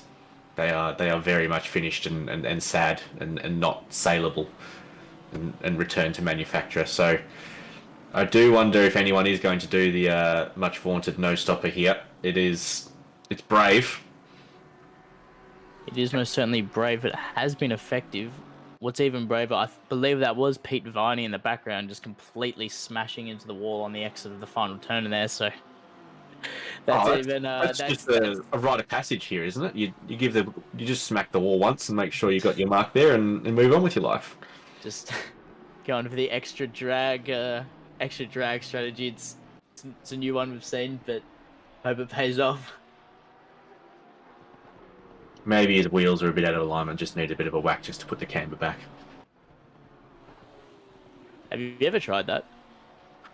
I did do it in the old R-Factor 1 days.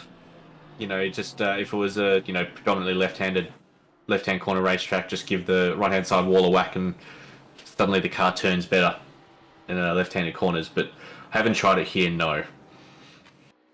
I've done it by accident in iRacing.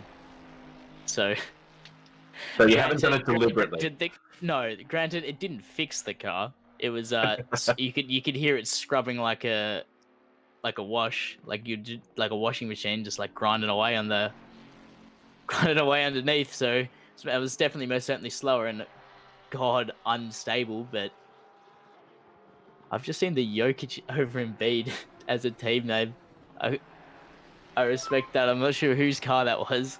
It was Godfrey. Respect Brock Godfrey. Respect with that.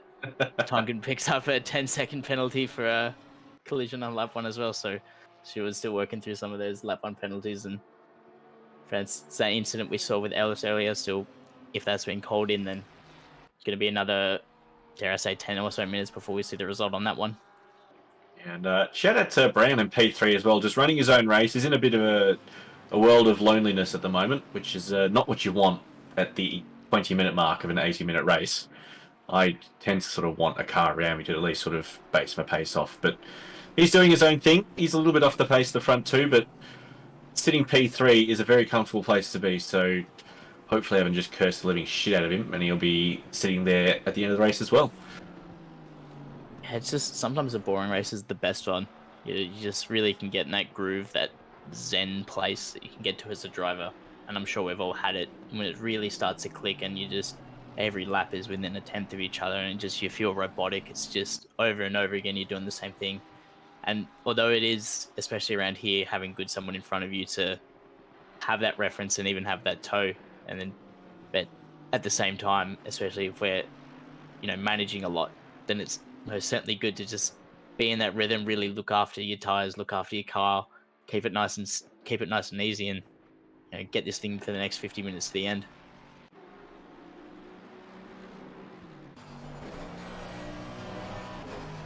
Yeah, that Mercedes is you don't want to be wagging the tail too much in that second last corner. It's pretty high speed. There's a lot of room on the outside, but it definitely doesn't feel like you're going as quickly as possible if you're crossed up like Pete Viney was there. Doing 46.6 race pace. That's pretty respectable for mid-pack. this is the sort of the stage where the tyres are a little bit grained. They'll be a little bit uncomfortable. He's got a great run on Scarman here, who had rubbish exit at turn 1. And that Mercedes will get in the slipstream, and we'll see if they can go side by side to the bus stop. As we said before, you're brave to do it, but Pete's got an opportunity to do it. Yeah, Pete finding, as we saw earlier, just hitting the wall in the exit of the final turn, so maybe carrying a bit of damage. Does have a look to the as we said, the inside of the bus stop, and even once, if you do get that overlap with the curb there, it can really unsettle even the front engine cars. So as we have another look at it, he does go for it, but there's just not a lot there. There's really not a lot you can do, and with the damage he's carrying as well, I'm sure that didn't help the aero balance, and that's really with a tight line there. You got pinched a little bit as well, and that never helps because you sort of you just without that room to move, you lose that. I guess is that a shooter going around the outside of a CFE? I think it is. Nice move, but yeah, I think when you get pinched a little bit as he was as well on the apex, you lose that little bit of freedom to sort of do what you need to do with the pedals, and that can put you in a place where you just don't have the time and space to react to what the car's going to do over a curb. Yeah, and furthermore, as you said with the curbs, with him getting pinched, you're going to hit that curb at such an unnatural angle than you normally would on the racing line, and even if you do go through there, you're really not going to know what to do with your hands. As I'm sure none of these guys have, unless they've done a few practice races, really had a look to get a move done there. So it's a bit of trial and error. So it's a deceptively big one, even for the front engine machines that just monster over them. Well, go on board with him. Pull 6th gear. No, he wasn't pinched. Just lost it by himself. That was strange. Yeah, I think just asked a bit too much of it. Just the camera view shafted you there, Tom. It did a little bit, didn't it? Yes, so the top-down view, it looks like he's actually quite alongside, but he wasn't at all. No, not at all. So I'm like, oh, yeah, he's probably right. And I had a look, and I'm like, actually, he's not even alongside. So the curb's just gone up, get stuffed, Pete.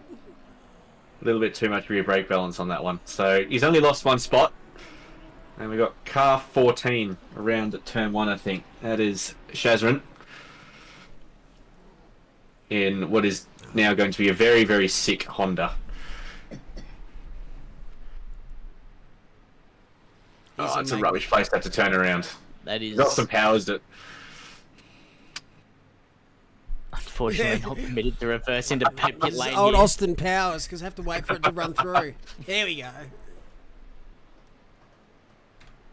Just use the ACC bouncy physics to your benefit and just kind of ping pong ball it off the wall a little bit, and around it goes. You're off on your way. Oh, the 3 seconds damage. Yeah, I mean, I'm sure he'll be in this lap anyway to fix his damages. Fake coming off on a few back markers already, so only 20 minutes into this race and already starting to get some lap traffic. So what's these? A little bit too much inside curb there, Shazrin. Please tell me you don't get absolutely walloped by a car coming through. No, thank God. So, Honda biting. Would have been awkward if someone was coming out of the pits. Yes. Yeah, that's a bit of a spot where you just kind of come out of pits and you see this guy and you're like, what am I meant to do with this? Just hold F4. Just not having any luck. Like, what am I meant to do with this? Early stopper would be anyway, and you're just like, oh, go for a bit of an undercut, come out of pits, and that's unfortunate. Showing what happens if he missed the apex at turn 1. Does he back it into the wall? Nah, keeps it out. Nice. Gee, that's close to the wall. That's some crazy snap oversteer. God, yeah, this is that tyre graining phase, and the grip's just not quite there. And if you have a couple of slides, the surface temperature of the tyres just isn't there for you anymore. And, you know, that also 25 minutes in, this is when you start to get a little bit of fatigue. That is Jake Graham wall riding. Right on cue. As you were saying, bit of fatigue and then straight into the fence. So 1 lapse of concentration on such a fast downhill corner and run a bit wide into the fence. Yeah, this is where you map an Alt F4 to your stream deck, I think. and just have that for emergencies only. Yeah, every car needs an eject button, I think. Ejectocito, cuz.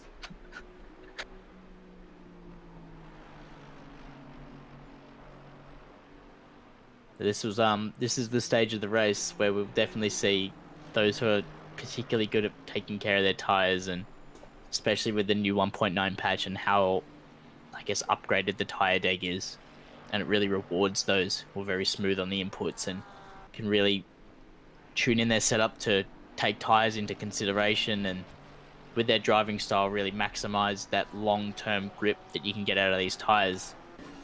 You definitely getting to the stage, you know, down into the 40s, into the 30s, if they're going to push that long, to hold on, have that like low fuel, still hold on to a bit of grip and start pushing out those higher lap times later into these guys' stints that, you know, you wouldn't be able to, you'd only be able to obtain earlier on.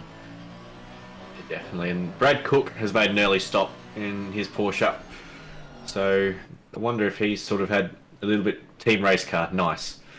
Whoa, that is Taufeeq right on the back, and even on the inside of Sugley, who had really rubbish line through that third last corner. Whoa! And blinding white screen. Whoa! What's going A on? nuke's gone off. We'll chalk that one up. What has happened? We'll chalk. You're We'll dropping chalk nukes on Watkins Glen, are you, Malik? Oh, apparently didn't make a noise though. Which back for it. Little fun fact about Brad Cook: his car actually broke down IRL on the way home to race tonight. So, Oh, unlucky. if that's an ominous sign of what's going to happen in this race, I don't want to call it, but my money's not on him to finish. He's just getting all the bad karma out of the way early. Yeah, we think it was he ran out of blinker fluid, but we can't quite confirm that. He's in a Porsche. Was he driving real life? Not a Porsche. Okay. Let me just check. Beamers can't run out of bit blinker fluid. I don't take it. What did I say it was? Interior light bearings. It's one of my favourites. Well, it's got a big old Mazda badge on the front. License plate number... no, I'm joking. Did the old Vic Roads look up to find his name and address? Yep, VIN number. Is the car stolen? Does it owe any money? As we got in chat, Raj saying Sugley with the Joker lap to Nuketown with that white flash. I think we can most certainly chalk that one up to a Kunos moment. I've never seen that happen. Is that computer okay, Mom? Yeah, this one you're watching. Oh, yeah, right. Yeah, never all seen the it. more that it's a Kunos moment. Oh, I want my computers to be hot tonight. It's freezing where I am. Yeah, this What's cold weather the can get a bit- temperature where you guys are? It is. Give me one moment. I've got my little. It's pen and 0 where I am. 8 degrees. Fuck off. Does It not is 1.7 degrees where I am. Ooh, welcome to the party, pal. That's what you get for living in the hills. Whereabouts are you? I'm in Melbourne, in the Mount Dandenong Ranges. Oh, yep. Where are you, Granny? You north further. No, I'm Frankston. Frankston. Afghanistan. Yeah. Nice. Broadcasting from the burbs. the war zone known as Frankston. It's keeping it warm, though. Truly puts the dog in you down here. Hey, I Legion. did 4 weeks at Frankston Hospital. It was almost as bad as the 8 weeks at Dandenong Hospital, but in my prior life as a pharmacist. But yeah, nice place if you stay in the right areas. But Yeah, it's pretty standard know. for most places, though. And if you Yeah. know people.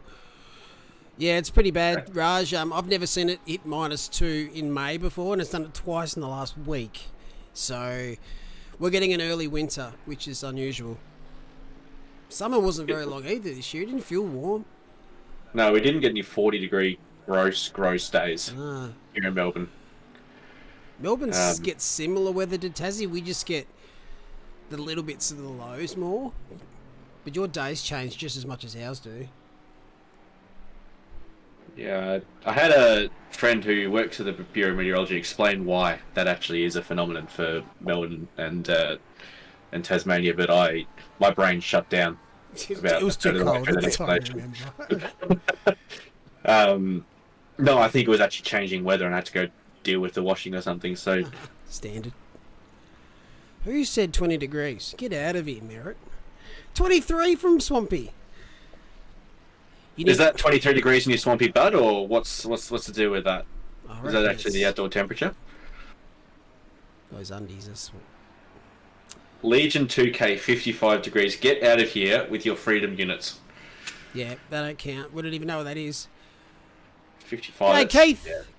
Keithy Briscoe from America. Keith's a legend. You need to get the stage to add some more greenhouse gases to the... Well, I would, but it's back in the shop getting fixed. Spends more time there. What have you done to it this time? Oh, I had it reversed into, so it was getting fixed, and then I got it back because I hadn't finished something, and I got to send it over because I can't find the part because it's hard to get hold of. That whole cycle. That old chestnut. Just going to send it through a shop window, I reckon.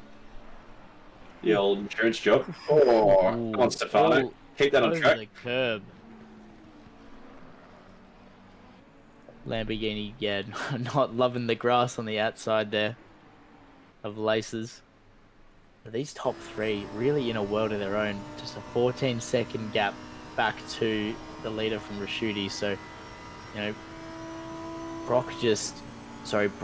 I don't know where I got Brock from. Brown just hanging on, just 3 seconds off the back of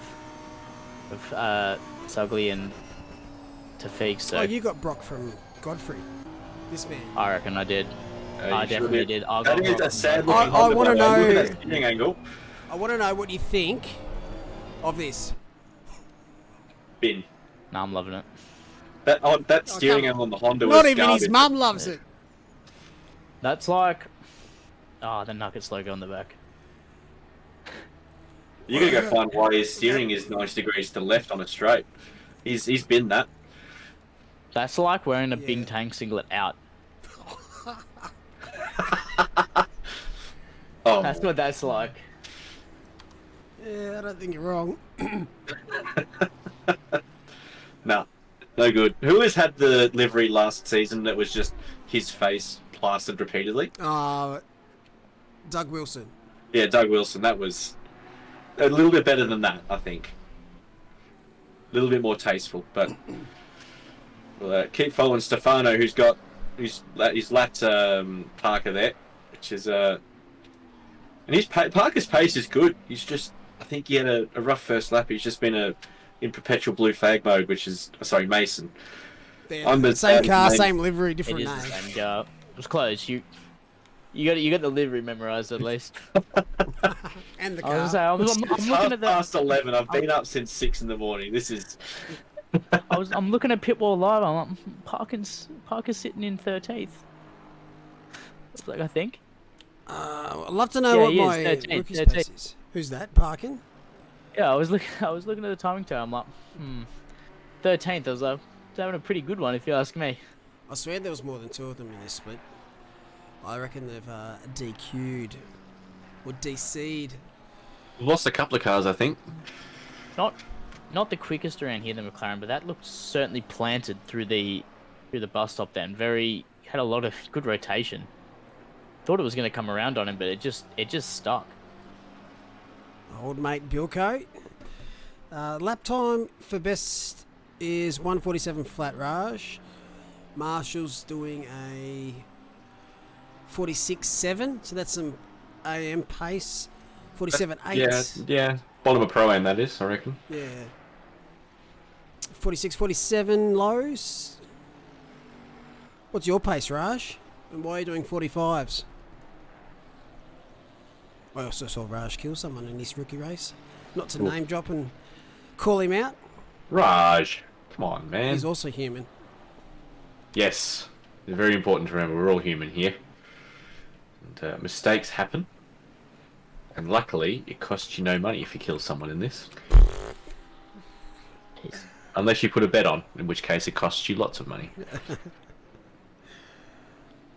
Gee, Tafiq must love the look of the back of Sugly's car here. Just if they've got any socials on the back of the car for Stokely, I'm sure he's getting another follower after this race. Just it's just gonna be burnt in the back of his eyelids. He's gonna be seeing in his sleep. Gonna be keeping him up at night. EMB, that's all he's gonna be dreaming about tonight. He's just been sitting there for the last almost 40 minutes. Now Pete's gone for the pits. I can't believe I've said that as he's pulled into the pits. Good timing. He's heard me and he's gone, you know what? He's Done. right. It's pitting time. Later. And this is most certainly going to be the critical laps on the fresh tyres. So Stokely, if he's going to go, he's going to put the hammer down now. And if he's going to come in this lap, it's going to have to be a good one. Is he pitting to cover Jake Brown, who has pitted and come out in P13 in some disgusting traffic? But yeah, it's just definitely all green flag traffic here, so completely legal, but definitely not to Jake Brown's it's liking. They're most certainly running different races, but absolutely entitled to defend their position, as the Lamborghini does look slightly defensive, just holding 3/4 to the middle of the road, just kind of showing Brown here that don't have a look, because I'm kind of cover it off. So, but up, 15-second penalty as well. Brown, I'm sure, is very gonna be wanting to get a wriggle on. Oh, he's deep. He'll come across. Still hard. It's a place to overtake. And I think he's pitting right into the pits. So yeah, no. Even miles ahead. Yeah, miles. So Stokely still just chugging along. He's on that low fuel, but peak grip going. So definitely gonna, if he's trying to go for the whole low fuel strat, and that Merc has a lot of grunt, and especially in the top end we've seen on the straights. So as the fuel comes out, that's only going to get quicker and quicker. He hasn't pitted. He's definitely still going. He's still going. Yeah, Lucas. We'll see what happens. Lap 1, I think, just got out of sight, out of sync with the rest of the cars around him. It's his debut, so obviously a little bit of nerves as well. Never done a leg race in OOR, so hang out there, Lucas. Race, and that's it. If he was out of sync, he dealt with it all pretty well. Like, he didn't sort of pile into the side of anyone, which you can do when you're out of sync. It's pretty easy to. It's easy as, especially at this track. Yeah. So, if it's your first debut race, mate, well done. That's a good effort, and good to see you still rumbling around. You have got a 10-second penalty for speeding in the pits to accompany you home, but apart from that, solid little debut. And he's right ahead of P2 from last. Or he's right behind the P2 of last week. So he's going great guns. Good comparable pace. Nice livery too. Very solid. Good addition to Split Purple. My dog has just dropped the. That is disgusting, Max. How good is it when that happens and you can't leave either? Oh, it's done me dirty.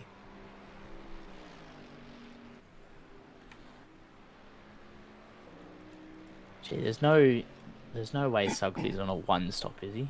I mean 0 stop, that is. Oh, you've done it again! What is going on, man? Get out of my brain. What is going on? No, there is no way he's on a 0 stop because he's in the pits. What was Lewis's last lap? It's missing that lap information. Yeah. What's Rashidi going to do? He's not listening to me.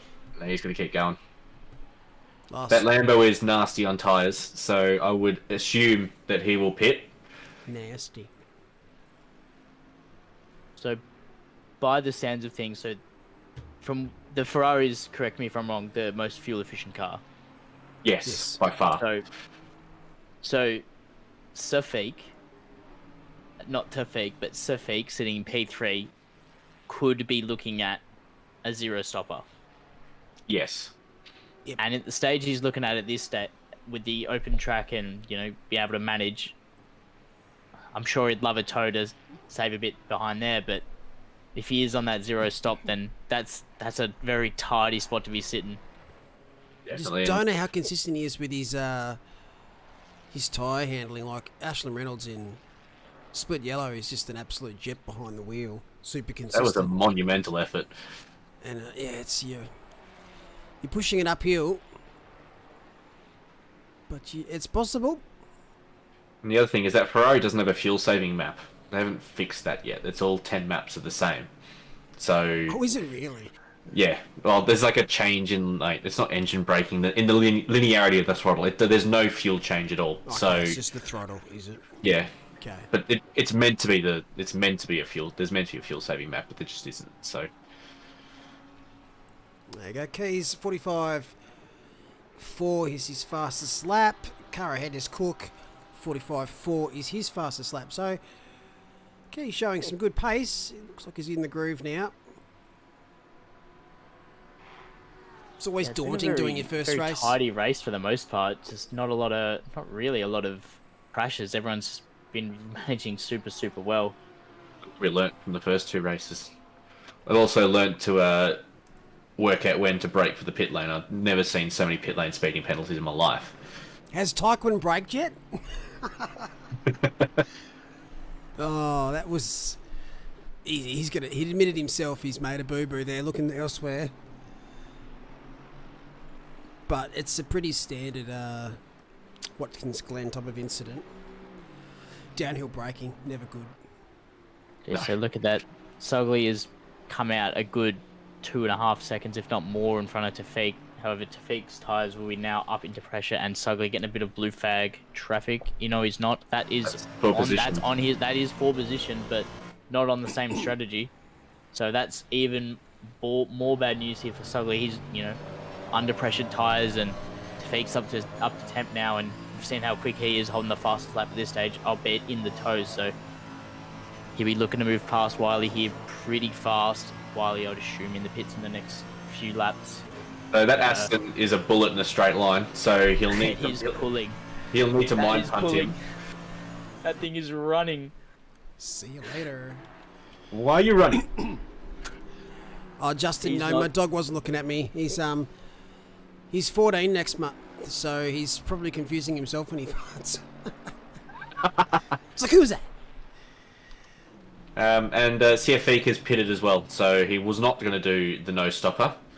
Yeah, good decision. But Stefano is P1 out front with a pretty healthy gap. He's also pitted. What are we doing, Ryan? Like, I'm the race engineer for all the drivers.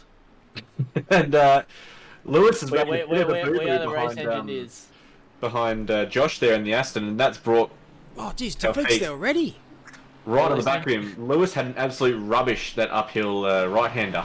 It was absolute garbage, and that's brought him right up here. So, 3-way battle for the net lead, assuming everyone's going to pit. So, that's just a nightmare there for Sugly. He's just...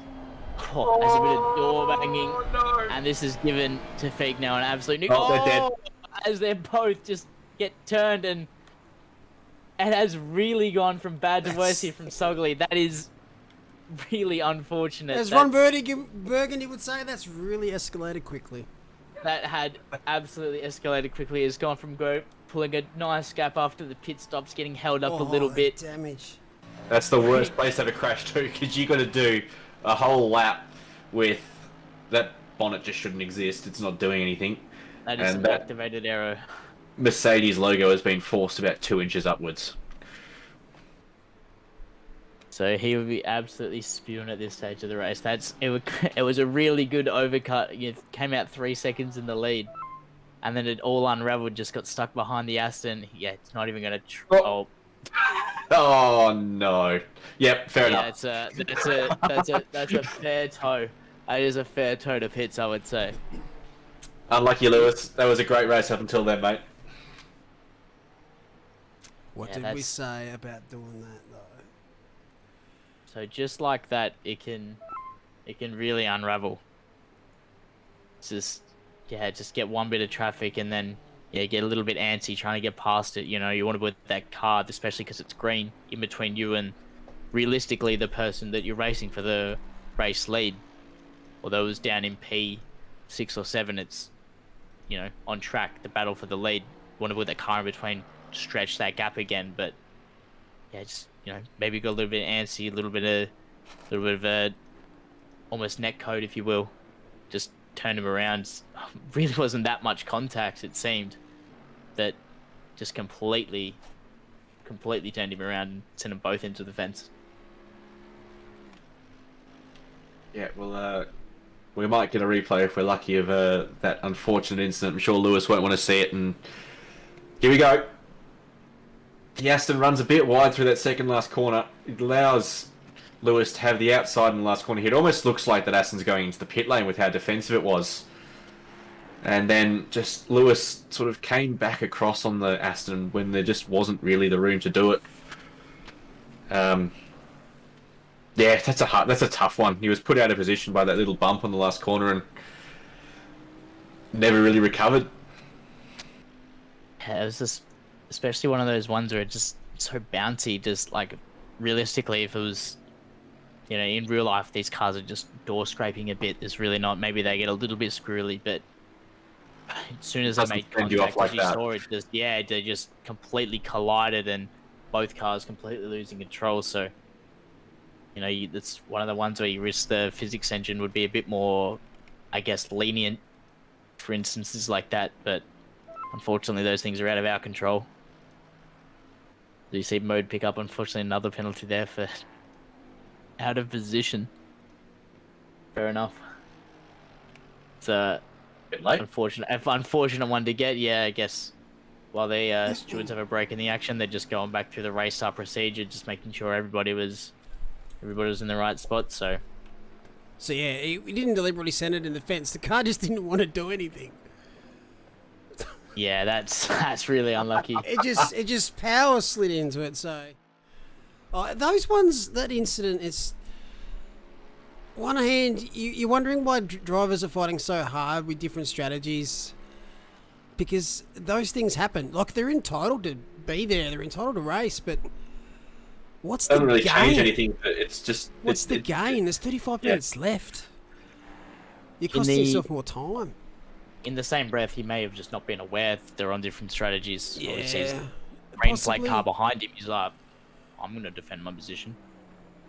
It's a tough one because the Cuggly copped a bit of a whack on exit at the corner, but was left space, but then came across a bit too much. So just unfortunate, and it's helped old mate Tafiq probably run away with a win tonight.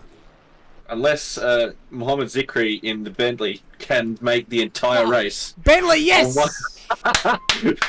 Make it happen. And Lewis cops 10 seconds for his... so there you go. Well. So the stewards have seen that as he hasn't left.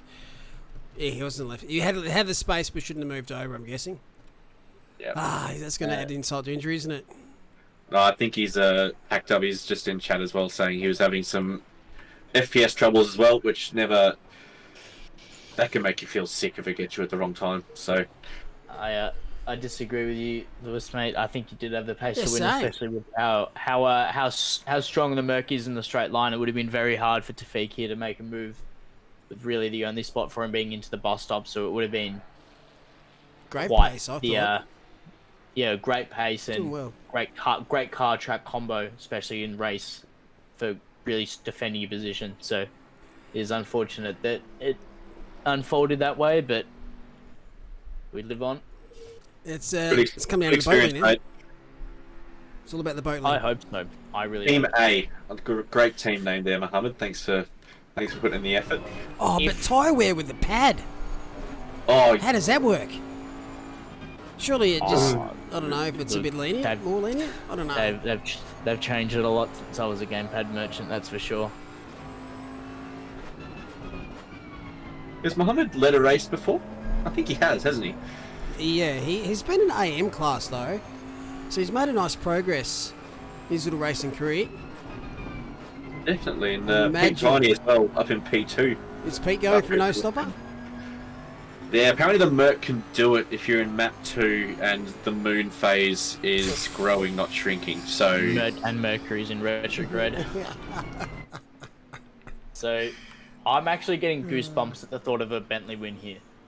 I actually am too. am. Genuinely am. I reckon there's more chance of the Imola GP going ahead, to be honest. That's been officially cancelled if you haven't already seen. I know. Still got more chance of going ahead than this Bentley winning, but you never know. Things happen. You jump into the server and change the fuel multiplier.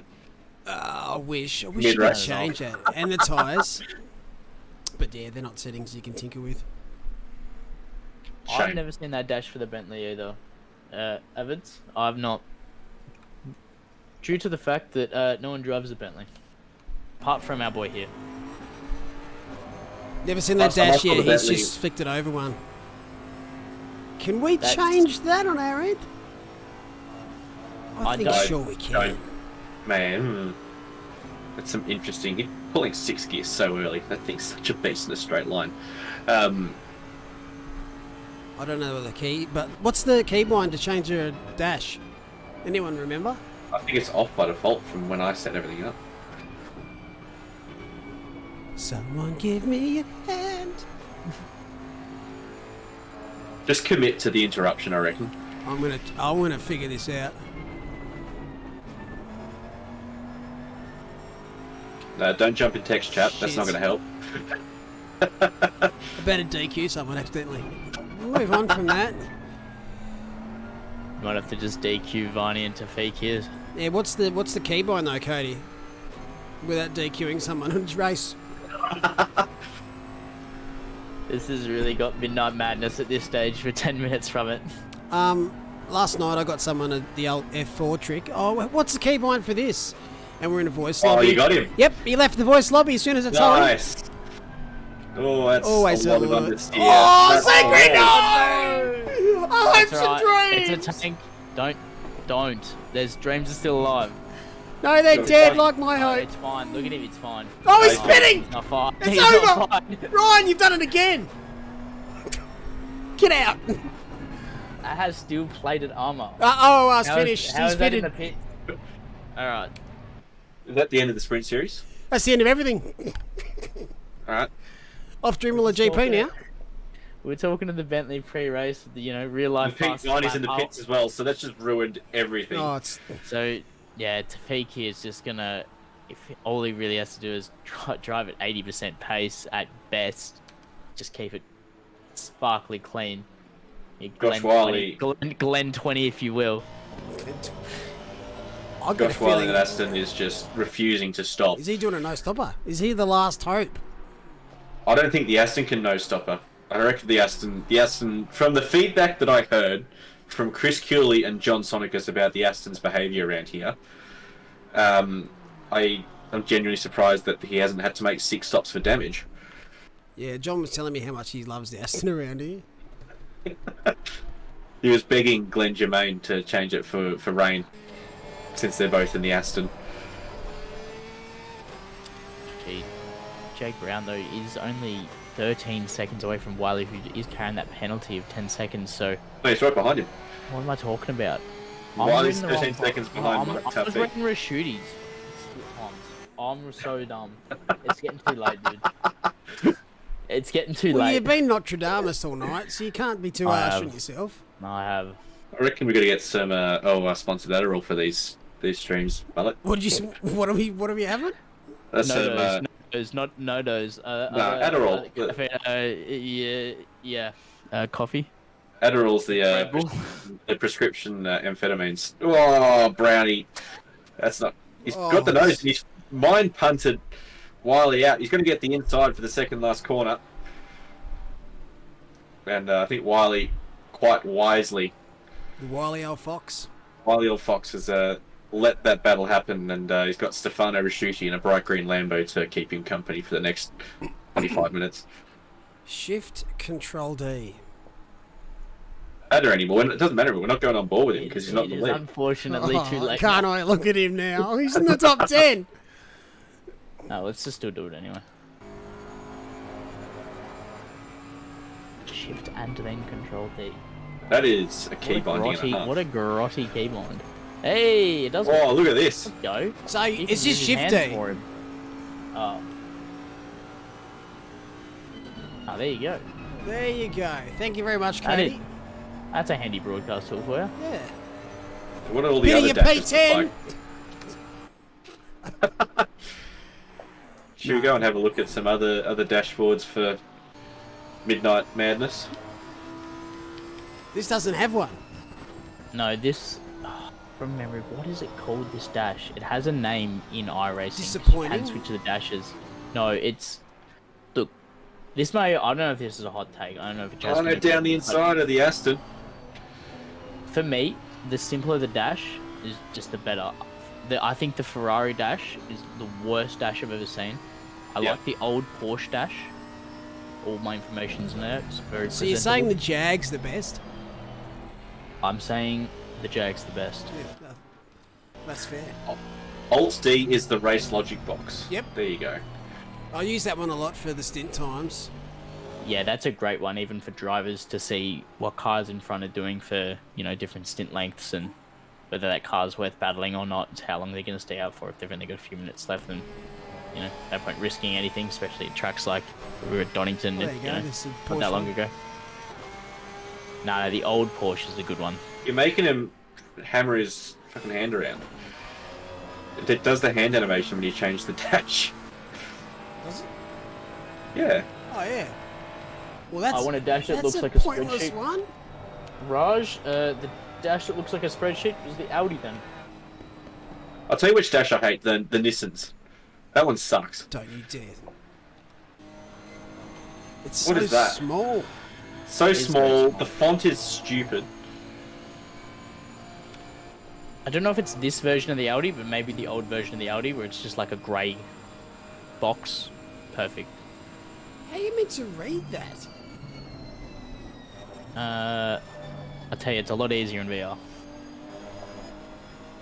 Well, look Wow, at those you're not meant to Gs. read that one. He's got no engine oil pressure. It's Standard good. Nissan. Well, what even is an oil pump? Lucas Keys, P8. Nicely done. Slowly making his way back up the field. Lambro Motorsport. As I said before, on debut, hunting down Brad Cook.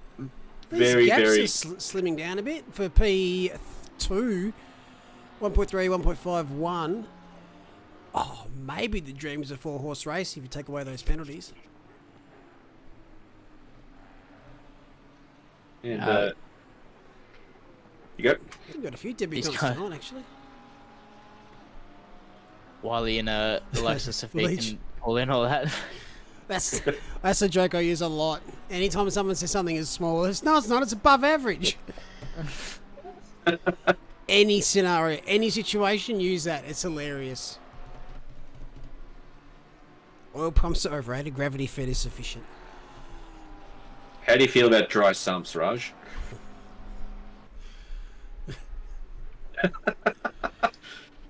Not a question I think thought he'd be asked tonight at 11:56 No.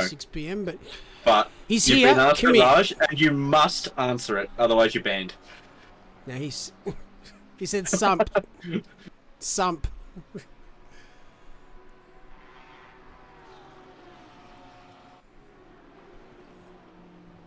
So here's a battle that's getting spicy. Both have a 10-second penalty. So this is for position. It is absolutely percent. Stefano is only a second behind Brown up in P2 as well. So So, apart from the leader who looks Checked to out. well and truly have this wrapped and sealed, no commentators curse pending. Really looking for these. Battle for P2 is starting to grip off. Obviously, there's these 10-second penalties to play, but even those guys are going to want to work their way past or even onto the back row shooting if they can to try to stretch that gap to the other cars behind. So it's all still to play for. Sci-Peak is trying everything to get past this Aston Martin, who, as we said before, yet to stop. And to be honest, Wiley is driving pretty damn well, given the sort of that car is not comfortable around here, and he's on some pretty second-hand tyres now. So to be running around in P4 still is pretty impressive. Yeah, at this stage of the race, you'd say if he was going to stop, he would have already. I guess with the Aston and doesn't like this track, if you're going to set up your car, you're going to set it up quite safe in saying that you're going to make a setup that's also quite good on the tyres in the same process. So as you can see, he still has a lot of legs left in this Aston. That thing is straight up pulling in a straight line. That's really runs away from it, coming out of turn 1 all the way through to the bus stop, and there's not much Safik can really do. He's gonna get it back through the twisty sections, down through the boot, down through the chute, and into the laces, and all the different chute anatomy listed on this track. But come turn 1, or come the final quarter, and then through turn 1, there's see you later, Aston Martin. Turbo flutter, Evans, and it isn't even close. The Ferrari in this game has a nice turbo flutter now.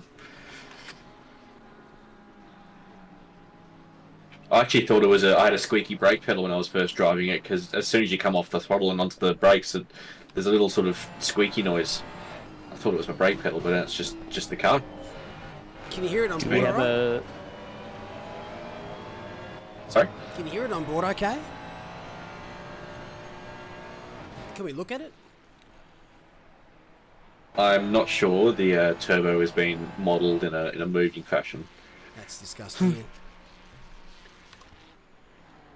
Do we have a consensus best sounding car? And there is one right Porsche. answer, by the way. Okay. Porsche by the length of 10 straights. It is Out of the car so crop, yeah. it is so metallic. It's like How good's 9,000 It's just so RPM? nice. It's just how good is 9,000 RPM. As see if it gets past the Aston Martin coming up the hill, we'll see how many legs that Aston Martin's got down the back straight. But I reckon he's got this one sewn up. Yep. Into the bus stop, gets that Ferrari tucked in, flicks it left, flicks it right, easy peasy. Josh has got P5 and Brad Pauly He's still going. for his attention now. Safik will absolutely be loving to see that Aston get further and further away in his rearview mirror. He was staring at the back of that for far too long, considering the strategy. Ooh, as you see, a Covenant McLaren, I believe that is in the background, just dart out of the way. I'm not sure if there was contact or not. Maybe he is blue flagged and had a bit of front damage at the same time, so good chance he's just darted out of the way here. That's understeer. It is struggling. Yeah, he's darted out of the way. It's a very late dart out of the way, and very lucky to not have another similar incident as we saw in the closing stages of last race. But all is well and all is good. So Rashudi's going to be leading the championship after race 2 if he holds on to P2. Win last week, P2 this week. Loving his new Lambo. Very happy boy. Yep. It's been a Lambo slave for such a long time, and it's finally come good. For Stefano Rasudi, Suzuka next round will absolutely be loving that. We've seen for pre-quali for OR Endurance coming up. On the date eludes me. It's the week before 27th. the 3rd. It's the 27th. I knew it was the week before the 3rd. The third's just stuck out in my mind, but yeah, we've just seen the pre-quali times of Lamborghini, and a lot of teams also switching over to the Lamborghini for next round, well, for the next round of OR Endurance. But those in Sprint Series in the Lamborghini are going to be really relishing this round. It looks like it's absolutely rapid and stupidly planted. Yeah, it's carried my slow ass to a 58, so it is absolutely due for a bit of a whack from the bop stick.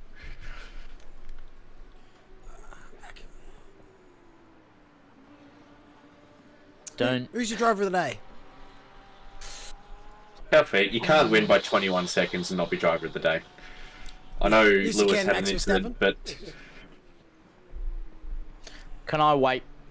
I want to wait before I make the pick. And why 'cause is I it wanna see where Mohammed Wi- Zikri? I want to see. No, I want to see where Wiley ends up.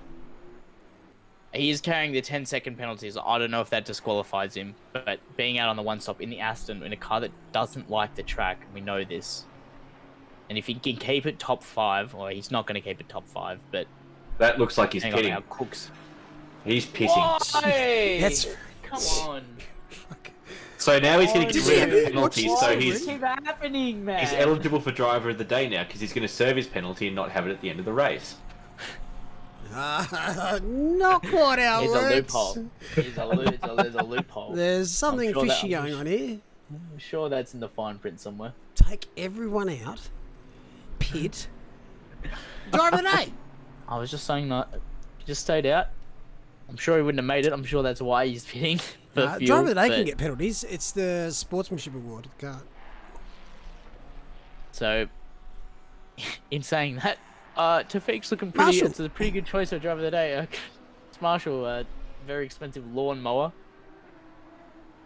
And that Lambo's looking a bit worse for her in the front end as well. So I think he's and the back end. He's that's been through the washing machine. That Lambo. That's it's not behaving at all. I mean, granted, it is on the marbles. That is. Is he some using a handiwork. mouse? That is some Yeah, he's on handiwork. pad. That has to be, yeah. That's pad hands taken from a pad professional. Okay. Okay. Look at that. Look at it. Pretend you're doing that actually in real life with your hands. You Imagine are- how sore your arms would be. The car wouldn't actually do anything. Nah. Like it wouldn't have time to respond. You are talking to OOR's OG pad motion. I popularized this method. It's my claim to fame. That is a sad-looking McLaren, Mr. Mason. What have you done? Look away, McLaren fans. We're about to see something pretty nasty. Just parks it up right near the crane. It's polite of him for the stewards to get that one towed out. I've done it once tonight. That's it. That's a realistic tow spot. It would be cool if you had to actually park in a spot to get a tow. Otherwise, that's it. Your race is over. I want to ask a question regarding that. What's going to bring out a red flag in the F1 game?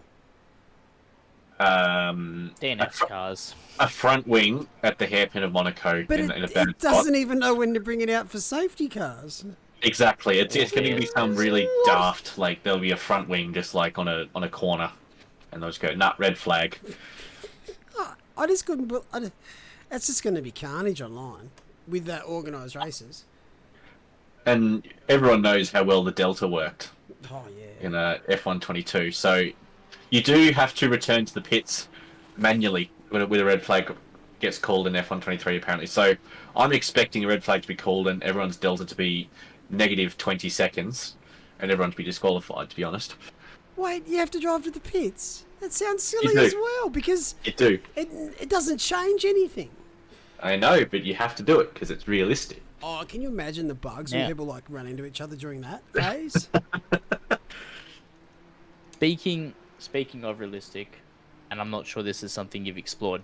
I'm sure it has, but akin to what you would do with iRacing, and for something you had with Sugley, where his car couldn't make it back to pit lane, would you consider doing a tow, like request a tow and then bring out the safety car type of situation? Yeah, you could do. It depends on the length of the race. Like for instance, with this one, 80 minutes, he crashed. Say, was it like 45 minutes in? Couldn't get the car back to pits. He had to pull up the bus stop. You request a tow. You bring the safety car out. You bunch up the grid. You Is his sort car out. out? Sorry, Is his car out of the race? Sugley. Yeah, I believe no. so, If it did but that, if it did that, like the iRacing hypothetical, because I think Depends. you could if you're getting DNFs and it's resulting in they have to get towed to get off the track. I reckon that'd be pretty cool to bring the safety car out, because at least they're causing enough damage to their car to warrant it. Whereas in ACC, when we've got our own safety car, it's like, oh, they've probably got 90 seconds of damage, but they still crash Yeah. just the same. And I think as well, like, if he called a safety car, like, at half an hour into the race. The fact that we have to do it manually just means the amount of work the RD would have to do to actually sort the people have snake to cars out would listen be. and unlapping each other and Yeah, it's if there I was an didn't automated pick it. system, It's so hard. If it's an automated system and everyone knew where you were at with it, it would Fine. work a lot better. But yeah, and ACC, it's hard enough on lap 1 when everyone's on the same lap. Oh, it is. I remember one of the races we did at Bathurst. There was, I reckon, 10, 12 cars piled up at the dipper. And we had to call a safety car mid-race. I was in that race. And we had to change a couple of things to make the race still go ahead, probably without shafting half the field. Because you never really see that in any race. Yeah, you're almost going to take And a that screenshot of the race as it is now. Set that as the grid to restart. And people end up getting 3 laps back. Yeah. That's one of the races that go in the OR Sprint Series Hall of Fame. Oh, it was crazy. I've still got a photo of that somewhere. That I do. I have it saved to my computer. I'm serious. Yeah. I was in that Stuck. race, so. And it was awkward too, because it wasn't like there was a lot of damage. It was just cars blocked and facing the wrong way. So technically you could turn around and keep going, but you don't really want to sort out. Such a blind corner, the dipper, and cars are going to be, full commitment through there. You got no chance of stopping it. And you know what some people are like with the yellow flags, especially as well. It's a foot flat and hope for the best type of situation. Keep that Bentley going straight, my friend. V8. It is the Bentley that could. I wouldn't call it little, but it's certainly the Bentley that could. Do we know where he started? Let's go find out. Pete Viney up in the top 10 as well is a good effort from him and the Mercedes. The leading Mercedes in this race now after Lewis's unfortunate end. And Keys has gone into the pits again. Don't tell me he's had a fuel miscalc. It happens. It does happen.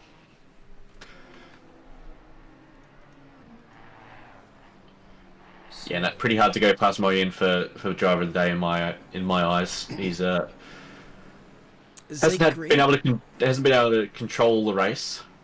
Sorry, Zikri, where did you start? 21st. Good effort. 13 places.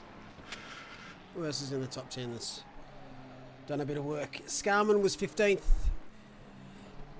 Stimson was 19th. Viney was 20th. Paulie, where would you start? 13th. Plenty of progress up there. Nice. So some ripping stories there.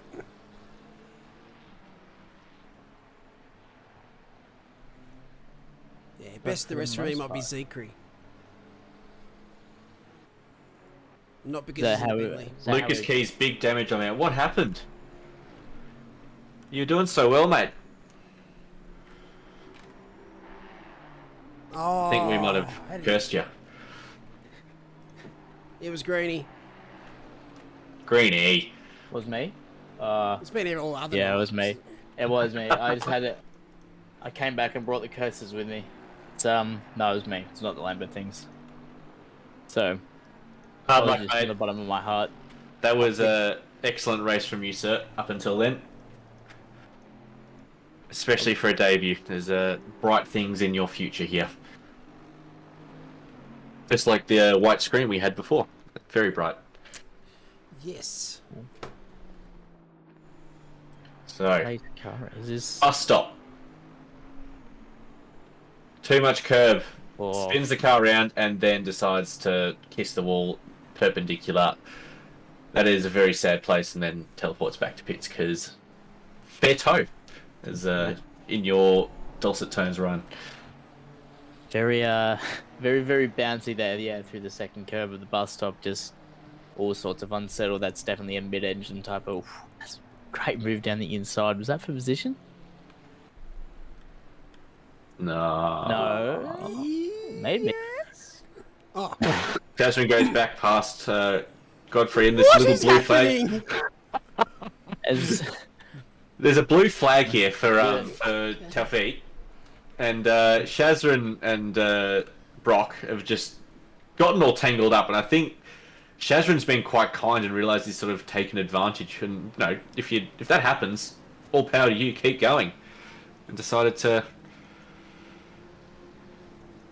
Yeah, that was a bit of cat and mouse there. It seemed with the blue flags, just not a jostling. Wow, that's a full sense. commitment, but he has got it pulled up. Oh, he gave him a bit of a bump. For the most part, that considering the commitment he came in there with, I don't think it was intentional. And there wasn't. And but then That was a could have missed-breaking point. And he's done it a lot again. worse. He's done Shazran dirty twice. He conceded, and then Max Verstappen at Saudi in 2020 or 2021 even took it straight back. You'll never get this. You'll never get this. And the stream has been demonetized. And as immediately checked out, but at the same time, Shazran still carrying that 10-second penalty. So all in all, would have been inconsequential to that final result. But what a drive from Taufeeq tonight. You know, it was sitting pretty politely behind. I can never get the pronunciation right. Just say Lewis. The first name's fine. We'll call it Lewis. Sugly. Sitting so politely behind Sugly. Just to sit that close for that long, and I would say it's like a massive display of like racecraft and most importantly discipline. Well, ask Cugley in the group if he's still here. Lewis Cugley, I think. If you're there, can you let us know we get the it pronunciation? Phonetically. I think if you've got a name like that, you just get used to people butchering it, and it doesn't matter. Like my last name, no one can spell it right, and I'm just used to seeing weird, random things come in the mail. I see it and I instantly think Mahoney off Police Academy. No, I got MILLOUGHNEY once upon a time, and that was. At least they can't stuff up Tom. That seems like a hard name to stuff up. My name, however... Nearly. So many different ways to spell it. And people I've gone to school with 20 years ago still can't spell it right. And they look at me at Facebook. They message... So, I don't understand this. If you message someone on Facebook, you're searching for them by typing their name in, right? But yet when they message me, they say, "Hey, Neil," and they spell it wrong. I do not understand that.